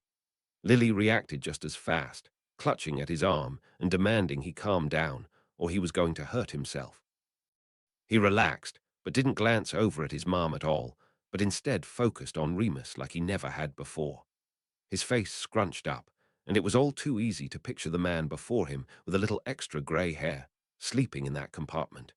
So he had been right. He did know him. The boys got up wearily as well, Harry reacting like this to something couldn't be good, and the way he was eyeing Remus set said man's intestines churning into themselves. Lily still had her hand on him, looking from him to Remus and back before finally demanding, Harry, what's wrong? He began, before swallowing hard and still not answering, now rocking backwards on his heels in unease. There was no doubt in his mind. The man he suddenly remembered being in the compartment was standing in front of him. Older, yes, but not nearly as dissimilar to Sirius' later unhealthy looks. He should say something now, because the balm of a reaction to Sirius being alive was terrible for his family. So he should get it out of the way now. But the words wouldn't come out, jammed down his throat as he kept looking wistfully at Remus. Sirius, still on his feet and wondering what on earth could be going through Harry right now, read to hopefully ease some of the stress. James and Lily exchanged uneasy looks, James starting to walk over to the pair in case Harry was going to react to something soon. Harry had been reduced to rubbing furiously at his temple, trying to get a word in. But of course, he couldn't say anything even though he knew with every fiber of his being he was right. Remus stayed rooted to the spot, mind going a mile a minute as he prayed he was misunderstanding why Harry was looking at him like that. The book clattered to the floor and Sirius decked Remus so hard he fell with it. Sirius was standing over him, shaking and pulling back as if fixing to swing again. James cursed wildly and flew towards him, tackling Sirius and all but dragging him away step by step while Remus stayed on the ground, hand pressed to his cheek in shock. Where to begin as his mind stayed on utter lockdown, unable to process too many things at once. He kept hearing Sirius shouting, but the words didn't seem to be getting through, while Lily and Harry heard quite clearly as they moved to Remus' side, eyeing Sirius like he truly had gone mad. "Let me go. I'm going to kill him." That idiotic, manic, depressive, self-loathing, he tore into several other more colorful words for a few moments, while Lily got to her feet again and stood protectively in front of the pair, green eyes flashing as Sirius finally circled out and actually used proper words again. James still keeping such a tight hold on him, it was a miracle he was still on his feet. "What the bloody hell is the matter with you? Why weren't you there, huh? Where were you when all this mess was happening to Harry? Oh, I know. Not there for him because you're more afraid of yourself then. Sirius, you know damn well why Remus wouldn't be allowed near Harry while he was living with his muggle relatives." Lily finally cut in, advancing a step towards him and jabbing him in the chest for emphasis. He was still puffed up and looked ready to breathe fire at a moment's notice, but the shouting momentarily stopped as Lily's full words registered. There was a tick going on in one of his jaw muscles, but James took this small moment to continue dragging Sirius backwards, all the way into the kitchen and out of sight. Then Lily turned back to Harry, still trying to coax Remus into saying something, while the man looked like he'd never speak again. He'd landed on his arm and had automatically sat up on it with his other hand pressed to the spot Sirius had slugged him, looking dazed and frozen. He'd known for a while Sirius was going to get over his shock and fear at what was going to happen to him and channel it into something more violent, or at least something that involved a lot of his energy. He had not expected that to all be channeled at him, though in that moment he knew he deserved it and more, because Sirius was right. No matter the legal ramifications of his condition, why wasn't he there for Harry? He loved that boy like he would his own, and knew without a shadow of a doubt that if he had an inkling of what was going on while he was living with the Dursleys, he wouldn't have joined Sirius in Azkaban. He'd probably be dead on sight for what he owed them. His whole time he'd been at school, he always wondered if this happy feeling, the miracle he had in his friends, would end sooner or later. Hearing about what happened to his family now was physically tearing him apart inside, and he'd been wishing this whole time he had survived just so that he knew someone would still be out there looking after Harry. Now he'd found out he had survived and shirked his duty for what? There was a light tapping on his forehead, and he finally blinked the static from his brain, clouding him from truly registering his surroundings, to find Lily and Harry both watching him with more than concern on their features. Harry had been the one tapping him and trying to get his attention, while having a conversation Remus quickly understood, as Lily was clearly explaining to Harry. "I meant that there are laws in place stopping Remus from doing certain things because he's a werewolf. For example, he couldn't legally adopt you, but he's also not allowed within a certain radius of Muggle dwellings, or he really could be killed." "But why?" Harry persisted, his brow ruffling up just like his father's did whenever he didn't understand something. "All sorts of things, dear. Prejudices, for one. They think he's some dangerous animal all the time and such. It's also to ward off temptations. After all, not all werewolves are like him. Some would purposefully seek out Muggle neighborhoods. So the law's a general sense that they have a right to kill one before they can do the act. In the background, he could still hear Sirius and James arguing in the kitchen. Where James stood in this, he wasn't sure he wanted to know, since he was still considering slinking out the front door. Then Lily and Harry seemed to notice he'd come back down to earth, and Lily was quick to try and convince him otherwise of those actions. He said nothing, couldn't think of anything to say, as the guilt continued to eat him alive from the inside the longer he realized what Harry had been through, all because he wasn't there. Damn those laws. He should have been able to write to Harry at least. Set up something with Dumbledore so he could check on him. Anything then what Sirius had implied what happened, which seemed likely by this point. He hadn't ended up in jail, or otherwise physically stopped. He was clearly still alive, and why was he on the Hogwarts Express? He blurted this question out before he had time to think on it himself, finally relieving Harry and his mother of the pent-up stress they were clearly feeling. Harry was quick to say exactly what Sirius had just read, and stating, "I did recognize you, Professor Lupin. You were my favorite teacher that year." Something twitched inside of him, a little niggle that he never would have believed he'd truly feel. Whenever Sirius and James had jokingly called him that in the past, he'd brush them off and snap at them to quit it, because they all knew he'd never actually get that profession. What school could ever allow such a thing, except perhaps the very school he'd attended in his youth? Now, here Harry was, calling him that very thing he would long for, in a completely serious tone of voice. No marking, no jesting. He meant it with a respectful tone and a sincerity that spoke volumes of truth. This flashed through him so fast, he'd barely had time to register the happy warmth before James and Sirius came back out of the kitchen. Sirius still looked rather peeved, which he had every right to according to Remus, since he knew full well his friend would feel wronged at himself being locked away and forcefully stopped when Remus himself hadn't exactly been tied down and prevented from their personal duty of looking after Harry. As Sirius marched towards him, he half considered apologizing to Sirius, knowing he'd trade places in less than a breath. Then he was stunned all over again as Sirius bent down and offered his hand to help him back up. After hesitating a few more moments, he took it, getting uneasily to his feet, and then rocking back on his heels and pushing his hand through his hair, still at a loss for words. Sirius filled in the silence while avoiding eye contact and saying, "I'm sorry I punched you. I know it's not really your fault, and—" "What else was it?" he asked, trying to force a joking tone in his voice no one else felt as he turned back to James, who simply raised one brow at him and made a go-on gesture. Sirius released a huffy breath and slightly turned back to him, still looking more above his head than anything and trying to continue, but Remus cut him off and instead said, "Honestly, I was going to let you take another swing at me. I can't say what's been going on those past 12 years any more than you can, but I was wrong. What made me stay away is inconsequential." He came very close to adding on, "I won't let it happen now," but stopped himself as he realized that possibly whatever had happened the first time to set up these circumstances, he may not ever really be able to prevent. Sirius hesitated, but nodded and seemed to take this as some sort of apology, because most of his hostility drained out of him and he went back over to pick up the book. James hesitated and followed him, making Remus hesitate and ponder if James really was feeling just like Sirius, and just couldn't think of anything to add on. Lily and Harry exchanged uneasy looks, neither of them used to any kind of fight between these three. But when Remus finally decided to go back over and sit next to Sirius, who gave no protest, the other two wandered back to their spot as well.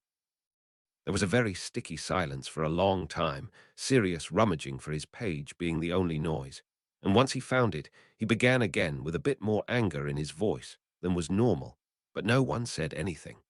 Remus gave a very dark mental laugh, thinking that at least this got Sirius to stop thinking about his problem. Lily frowned over at these boys, personally annoyed and affronted for Remus at them.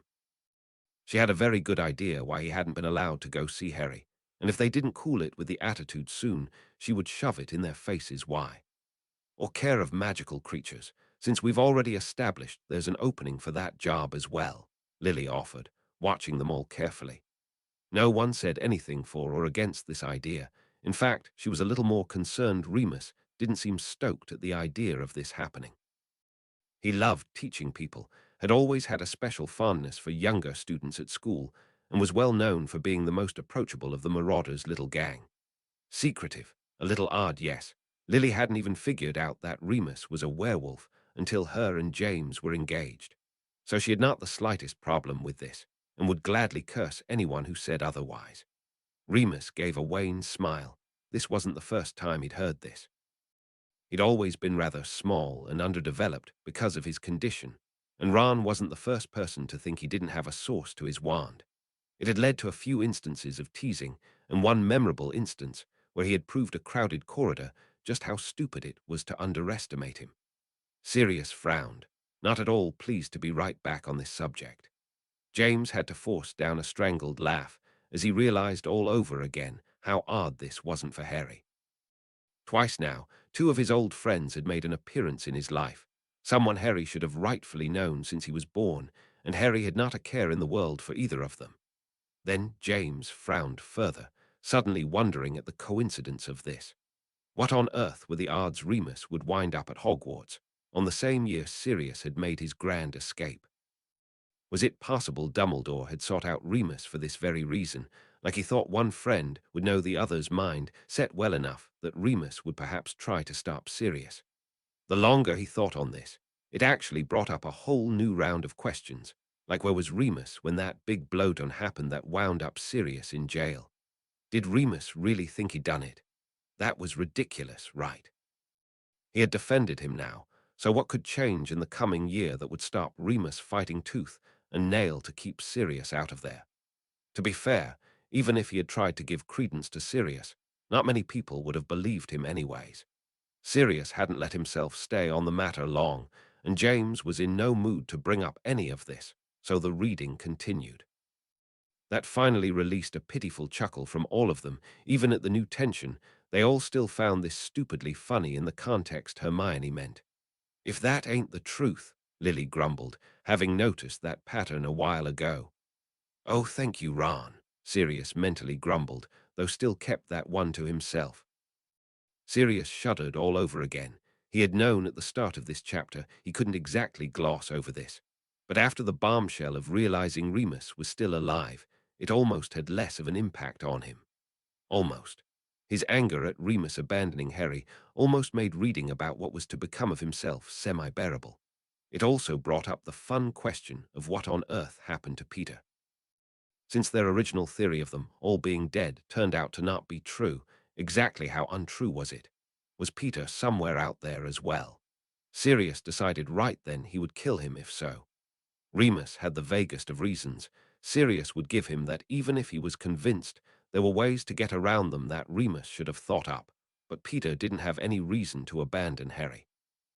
Sirius couldn't help but let his voice peak with interest, finally bleeding out that angry tone, making Lily finally relax. "What do you suppose?" James asked mildly, deciding for now to at least try to act like this was as normal as before, though the feeling was getting harder and harder to force as they went. Maybe Remus was faking being asleep. Sirius smirked, attempting to do the same thing as James and not let himself grit out his friend's name. "It wouldn't be the first time he's pulled that trick. He's fairly good at it," James agreed in forced light tones. Remus didn't add his opinion on the matter, and Lily and Harry had no idea at all, which let Sirius go on. "Like I said earlier, those things should be taken lightly, since they go off so easily," Remus said uneasily, which bothered Harry and Lily at once. He shouldn't be trying to stop himself from commenting any more than anyone else. "Nah," James scoffed, a real smile finally lighting his features as he continued. "I've known him to sleep through the worst of rackets, and it also depends on just how close to a full moon that was." Harry cocked his head to the side in remembrance, but he didn't exactly watch the lunar cycles very often, so he had no real idea. "Only the best shop ever," Sirius smirked, wanting to drool again at once as he reminisced about all of the candy in there. "Those don't really work," Lily rolled her eyes. "The teachers know a student doesn't suck on feathers." Sirius wasn't listening. He was too busy smacking his lips in appreciation at Ron's very good descriptions and continuing eagerly. "Is that still running?" James asked in amusement. Harry wanted to ask what he meant, but Sirius, much like Ron, was rather bored at Hermione trying to put in historical-type things into a conversation about sweets, so he was still continuing. "Ask why," Lily murmured. "Please ask why, and kick up a real fuss on the matter." "Damn it," Lily cursed rather loudly. None of the boys had to ask why, but Sirius rounded on Harry and demanded, "Didn't you ever tell Ron and Hermione anything?" "They must have noticed something," Remus agreed, finally pushing the last of the general unease from the room as the boys all found something to rally against again. "They did note back during your second year that you lost weight without being told. You never got anything for Christmas from them, even their cryptic little comments about how they hoped the Muggles were treating you all right back during the summer." Harry hesitated a long time, choosing his words carefully as he said, we never exactly sat around and had it out like you all seem to want to, but I think they were suspicious. Sometimes I just make these snarky little remarks or whatever, but no, I don't think they ever really knew. I didn't tell them anyways." "What about the cat flap then?" James huffed, more frustrated that Harry hadn't at least told his friends about that excuse for a home life. "What about it?" Harry repeated curiously. "Surely Ron, Fred, and George all saw it and wondered, or even questioned why they had to unlock you out of your room," Lily pointed out, clearly not appreciating Harry's attempts to be daft. He just shrugged and admitted, "Ron asked me once, and I just told him we used to have a cat. I also told him all of the rooms were like that, 'cause they were paranoid about burglars. Didn't really feel like explaining it." They all sat there gawking at him for a moment, but Harry kept himself tight-lipped as ever and was looking pleadingly for Sirius to keep going. Why on earth was the boy still hiding something, even from his best friends? It was driving them all crazy, but they still weren't even sure how to ask him themselves, since whenever they tried he would just shrug and do exactly as he was doing now. They could hardly force him to tell them, it would do more harm than good. So Sirius, grumbling and unwillingly, decided to keep reading anyways. "Now there's an idea," Sirius said, going bright-eyed. "Harry should know those anyways," James agreed. "It's practically his birthright." Lily really couldn't come up with a reason to protest this. It's not like Harry was doing anything particularly bad, just wanting to go out and spend time with his friends in a village. The more she thought about it, the more she'd rather endorse the idea. It really would be good for her son to get out more on undangerous missions, like visiting the village. "So what?" Sirius rolled his eyes. "Can't really do too much to Harry in such a public place as Hogsmeade, can I?" "Sirius, I hate to remind you, but you do know what you were put in there for in the first place?" Lily asked with a frown. Sirius opened, then closed his mouth, before nodding and deciding to skip the argument that he really wasn't that stupid. It was a moot point in this future. "He's got a point there," James said with a weak grin. "Sorry, Padfoot, I really can't see you being able to do anything with Ron and Hermione there as well."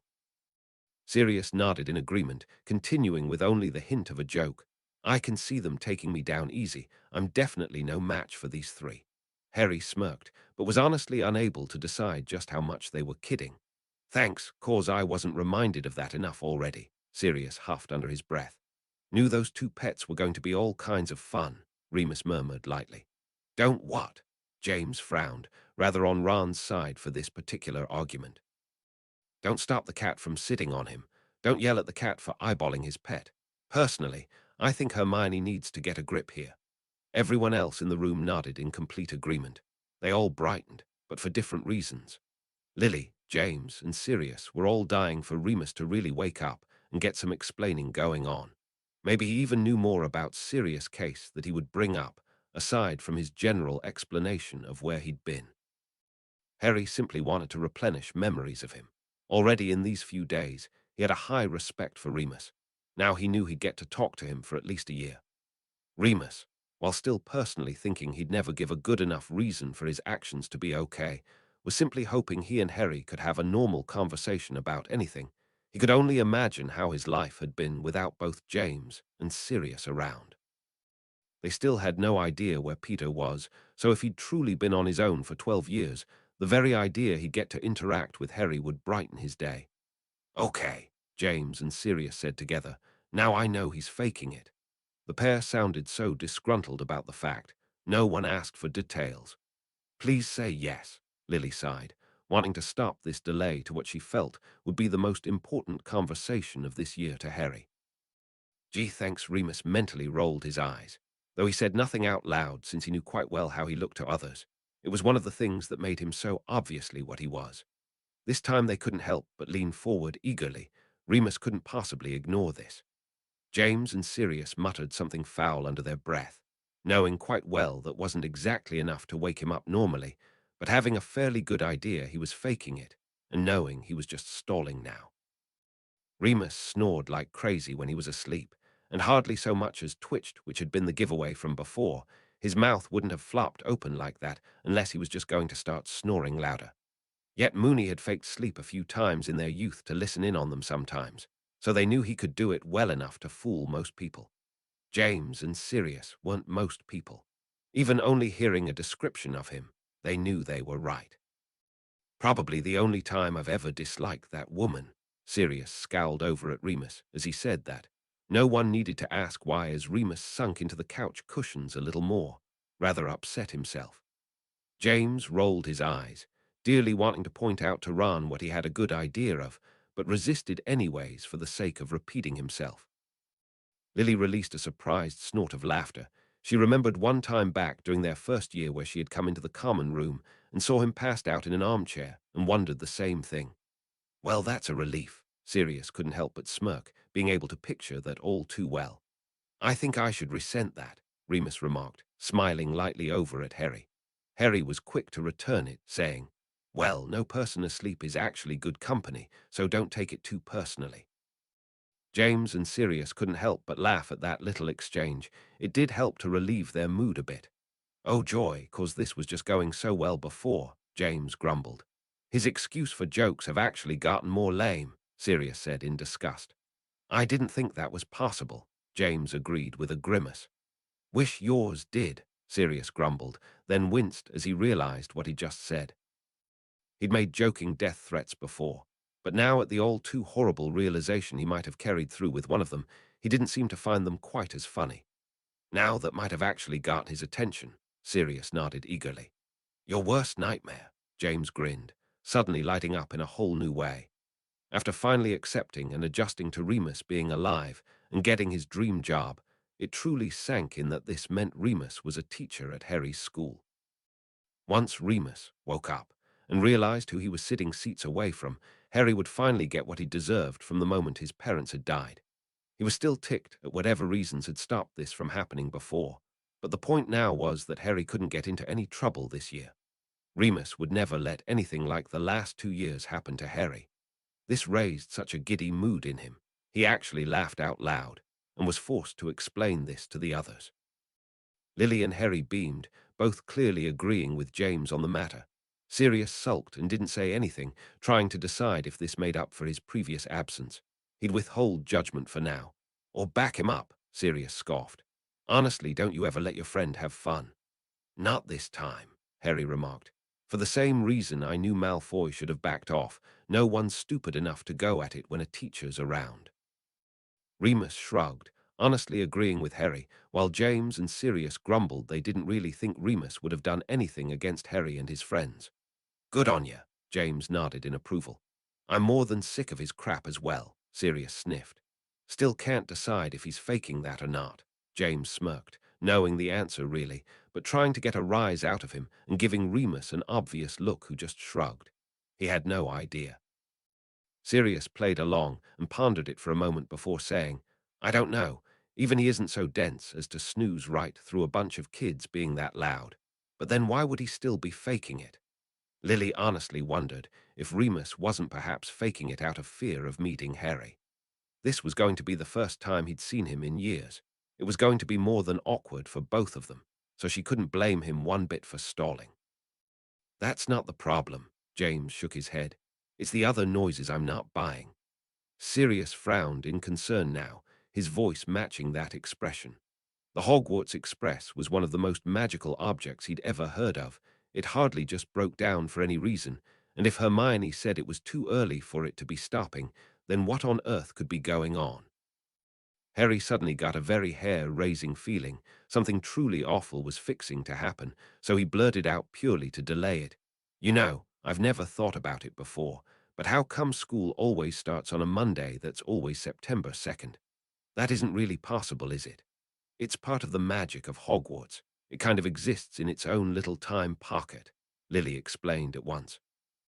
They all noticed how Harry seemed to be slowly losing color, fidgeting and starting to rub at his temple, which were all horrible signs that something very awful was about to happen. Harry asked for a bit more, still wanting to delay as long as he could. So you mean the day of the weeks there really aren't the same as they should be? Not really, James agreed. I asked Lily about this a few times, and she said she read it in a few books about how the magic bordering the school, keeping out anything but allowing students and teachers and such, that sustains that magic seems to make a skewed timeline. Apparently it registers the same. For example, back during your second year when you got caught in the flying car, it was the same night to you as the rest of the world, but it wouldn't have been a Sunday night to them, but a Tuesday. Did I get that right, dear? He finished, giving her a cheeky little grin at Lily's indulgent smile. Mostly, yes. You left out some details I'll forgive. I'm just impressed you remembered that at all. She returned affectionately, and Harry smiled to himself as he realized it had worked, however, temporarily, and he was feeling almost at peace again. Pressing further, he asked, "But if the train is what causes that, how come Ron and I made it in the car?" "You were following the train," Remus reminded, "in a magical object, so the magic the train gives off creating this effect would have affected that Anglia as well. It also would have registered you as two students, so if two adults had tried that same trick, they never would have been able to follow the train in that same manner. They would have had to been invited onto the grounds by Dumbledore, or at least another teacher." Harry nodded in disappointment as he realized he was out of questions, but he'd done what he set out to do. The others looked far calmer as Sirius continued. "Sirius, relax," Harry tried to soothe, all the while his tone said the exact opposite was appropriate. His memory was very forcibly trying to show him or warn him of some very bad impending things.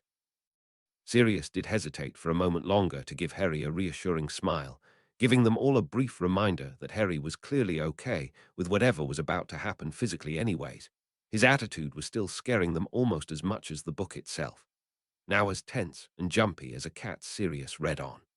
"Not possible," Lily whimpered loud enough for all of them to hear, now clutching Harry's hand tightly in hers again, just for that small reassurance.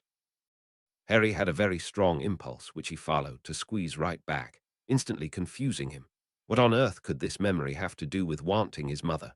Lily took the comfort from her son for a moment before properly explaining. The Hogwarts Express is magically enchanted almost as much as the school itself. Nothing could just make it break. "Then what's doing this?" James demanded of nothing. "What?"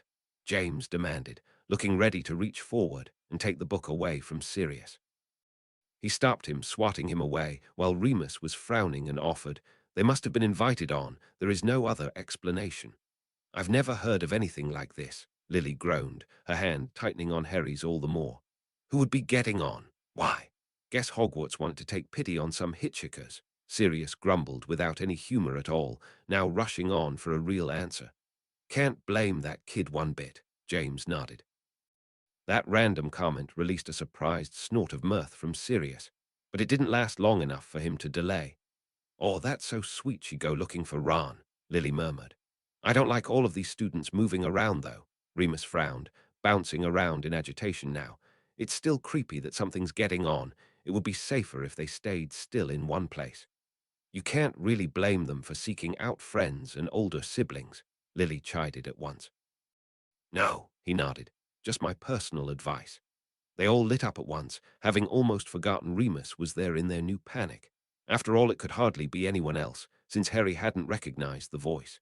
James and Sirius at once took back any bad feelings they'd had, now knowing without a shadow of a doubt their friend could handle whatever was fixing to happen that had Harry so on edge in this room. "Why would you use the Bluebell fire instead of Lumos?" Harry randomly asked. "I prefer that spell because quite a few things are afraid of fire, and it provides just as much light," he shrugged. Sirius was near fainting by the end of this description.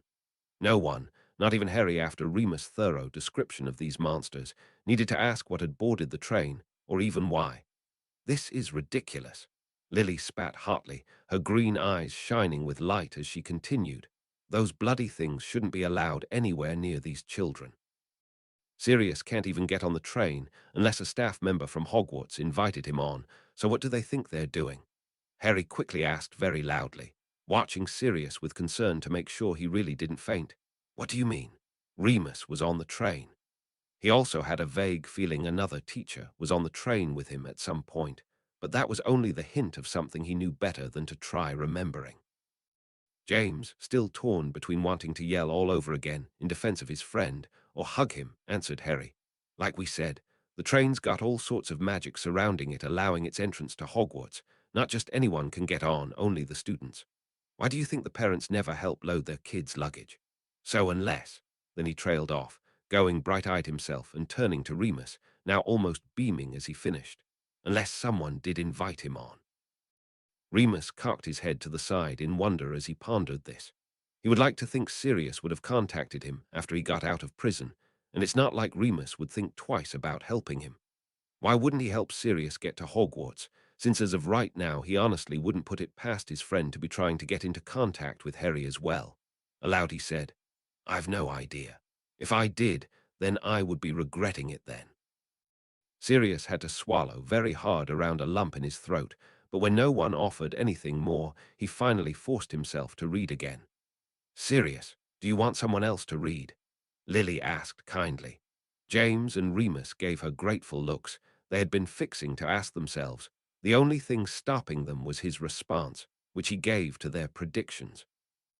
He fired up and went from stuttering and shuddered disgust. He couldn't help but think of himself in the future being crammed inside with those things constantly whenever they were mentioned now, to outrage that Lily thought he needed to be pandered. He snapped, Don't patronize me, Lily. I'm a big boy, and went on in more huffy tones. Lily smiled grimly to herself, and Harry wasn't the only one who realized Lily had done this on purpose. Then they frowned all over again, Sirius switching back to anxious and fear as he could think of several things that would be considered this poor kid's worst memories. Voldemort sticking out the back of some guy's head for one, being poisoned by a giant snake. The worst part is he could go on.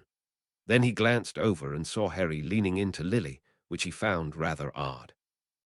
Harry had been pretty stoic through most of these misadventures, so what on earth could he be remembering that would make him want his mother's touch now? Still half afraid, and now half curious, he read. Harry was shuddering, extremely white, and going almost clammy as he remembered that sound all too well. The sound of his mother's voice cut in, making him almost jump. It couldn't possibly have been her screaming, was it? Her voice now wasn't nearly as high-pitched as the memory. But were they the same? Then her words sank in, and he forced himself to remember where he was and what exactly was going on. Giving his head a firm shake, he focused back in on this world as Lily said, You all right? Harry, please, what's the matter? He pressed his hand to his forehead, pulling it away when he realized he was sweating, and murmured, Don't know. I've no idea what that could have been a memory of. This was a lie. His mind knew full well what was being repressed, and he almost wondered if this wasn't one of those moments he might not want to get that particular memory back. His words didn't make anyone else feel any better either. What on earth could Harry have remembered that would involve someone screaming like that? Obviously nothing they had read about covered it. It wasn't from his childhood, or he would remember it. Then what? The four of them were exchanging panicked looks, but Harry had no clue what to offer them this time for comfort. Swallowing back bile, Sirius wondered if Harry might come out of it having a better idea, and hopefully tell Remus then, so read uneasily. Thank goodness it's gone, Lily groaned, hoping she wouldn't have to deal with those things ever again. They caused far too horrible reactions, now in two of her boys. What a lovely reunion, Remus mentally grumbled, only imagining what he had been thinking of seeing Harry again in this future, and it being spoiled like this. Oh yeah, he's just peachy, James scowled, hating to hear about his son in such an awful condition. They were all frowning for this poor kid, not even needing to guess that her worst memory was probably still plaguing her nightmares after last year. Why do you have that? Sirius asked suspiciously. Is it so odd for him to have some food on him? Harry asked, giving a weak laugh at what he thought was an overreaction. James and Lily were both frowning though, James adding, No, I agree with Sirius. Bit of an odd coincidence that Remus happened to have something on him that makes people feel better after they run into a Dementor. So, you think you did know about the Dementors getting on the train? Lily asked, still feeling rather odd asking anything in regards to Remus being present for this. Remus threw his hands up in the air, looking rather agitated as he snapped. How should I know? Cool it, Mooney, Sirius grumbled, giving him a nudge in the ribs. No one's blaming you but yourself. At least you got the thing out. Sirius knew exactly why Remus was on edge right then. He was most likely blaming himself for not acting faster and getting that Dementor out of the compartment before Harry had such a severe reaction. Sirius' guess was exactly right, and Remus then gave Lily a sheepish smile and slumped back in his seat, still rather annoyed at his future self. He'd been in the room with Harry again for how long now, and he not only hadn't introduced himself to Harry properly, but he'd let that situation go on far too long. He should have used that charm the moment he had awoken if the other's guess was right, and he had been forewarned of Dementors would be on the train.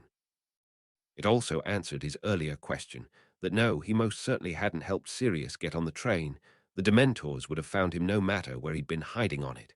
There was another long, drawn-out silence after this horrible moment, and they were all wishing it would just stop soon. They hadn't even reached the school yet, and so far this was the worst book possible for all of them.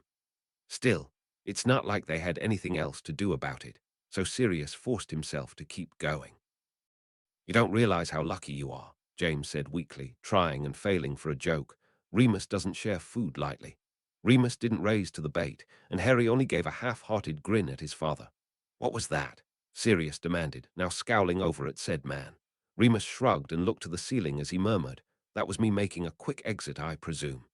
Leave it serious, James sighed, pressing his face into his hands as he finished. I can hardly blame him for delaying that. It wasn't exactly a very nice time to get into such a topic with all of his friends around. Remus looked a little better, making Lily and Harry chuckle to themselves that his actions being explained to him by James made him feel better. Sirius rolled his eyes. Remus had more impulse control than he did, since he was sure the moment he laid eyes on Harry, he was going to try blurting out all kinds of things. He was positive if the night bus hadn't interrupted, he probably would have already. That's a pretty severe reaction to something you can't even remember now, Lily whispered, still keeping a maternal eye on Harry. He simply shrugged, feeling shame start to replace fear. Why did he have such a severe reaction when clearly Ron was fine? Remus grumbled something foul about himself under his breath, bordering along the lines of he still should have reacted faster mixed in with a few choice words, but Sirius was still ignoring him. That poor girl, James frowned in concern, like she really needed to be reminded of her last year. Harry was frowning in real concern, wanting to go back and hug the girl now and try to make sure she was okay, but he'd been a little preoccupied with his own reaction at the time. Remus was quick to explain the different reactions people would have to Dementor effects. It was all too clear on Harry's face, now what he was feeling, and none of them wanted him to feel like that when it wasn't his fault how he reacted to this type of thing. Harry nodded in understanding, very grateful to have this explained to him now rather than sitting on it, and finally understanding why he might have a sense of déjà vu about Remus telling him this. He very well might have asked him later this school year. Your reaction wasn't that bad, Sirius said bracingly, taking pity on his pup and admitting something he was very not proud of. My first time running into a Dementor, I remembered back to when I'd been locked up with that dragon in Gringotts, and I ran for it. Didn't think twice about it. Course I felt just as ashamed as you after the fact. Harry gave his godfather a full-blown smile then, realizing what it took for Sirius to admit to this. He still thought passing out was still a far worse reaction than running, but he understood what he was trying to do all the same and appreciated it. Lesson number 1, take his advice when it comes to dealing with creatures, James told Harry wisely. I'm sure I remember that. Harry smiled right back, more than pleased some of that horrible mood was finally leaking back out of the room. All 5 of them were almost eager to keep reading now, wondering when exactly Remus was going to pull Harry aside so they could talk, hopefully with a simple and understandable explanation of why it hadn't happened already. Remus' face twisted all over again with self-hatred and annoyance. Harry should have grown up knowing the answer to that, damn it. But no one said anything about it this time. Then they all felt a sinking feeling residing in them as they realized Remus hadn't exactly seized an opportunity quite yet. Then Lily said what they were all thinking. I'm sure he just didn't want to risk being interrupted. The train's not exactly private after all. I wouldn't even be too surprised if he waits until tomorrow after all of your classes are over and asks you to his office or something. She said it with such confidence, it made the other boys feel better at once, but Harry was still frowning. Why wouldn't he believe his mother about this? Surely Remus did come talk to him, explain away what was bothering them all now. Right. Glad he didn't lose him again. James smirked, remembering back to their first year and the mysterious missing Trevor. Glad Neville seemed to have found a way to keep a better eye on his pet. Nah, you'll learn about those sometime in your 6th or 7th year, Remus shrugged. So, what are they? Harry asked, feeling grumpy all over again at having to ask a question he should know. This time Sirius explained, and Harry nodded as he remembered them mentioning these odd beasts earlier, but then asked, so you can only see them when you've seen someone die? Yep, Sirius agreed. Then how come Harry didn't see them after he technically saw Quirrell die? James asked, now realizing this hadn't exactly come up at the end of the last 2 books when he would have taken the carriages back. Harry passed out before he actually saw Quirrell die, Lily reminded. We didn't even know he was dead until Dumbledore told us. Oh yeah, he nodded. Since Sirius had given Harry a pretty good description of the beasts, Harry let the matter go, but he was still wondering why he had a good idea he knew these beasts better. I really wish you had explained better what Dementors were then, Sirius grumbled. So do I, Remus agreed, more than frustrated with himself. Which was an odd feeling, being mad at something you hadn't technically done yet.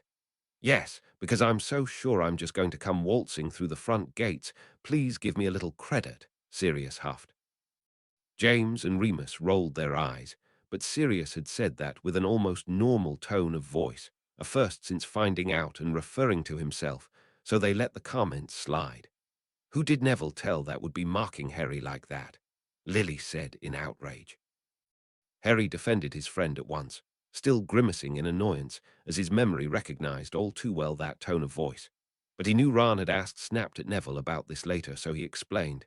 Neville and Ginny had been talking about it in their own carriage when they had been getting in one, and Malfoy overheard. He didn't mean to start this.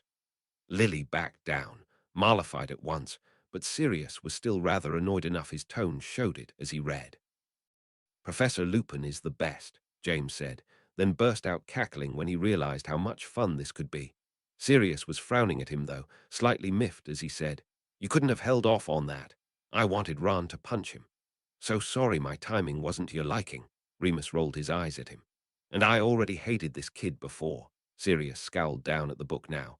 But if he really gives you crap, I'm going to insist someone needs to knock his lights out.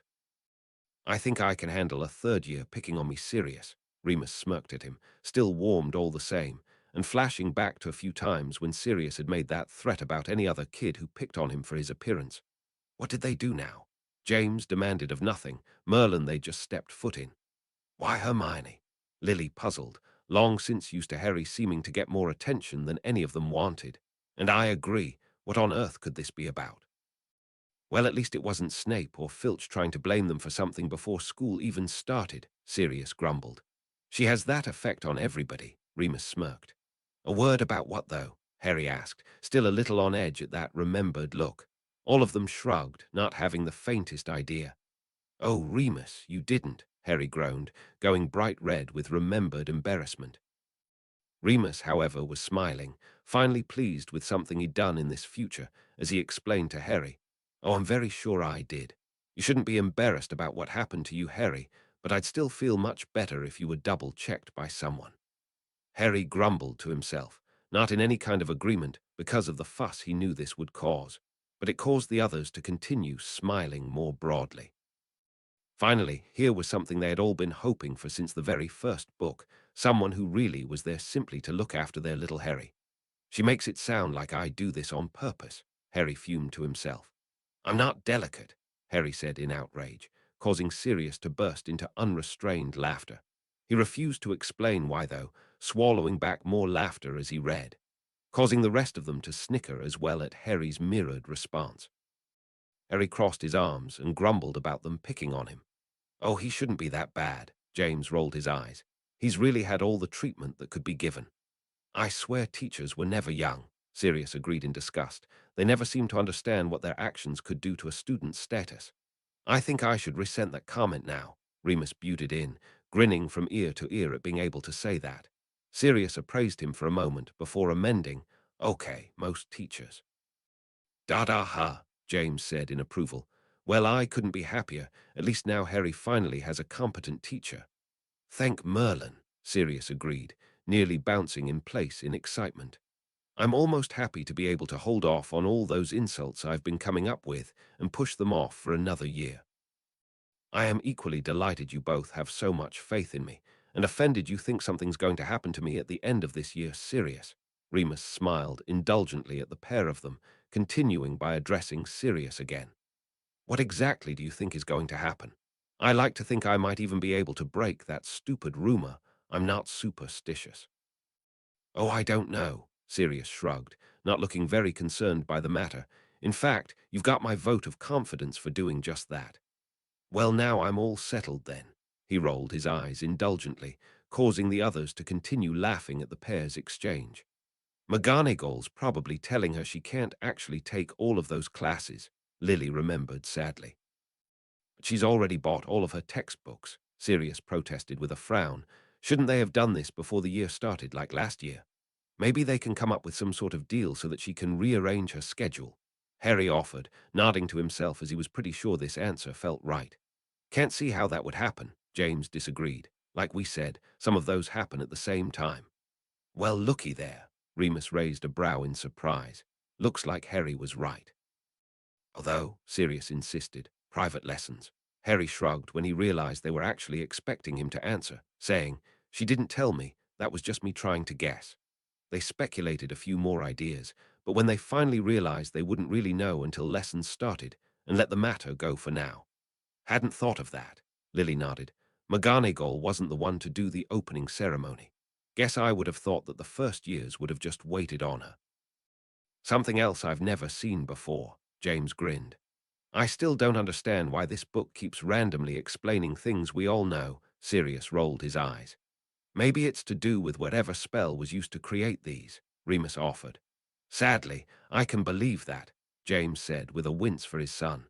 Looks like another first week that was going to consist of people gawking at his boy. The boys couldn't help but smile at this. They did tend to feel the same way around such a calming and powerful figure that was their headmaster. Lily felt a sinking feeling as she suddenly wondered if perhaps Harry might even be projecting a sense of parent on Dumbledore. It's not as if he had anyone else to connect to like this. Was trying to forget that, honestly, Sirius grumbled. And now you know exactly why, James grumbled with distaste. Why? Remus grinned. You know he knows you have it. Just thought it was odd he pointed that thing in particular, Harry shrugged. Not as serious as I could, I'm sure, said Man smirked, ducking instinctively as both of his friends made to smack him. He then quickly hurried on, still smirking. Consented, James smirked over at him, like you didn't faint from happiness when he asked you to. Remus shrugged, though, not exactly arguing with James, but also rather weary all the same. He knew for a fact he could put the same measures in place as he had when he was younger and make absolutely sure he never did harm a student, but he also had the lingering fear as he did when he was a child. If anyone, students or parents, found out what he had no doubts he'd be forcibly removed from the school. Now, though, a new tightening was also beginning to happen in his throat as he realized the circumstances he'd been planted in. Not only would he be locked up in the shrieking shack without his friends, but he'd be having the ghost of his memories haunting him in that castle. He shook it off, gave a weak chuckle for James' benefit, but Sirius still gave him a perturbed look before reading on anyways. Ouch! Lily winced in sympathy, but Remus quickly waved her off, saying, I'm not heartbroken. You didn't hear them applauding Lockhart or Quirrell, did you? Being a teacher is hardly a popularity contest. Please, Remus, don't even bother comparing yourself to those two loons, Harry said, rolling his eyes in contempt. I've known you for a few days and I don't need memories to know you'll be 10 times better than them. That's what I was going to say, Sirius smirked, then pretended to pout as he continued. though now I am slightly upset myself that I have to hold back on all those new insults I came up with for this position. My heart goes out for you, James snorted. Remus couldn't help but wince, having a pretty good idea his finances over the years hadn't gotten any better, but he wouldn't let anyone pause to give him sympathy for it, nearly pushing the book against Sirius' nose to make him keep going. "Oh, Merlin, yes," James crowed, pumping his fist in the air and bouncing around like he had a sudden sugar rush. Sirius wasn't any better. He started laughing so hard the book nearly slipped from his grip, while Remus rolled his eyes indulgently at the pair and couldn't hide a smirk himself. Lily gave scathing looks to all three of them, knowing quite well what had them hooting like morons. But Harry was giving them all puzzled looks, so she explained to him, "They're being childish idiots, dear. You know as well as I do that Severus wanted the Dada position, so they're lauding it that Remus got the job instead." "It's priceless," Sirius insisted, wiping tears of mirth from his eyes. "It also means that Snape can't give Harry too much hell this year," James grinned, still squirming with happiness, "because if McGonagall doesn't stop him, Remus will." Remus bit at his lip. He didn't really know what his friends were expecting. It's not like he could sit in the back of the potions class and tell off Snape for what he did to Harry. He also knew for a fact he was hardly going to dog him in the corridors to make sure Snape didn't unfairly punish him like he had in the past. He was also rather torn on if he did come along how much help he'd really be. Snape was a teacher just like him, and if Harry was doing something wrong, he would hardly want to let Harry get away with it, in fear of showing Harry favoritism. So he remained silent, still grinning slightly as Lily told them both to shut up. Sirius was still chuckling lightly as he read. "I would hardly be his favorite person to see again," Remus nodded, "though I didn't exactly go out of my way to bug him like they did," he finished, gesturing at his friends. Lily narrowed her eyes in annoyance, and James and Sirius took that as a sign not to add anything on. What they didn't know was that Lily was actually getting rather annoyed at her old friend this time. She still hated the way he treated Harry, but if he turned and started acting that way towards Remus as well, she really was going to lose her patience with his actions. Remus was hardly innocent in his friend's actions, but she would be the first to snap at him. He was being childish if he was still going to hold a grudge against him now. She hated what these four boys had done, but she had learned to forgive and forget their stupid actions. Why on earth couldn't he? "Oh yeah," James nodded in remembrance. "There's supposed to be a new Care of Magical Creatures teacher too." He leaned in eagerly to hear this one. Sirius released a surprised snort of laughter, yet he couldn't exactly blame him for that, though he was sorry to hear him go. "Really?" Harry beamed. "Absolutely," Sirius nodded, grinning right along. "That's awesome," James nodded eagerly. "No one could do better than Hagrid at that. Does that mean they'd need a new gamekeeper, though?" Remus asked, just as happy as the others, but still thinking more big picture. Sirius looked down curiously. "Wow," Lily laughed. "Well, I'm more than happy to hear that. So, for once, Harry will actually get a good education all year," James smirked. "Just so long as Hagrid doesn't try and bring another dragon to class for a lesson," Sirius muttered, mostly to himself. That released surprised and happy laughter from all of them. Yes, it did seem Hagrid's type now they thought about it. "Oh," Lily cooed. "Can't blame him one bit," Remus nodded in understanding. He more than anyone knew what it felt like to be something someone didn't particularly have much faith in, but had been given such a chance as this. "Doesn't matter," Sirius said, though no one had asked him. He kept going anyways. "You don't have to be a fully qualified wizard to teach magical creatures." "Wasn't that charge dropped anyways?" James asked. "Yes, but I never asked why he didn't choose to go back to school," Harry shrugged. "Oh," Lily squealed again. Remus couldn't help but lean down and whisper something into Sirius' ear, causing him to laugh quite loudly, and Lily to shoot the pair poisonous looks, making Sirius quick to hurry on. "Write them down on something," Sirius suggested with a shrug. "You're not supposed to," Lily said at once. "What if another student found it?" "I'd rather he did that than get locked out," Remus said in sympathy. "I remember that feeling," Sirius nodded, passing the book along to Harry for his turn.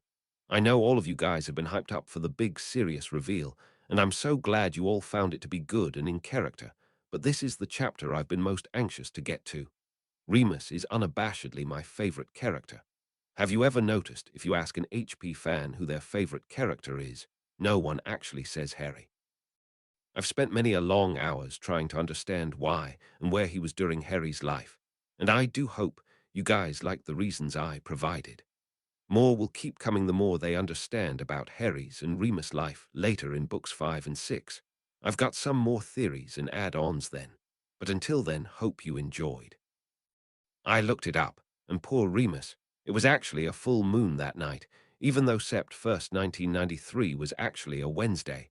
But hey, logistics of magic means the true full moon was the night before that morning. He's recovering from it, hence he was okay for the feast that night, and why he slept most of the trip. He'd been awake all night as a werewolf. Chapter 6, Talons and Tea Leaves. Chapter text. I can never say enough how much I thank you all for the constant reviews and support I get just from watching the views shoot up every time I check. You are the reason I do this. Can we please have lunch now? James groaned, rubbing at his stomach and eyeing Lily hopefully before Harry could start. Oh yes, all right, Lily sighed, then asked, would one of you go get the baby, please? Sirius jumped to his feet and did as asked, while Harry followed his mom into the kitchen, badgering her about letting him help this time. She finally relented, leaving Remus and James in rather awkward silence. Remus got to his feet and shuffled awkwardly for a second, then gestured vaguely to the kitchen as he began. Guess I'm not mad at you, Remus, James interrupted, patting his hands on his knees with nerves and not exactly looking over at him. It's not like it's really your responsibility to look after him. But I still should have done something, Remus cut off, temper at himself beginning to rise again. He didn't really get mad at too much, liking to think of himself as a rather laid-back person. But his own actions had set him on edge like he had just found out his future self had dumped Harry at the Dursleys. Like what? Sirius asked, making the pair turn and see Sirius leaning against the door, the baby cradled in his arms. Remus cast his mind around before offering, gotten Dumbledore to set up somewhere I could have seen Harry. Even if it was infrequently, it would have been better than nothing. Lily and Harry made their reappearance, Lily catching on at once and cutting in. Sorry, Remus, but I don't see that happening. Why not? Both James and Sirius huffed, since this had been something they had both been thinking. Well, think about it, Lily snapped. You're sitting there blaming one of your best friends for something that even Dumbledore or Hagrid didn't do. No one had been there to check on Harry since he was left there, or worse, Dumbledore knew and did nothing. Why, I still can't imagine, but I still haven't forgiven him for what these books have implied he did back during Harry's first year. So lay off someone who might not have even been given a say in the matter. Sirius opened, then closed his mouth and turned his attention back to the baby, rather shamefully scuttling into the kitchen to get the kid his food. James shifted his weight around, but nodded and caught Remus, I saying honestly, okay, true. I am sorry for our being mad. Remus hesitated, rocking back on his heels and still looking up to arguing the point anyways, then gave a dark laugh at the irony he was still holding this against himself when clearly no one else was. Now more curious than anything, he persisted, has anyone stopped to question why though? What exactly was Dumbledore thinking when he cut off Harry like that? Remember how we thought old Mrs. Fig might be the same from the Order, and all those random people Harry saw when he was younger? Why didn't he grow up with someone telling him what was going on? Dumbledore explained that in the first chapter, Harry reminded, said he didn't want me growing up knowing my fame and all. I get that, he waved off, and I'm not saying there's an easy way to explain that to you at any age, but if you've grown up knowing it, been treated as a normal child, and not a hero like someone should have while explaining this to you. He finished giving a suggestive look to Lily like he expected her to give a counter-argument. She didn't though, no one did. They all saw a leader in Dumbledore, someone to be respected and not questioned too deeply, but this was Harry they were talking about. Had he really done something to make sure Remus didn't do exactly this? If so, then that truly was going to tick them all off. Where did he get the authority to do that? Harry was gently testing his feelings, trying not to pry too deeply as he pondered if he'd ever really been given an answer to this. He was still sure his headmaster explained to him more properly about these types of things later in life, but had Remus been mentioned during this?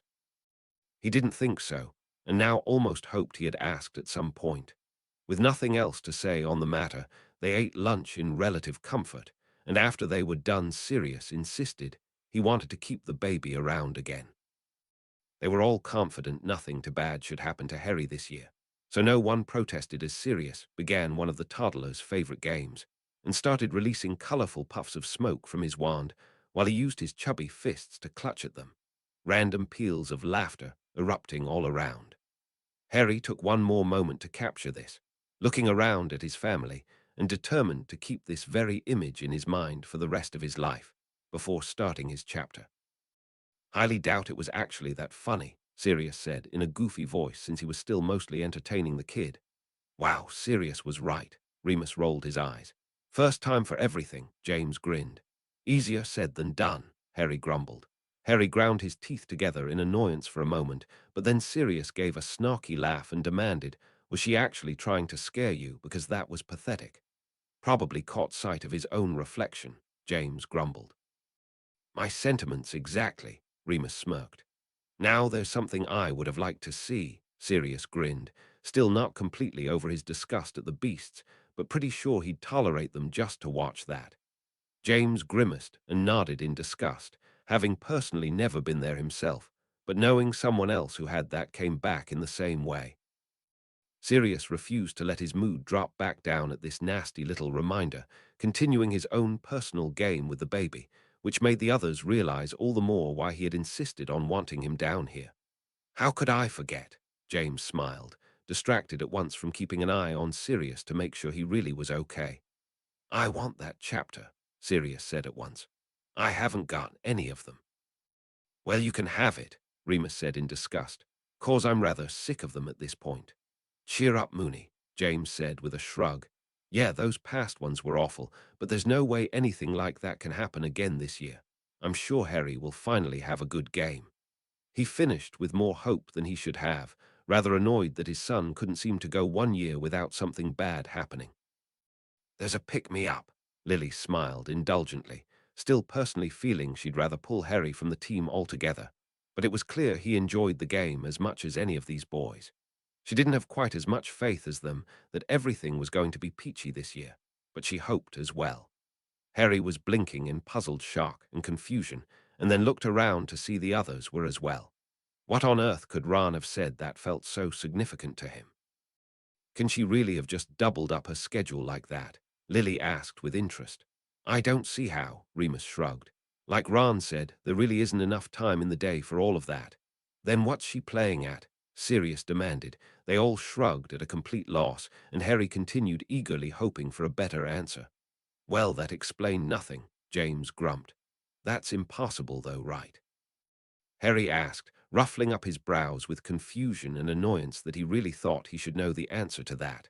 The four of them exchanged stunned looks. Not as impossible as Harry might think, but time magic was a very obscure thing. Hardly anyone understood it properly, and those that didn't share willingly. For Hermione to have gotten a hold of something like it, even with McGonagall's assent, was mind-blowing to them all. After a bit more of a pause, Lily said slowly, "Well, no, not impossible, dear. Very hard to pull off, but not undoable." "How?" Harry persisted, getting rather eager now they really might know. "Can't say for sure," James said, running his hand through his hair in confusion. "It's not something any of us have knowledge about. Correct me if I'm wrong." He finished with a hopeful look at his friends. They, however, both shrugged and agreed with the couple. Sirius thought he had once heard of something odd in time magic happening to an unspeakable, but it had been from a girl in a bar months ago, so he couldn't actually remember the details now. Something about a girl named Alois Mintumble. Dang, what had happened to her again. Harry nodded in understanding and deflated a bit, knowing it wouldn't do any good to continue pestering them about something they couldn't answer. He did ask, though, "But what if you wanted to take arithmancy and divination? If they really happen at the same time, is it just not allowed?" "Well, no," Lily said fairly. "You'd have to rearrange your schedule and possibly take it without your normal classmates. Like Hermione would attend divination one day and most likely take arithmancy with perhaps the Ravenclaw students instead of her usual house. And that would have explained it if she wasn't taking 3 at once. There really just isn't enough time to work all of that in. Plus, it would have been marked on her schedule as such, not the way Professor McGonagall worked it up." "Yes, Ron's the one being silly," Lily rolled her eyes. Wow, she really wants him to let this go, Remus said with a frown. And I really hope Ron doesn't let her, James replied with the same frown. Because it's weird, Sirius insisted, not that anyone here needed him to remind them of that. Well, that's not encouraging, Lily frowned in concern. A bit ominous, James agreed in surprise. They really did like Hagrid, but his few experiences with Harry and his pets hadn't ended well so far. Don't fret, you two, Remus rolled his eyes. Hagrid can handle anything in that class. So do I, Lily muttered. That, I will admit, is kind of gross, Sirius wrinkled up his nose. Eating with that thing on the table. See, James nodded, we're not the only ones. Well, glad we get to see this new class, Remus said eagerly.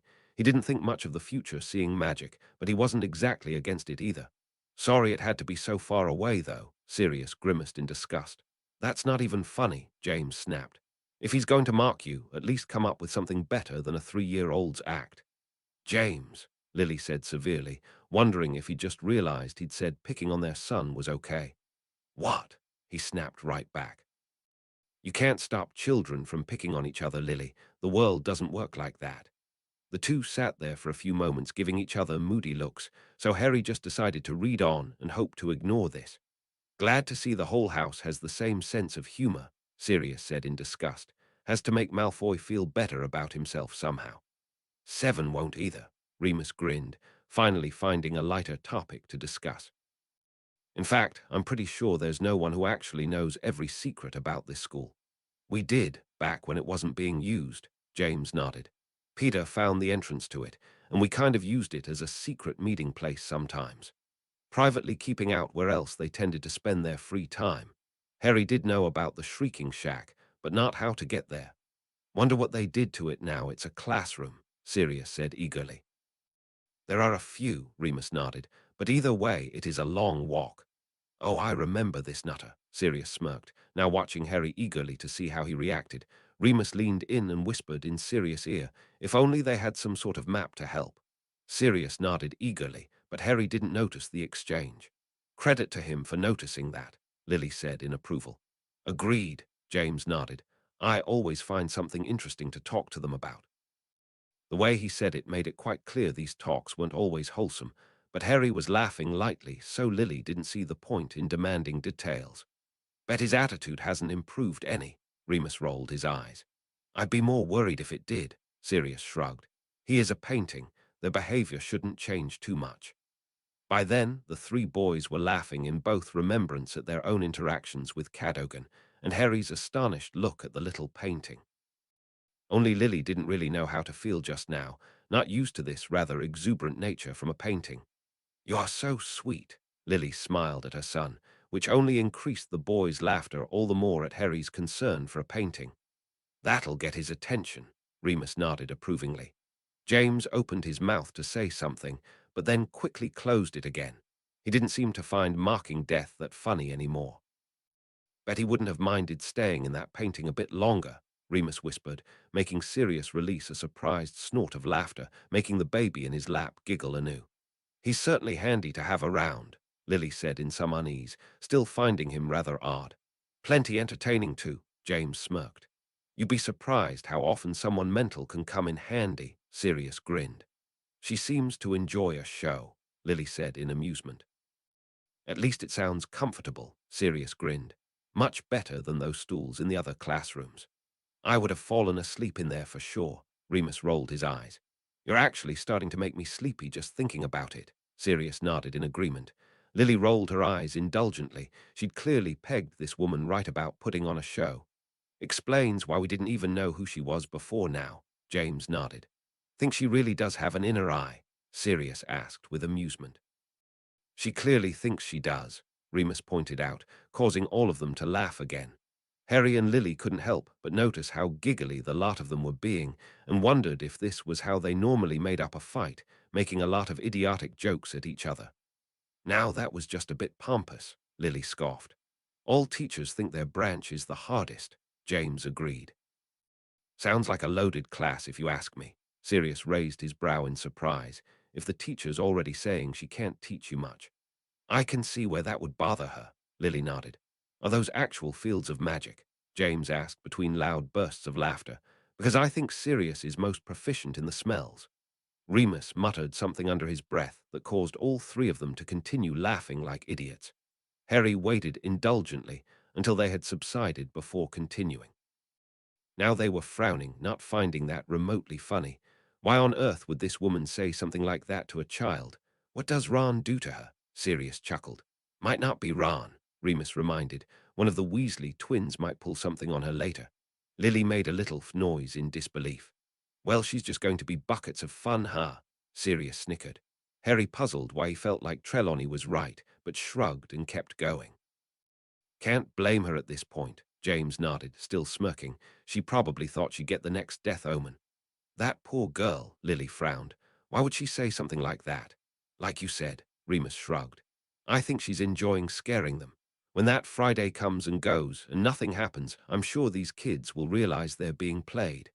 Kind of wishing I'd taken arithmancy now, Harry grumbled, more annoyance coming up the more he heard about this new teacher. He also had a vague feeling like she did something really important to his life, or perhaps said something to him. It was such a little thing he didn't really even register it underneath all the grumbling. That's self-fulfilling prophecy, Lily pointed out. If you say something like that, it's bound to happen. So none of you really believes in this stuff, Harry clarified. I think psychics exist, Sirius shrugged, lounging back comfortably. I had a great aunt that was one. She actually did these same kinds of things and had my brother and I going for ages. This Trelawney woman in particular. Nah, she's enjoying herself more than anything. So, was your aunt really psychic, or pulling the wool over a couple of naive kids? Remus asked. Both, Sirius grinned. Dad swears she made a real prophecy to him when he was younger. Never did tell me what it was, though, but the way he said it, yeah, I believed him. Well, aside from Sirius and his gullible nature, no, I don't think any of us believe this, James grinned. I'm not gullible, Sirius snapped right back. Prophecies really do exist. Moving on, Lily rolled her eyes at the pair. Well, that was fast, Remus remarked. At least there's a bonus to this class, Lily grinned. All four of them released surprised snorts of laughter at Harry's sass. He clearly wasn't taking this class very seriously, though none of them said it in fear of eliciting a joke from Sirius. Sure she does that on purpose, James nodded. Think she heard that, or just good timing? Sirius asked. Timing, Lily shrugged. Harry can't be the only one who's thinking that. Sounds like life, James rolled his eyes. So sorry to Ron for living. None of the boys bothered to stifle their laughter one bit. Even Lily was giggling and said to James, Ron just beat you out of a joke, dear. I'll forgive him, James chuckled, still bright-eyed. An acorn means gold, Remus demanded. What exactly does that book translate? You let me know if you figure it out, Harry smirked. Ron just went from a hippo to a sheep, Remus smirked. Can't imagine what either of those things mean. Did she say to do that? James snickered. I don't think she said to do that. Could have saved a bit of confusion. Wow, thanks. I was trying to forget that for 5 minutes, Lily huffed. How did she get a falcon from a hippo? Sirius demanded of nothing. I love Hermione, Lily beamed. That girl keeps everyone in perspective. She is good to have around. Remus agreed with just a hint of admiration at this girl saying something like that to a teacher. James said as much out loud in amazement, none of them having guessed it would be this girl who would make a smart comment like that to any adult. Then Sirius defended her, saying, Now remember what got them to be friends in the first place. Hermione's clearly willing to do a lot, like lie, to defend Harry and Ron. Harry was smiling, more than pleased his family didn't seem to find either of his friends annoying like he knew some of the kids at school had. Well, I've never met an unhappy one, so I'll believe you, Sirius smirked. How do you get a club and a hat twisted? James burst out laughing.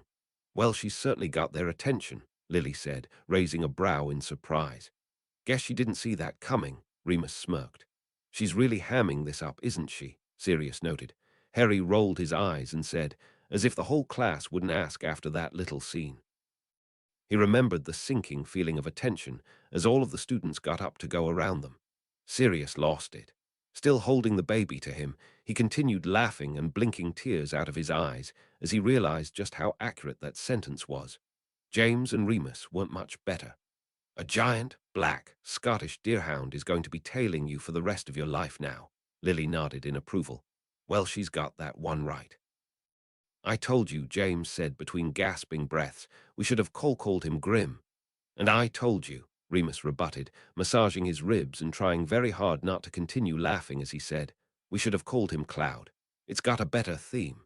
Asterisk, I like Padfoot, Sirius sniffed. I think Peter had it better saying we should nickname more after the animals. Which is why you two won the vote, James agreed. Harry was very curious and wanted to ask what other nicknames they might have considered, but decided to ask that later. Asterisk, I'm rather flattered she thinks so much of me, Sirius smirked. You're so big-headed, Lily rolled her eyes at him. You think every black dog in the world relates to you. Remus muttered something that made Sirius snicker again, and James release another snort of laughter. Ha! James laughed, eyes gleaming with continued mirth. Hermione's going to be the buzz-kill to this class, isn't she? He didn't sound very sorry about it. Well, this class obviously needs one to keep them from exaggerating. Lily nodded in agreement. A first for both Hermione and a teacher, I'm sure, Sirius nodded. Was that supposed to be insulting? Harry asked. I guess, Remus shrugged. The boys almost lost it again, snickering away while Lily continued to giggle as well and state, if you have to do that much to figure it out, it's hardly a good sign. Harry couldn't help but smile indulgently at all of them. Back then, he knew his 13-year-old self had been equally scared and annoyed by this, but watching his family mock the whole instance actually did put a funny spin on it. It also helped to know what exactly had been dogging him this year, and that he obviously wasn't going to die anytime soon. Oh, snappy, James smirked. Nice little reality check moment, Lily chuckled. Oh, please, Sirius rolled his eyes. These students are so easy. Oh, not Ron too, Remus groaned. Well, he did grow up learning about Grims and such, James nodded fairly. Remember how Peter flipped out when he first saw Sirius, called him a Grim too. It can be a little shocking at first. I think they're just being superstitious kids, Sirius snorted, rather siding with Remus on this one. Lily rolled her eyes in contempt. This woman really was going to get on her nerves, wasn't she? Well, that was a fun first class, Sirius said with chipper. Honestly, can't wait for the next one, Remus agreed. Not a good omen for how the rest of the year works out, Lily grinned. Not a pleasant feeling, Harry shrugged, though sadly I was used to being stared at by this point. All five of them went bright-eyed with interest at this, James and Sirius sharing a wicked grin. Sirius adding on, this was the class that gave us this idea. We did all kinds of research for ages, James agreed, double-checking all sorts of facts to make sure it would work. Did you know what animals you were going to turn into? Lily asked with interest. It would be rather pointless to go through the whole process and find out you were all something small and not useful. Yes, James nodded. There's a charm that will tell you. It's fairly reliable, never seen it be wrong. Harry looked extremely interested in this, nodding as he remembered all the things McGonagall had talked about in this class, and dearly wishing he could spend hours interrogating his dad and Sirius about these things. He somehow knew, without understanding, he'd never taken to becoming an animagus himself, but he did rather like the idea. Why wouldn't you want to turn into an animal at will? Lily, while still finding the fact that they were illegal one of her greatest hang-ups as of right now, was rather curious on the subject. She didn't have the inclination to be one, but found the whole concept of your animal spirit fascinating. She was determined as soon as those three boys registered, she'd end up launching a whole field worth of studies. That garnered a laugh from all of them. Not that it matters, Sirius chuckled. Oh, she's completely miffed she doesn't have their undivided attention. Well, can you blame her? James demanded, still smirking himself. It takes a lot of work to become an animagus. I think she enjoys that round of applause for her dedication. Why am I not surprised? Harry nodded, always thankful he could rely on Hermione to answer the questions he found uncomfortable. All three boys released surprised snorts of laughter, making Lily and Harry give them concerned looks. Oh, don't mind us, James wheezed, looking far too giddy for the comment as far as Lily was concerned. Yeah, we're just over here trying to understand why she always got so lofty with us, when she goes around saying things like that, Remus cackled. Sirius looked likely to fall off the couch soon. He was still laughing and trying his hardest to not let the baby fall and squirming all around.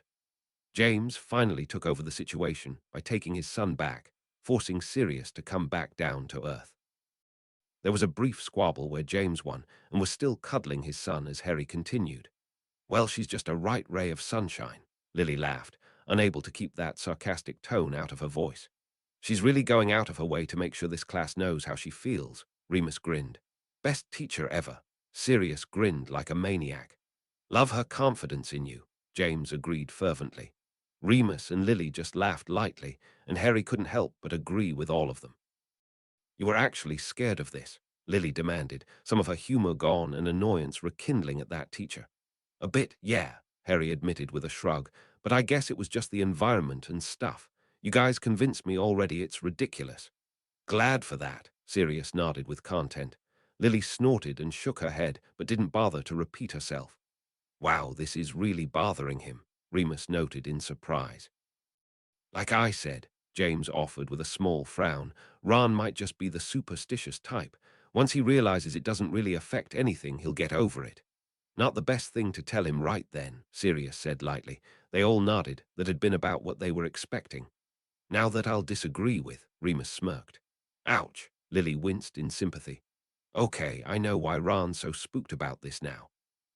Yeah, Sirius and Remus nodded together, determining to stop picking on him for this now. That's Ron's middle name, Harry said randomly, looking for something more pleasant to think about. That was a little harsh, James frowned. Agreed, that's not something she should have taken so lightly, even though it probably is a coincidence, Remus agreed. Nah, Sirius chuckled. There are much scarier things to die of fright from than that. Remus couldn't help another bursting laugh. He wasn't used to Hermione giving off such dark humor, but he found it all the more hilarious coming from her. She's got another point, Lily nodded in agreement.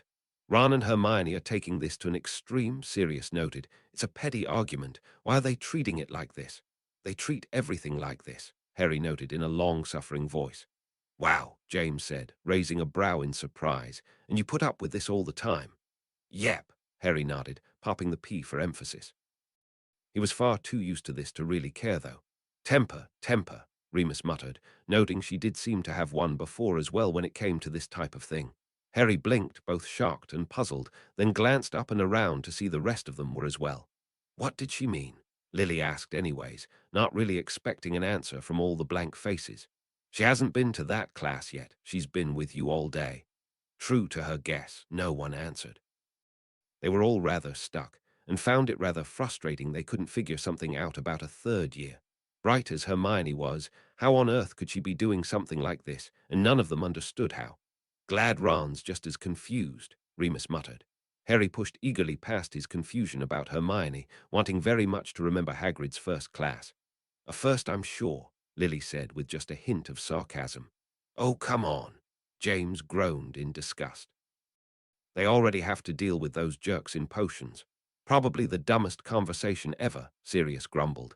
At least he's enthusiastic, Remus grinned. The best teachers are, James agreed. Oh, please no, Lily shuddered. He shouldn't, Sirius frowned, at least not until his 6th year, 7th at the latest. Say what? Lily balked at him. Sure, Remus shrugged. The advanced classes learn how to find and study them in their more natural habitat. Lily frowned, not really sure how she felt about this. She'd heard more than enough about Harry being in there, but then she could hardly fault him if he did do it for a class. Then again, one of those times he'd been in there was for a detention, and that hadn't exactly gone over well. James couldn't really help but agree, though he thought this class would go a long ways to helping his son if ever he did choose to go back in there. Lily still couldn't help but release a breath of relief, thankful that she didn't have to deal with that place for now. Oh, Remus frowned. Was there some kind of instruction manual we missed? Sirius asked curiously. Because I thought you never did get that thing open. I didn't, Harry nodded, looking rather upset. He felt like he'd let Hagrid down by this, but he still had no clue what to do with that book. He was also trying very hard to ignore this impending sense of doom. Something wrong was going to happen in Hagrid's first class, which made him very uneasy. Poor Hagrid, Lily frowned, feeling sympathy for him. Don't know what to say honestly, James shrugged. 'Cause I've got no idea either. Remus blinked several times, wondering if he'd heard that right, but no one really interrupted Harry to find out since he was fixing to read it anyways. Well, there you go, James said, quirking a brow in surprise. Points for originality, Sirius agreed. I never would have thought of that. That jerk, Lily frowned severely. He didn't figure it out any more than anyone else. Hagrid should take points or something away from him. He shouldn't be allowed to talk to a teacher like that. Here's hoping, Harry nodded in agreement. I agree, James nodded fervently. Now that I get the joke, I think it's actually quite hilarious. A monster book that you have to pet to open. Wish it had ripped your hand off, Sirius grumbled. Wish you'd done more than tell him off, Remus huffed. He more than agreed someone needed to knock that kid down a peg. Wait, he didn't say which page to turn to, Lily noted with concern. Wonder what he's showing, James agreed with more curiosity than anything. Is that his go-to for everything? Sirius asked in disgust. How does anyone stand this kid? Search me, Harry muttered with disdain. And that joke is still not funny, James snapped. Hippogriffs, Remus and Sirius said at once, both grinning at this prospect. This ought to be fun, James grinned brightly. I didn't even know the forest had those, Lily said with honest interest. Though I do wonder if that wasn't a little big to start. She posed it more as a question than anything, not having much to do with the field. She wasn't really sure on the matter. Nah, Remus shrugged. Sure, it is a bit advanced. Moore would have preferred showing that towards the end of the year than the first class, but it's not above them either. A competent person can learn how to handle one easily enough. Sure, Sirius nodded. We only ran into one. They're really secluded and spend a lot of time in the high branches. This little foal fell down in front of us, and the parents were close by, so we didn't stick around even though we did know what to do with them. Oh, come on, Harry, Sirius said bracingly. I haven't agreed with a lot of Hagrid's pets before this, but you've got to admit this one fits the bill. Harry nodded in agreement as he said, it was like seeing a centaur for the first time. Just took me a moment to get over the shock before I could appreciate it fully. This class is depressing me, James rolled his eyes. Leave them be, Lily scolded at once. Hagrid hasn't even gotten to how to handle them yet. I'd still be nervous too. There's always one brave one, Remus beamed. Well, that's not good, Lily frowned at once. She didn't like those boys more than anyone else, but she certainly didn't want to see them get hurt, which was bound to happen if they truly weren't paying attention to Hagrid in this instance. Those little jerks better not do anything to mess with Hagrid, Sirius growled at once. Harry's bad feeling was rearing up again at once, and he didn't like that his first instinct was to think Sirius was right. Ouch, James winced. And that was sound advice. Why are they still so nervous? Lily just looked to the ceiling in wonder. Did any of these boys have a sense of life? They certainly didn't show it very often, since it seemed more often their first instinct was to jump headlong into whatever they saw fit. Now that's a legitimate concern, Lily nodded in understanding. Exactly how tame are these? Quit being such a worrywart, Lily, Remus chuckled. Hagrid's there, and I'm more than confident he can handle this. No, they don't like being tied down, but who does? Lily hesitated a moment more before nodding, and amazingly her nerves actually did relax. That a boy, James nodded in approval. Harry grinned hesitantly back, not exactly mentioning that he had done this more out of loyalty to Hagrid, not out of real interest in wanting to get closer to that hippogriff. What would have happened if no one volunteered? Lily asked curiously. Most likely, the teacher would have demonstrated himself, Remus shrugged. In this case, Hagrid, obviously, but there's always one brave soul who volunteers, so it's usually not an issue. Oh, please, Lily muttered scathingly. This exact set of circumstances would have happened whether Harry drank a cup or not. Now, Lily, Sirius said at once, a light gleaming in his eyes. Think about that. Divination doesn't write what is to happen, it helps to predict what could happen. Lily looked rather stunned for a moment before nodding, admitting she'd been a little too harsh that time. Can't believe you're defending that subject, Remus noted in surprise.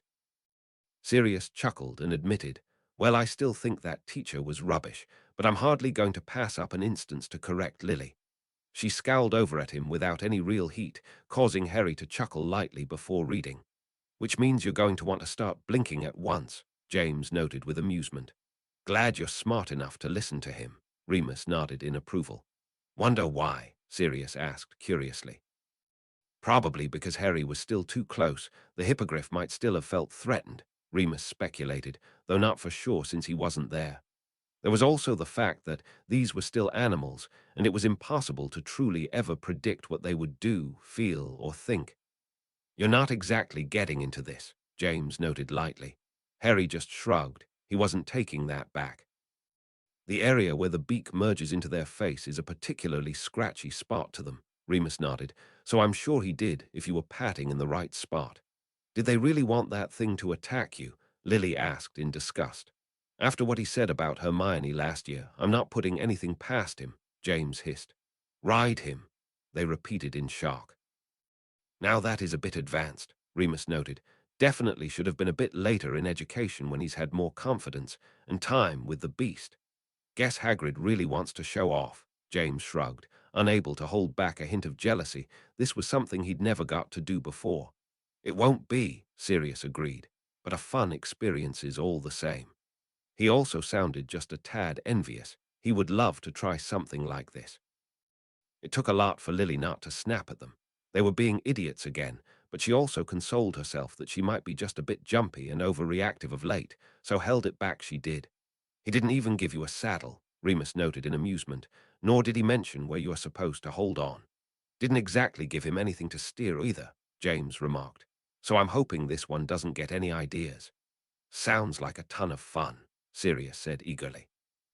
Though I'm glad you're hardly going to quit the Quidditch team in favor of starting a hippogriff team, James snickered, finding plenty of amusement in that. You didn't exactly sound like you were enjoying that, Remus noted with high amusement. It's not something I'd want to repeat, Harry admitted. Then he blinked for a moment and wondered if that gut feeling was really telling him he had done just this. He certainly hoped not.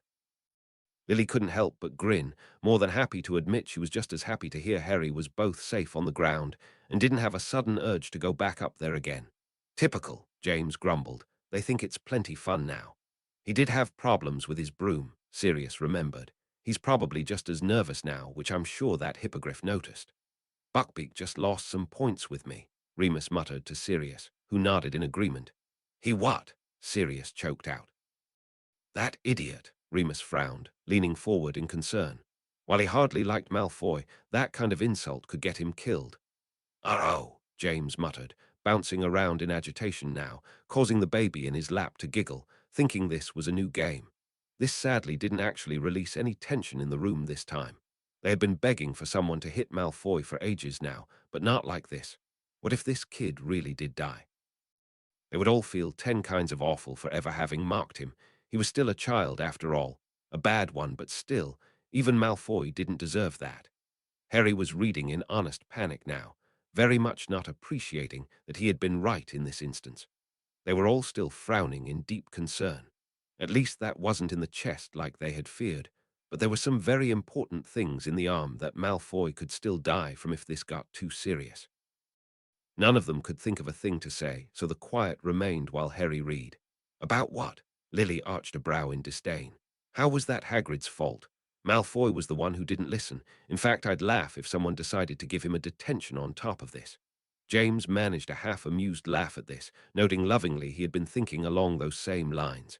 It was Malfoy's fault. Remus snapped in disgust. They can't fire him. He didn't do anything wrong. Sirius released a surprised snort of amusement, noting pleasantly, You just mimicked a kid we hardly even know this time. Remus gave him the stank eye. He still didn't find it that funny. Ooh, I'm so scared, James scowled. Lily was the only one who looked rather touched by this. Malfoy was an awful child, but they were seeing him from Harry's perspective.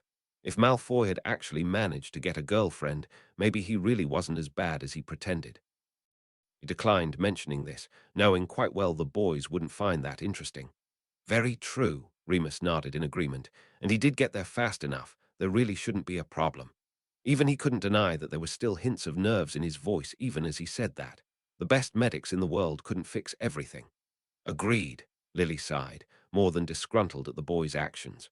Not a particularly good sign. James frowned in concern. They wouldn't really fire Hagrid, would they? Harry asked anxiously. Dumbledore wouldn't, Sirius said at once. They really shouldn't, Remus agreed, explaining better. If a teacher got fired every time an accident happened in this school, they'd be going through teachers by the month. Accidents happen in a building full of too many kids and not enough supervision. It's just a fact of life. They really can't blame this all on Hagrid. Let's hope a Malfoy will agree with you, James muttered, no hope at all in his voice. Sirius was still a little too distracted to notice this time Harry had just mimicked someone. Well then, it's a good thing there are more witnesses than those prats. Lily spat in disgust. Why? Sirius demanded, blinking at the random distraction. Lily frowned pitifully at him, not exactly wanting to mention she had a good idea why Hermione might say that. Harry had a good idea as well, but simply read out sadly. Oh, was the only answer Sirius could come up with to that, slumping back in his seat and crossing his arms moodily. He had almost this whole bleeding chapter without having to think about that. Now here was Hermione bringing it up. James took pity on him and passed him back the baby, forcing an almost genuine smile back onto that godfather's face. Of course you are, Remus scoffed. If Ron said it's not curfew yet, then it's not. He failed to mention something he had noticed, but the others seemed to have skipped in this whole mess. He hadn't seemed to have called Harry to his office, yet for that talk that was so desperately needed. Surely he was just busy because of the first day back, right? Crap, James muttered in concern, but he was the only one who did. The others had tensed up, now fearing the worst really had happened, and someone had actually managed to fire Hagrid. This really shouldn't be possible, though.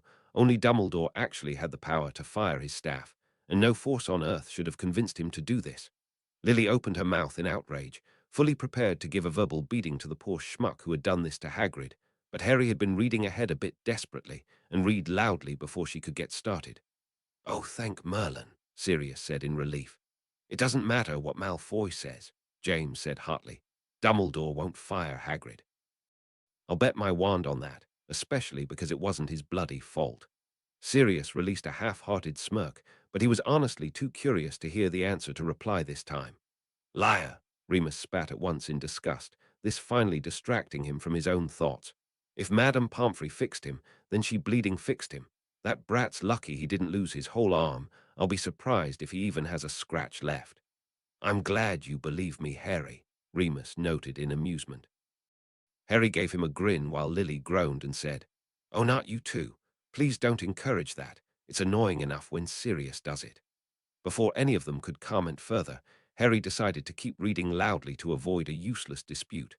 They all pursed their lips, unwilling to admit this had sort of been on their mind earlier, but then James riled up and grumbled. But Hagrid was handling things fine. It was Malfoy's fault for not paying attention.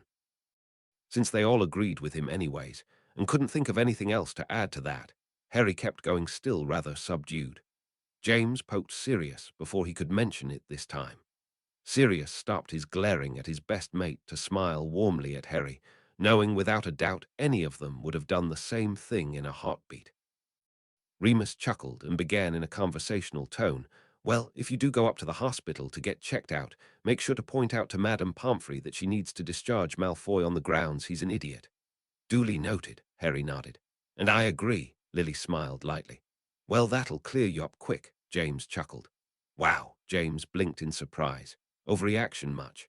Guess I really wasn't allowed on the grounds, Harry noted absently, rubbing his ears at the remembered volume. Sirius grumbled something under his breath, but refused to let himself react this time, pulling his wand back out and creating a puff of red smoke, and making the little baby giggle all over again, the act making him feel slightly better, though he was forced to continue listing. Unnecessary as that is, Lily noted, giving Sirius a protective sort of watch to make sure he really wasn't going to sink back down into a depression again. That was still kind of sweet. I'd just like to point out that if Harry didn't know what was going on before, Hagrid would kind have blown that then, Remus agreed, placing his elbow on Sirius' shoulder and leaning on him as if he were bored with the whole topic. Chapter's over, by the way, Harry nodded towards Remus for his turn. Question offered by Grank. I know it's not the best explanation, especially when you consider 6th and 7th years who all take combined classes with all the houses, and so it wouldn't work out in the same time frames then. But that one really did stump me. I'll try to work out something better and have Harry bring it up again at the end of the year. Random note, the dog that played Sirius in the Order of the Phoenix movie was a Scottish deerhound named Cloud. Thought it was funny enough to put in here. Anyone want to suggest some nicknames? I've thought up a few more I'll sprinkle in, but I'm just curious.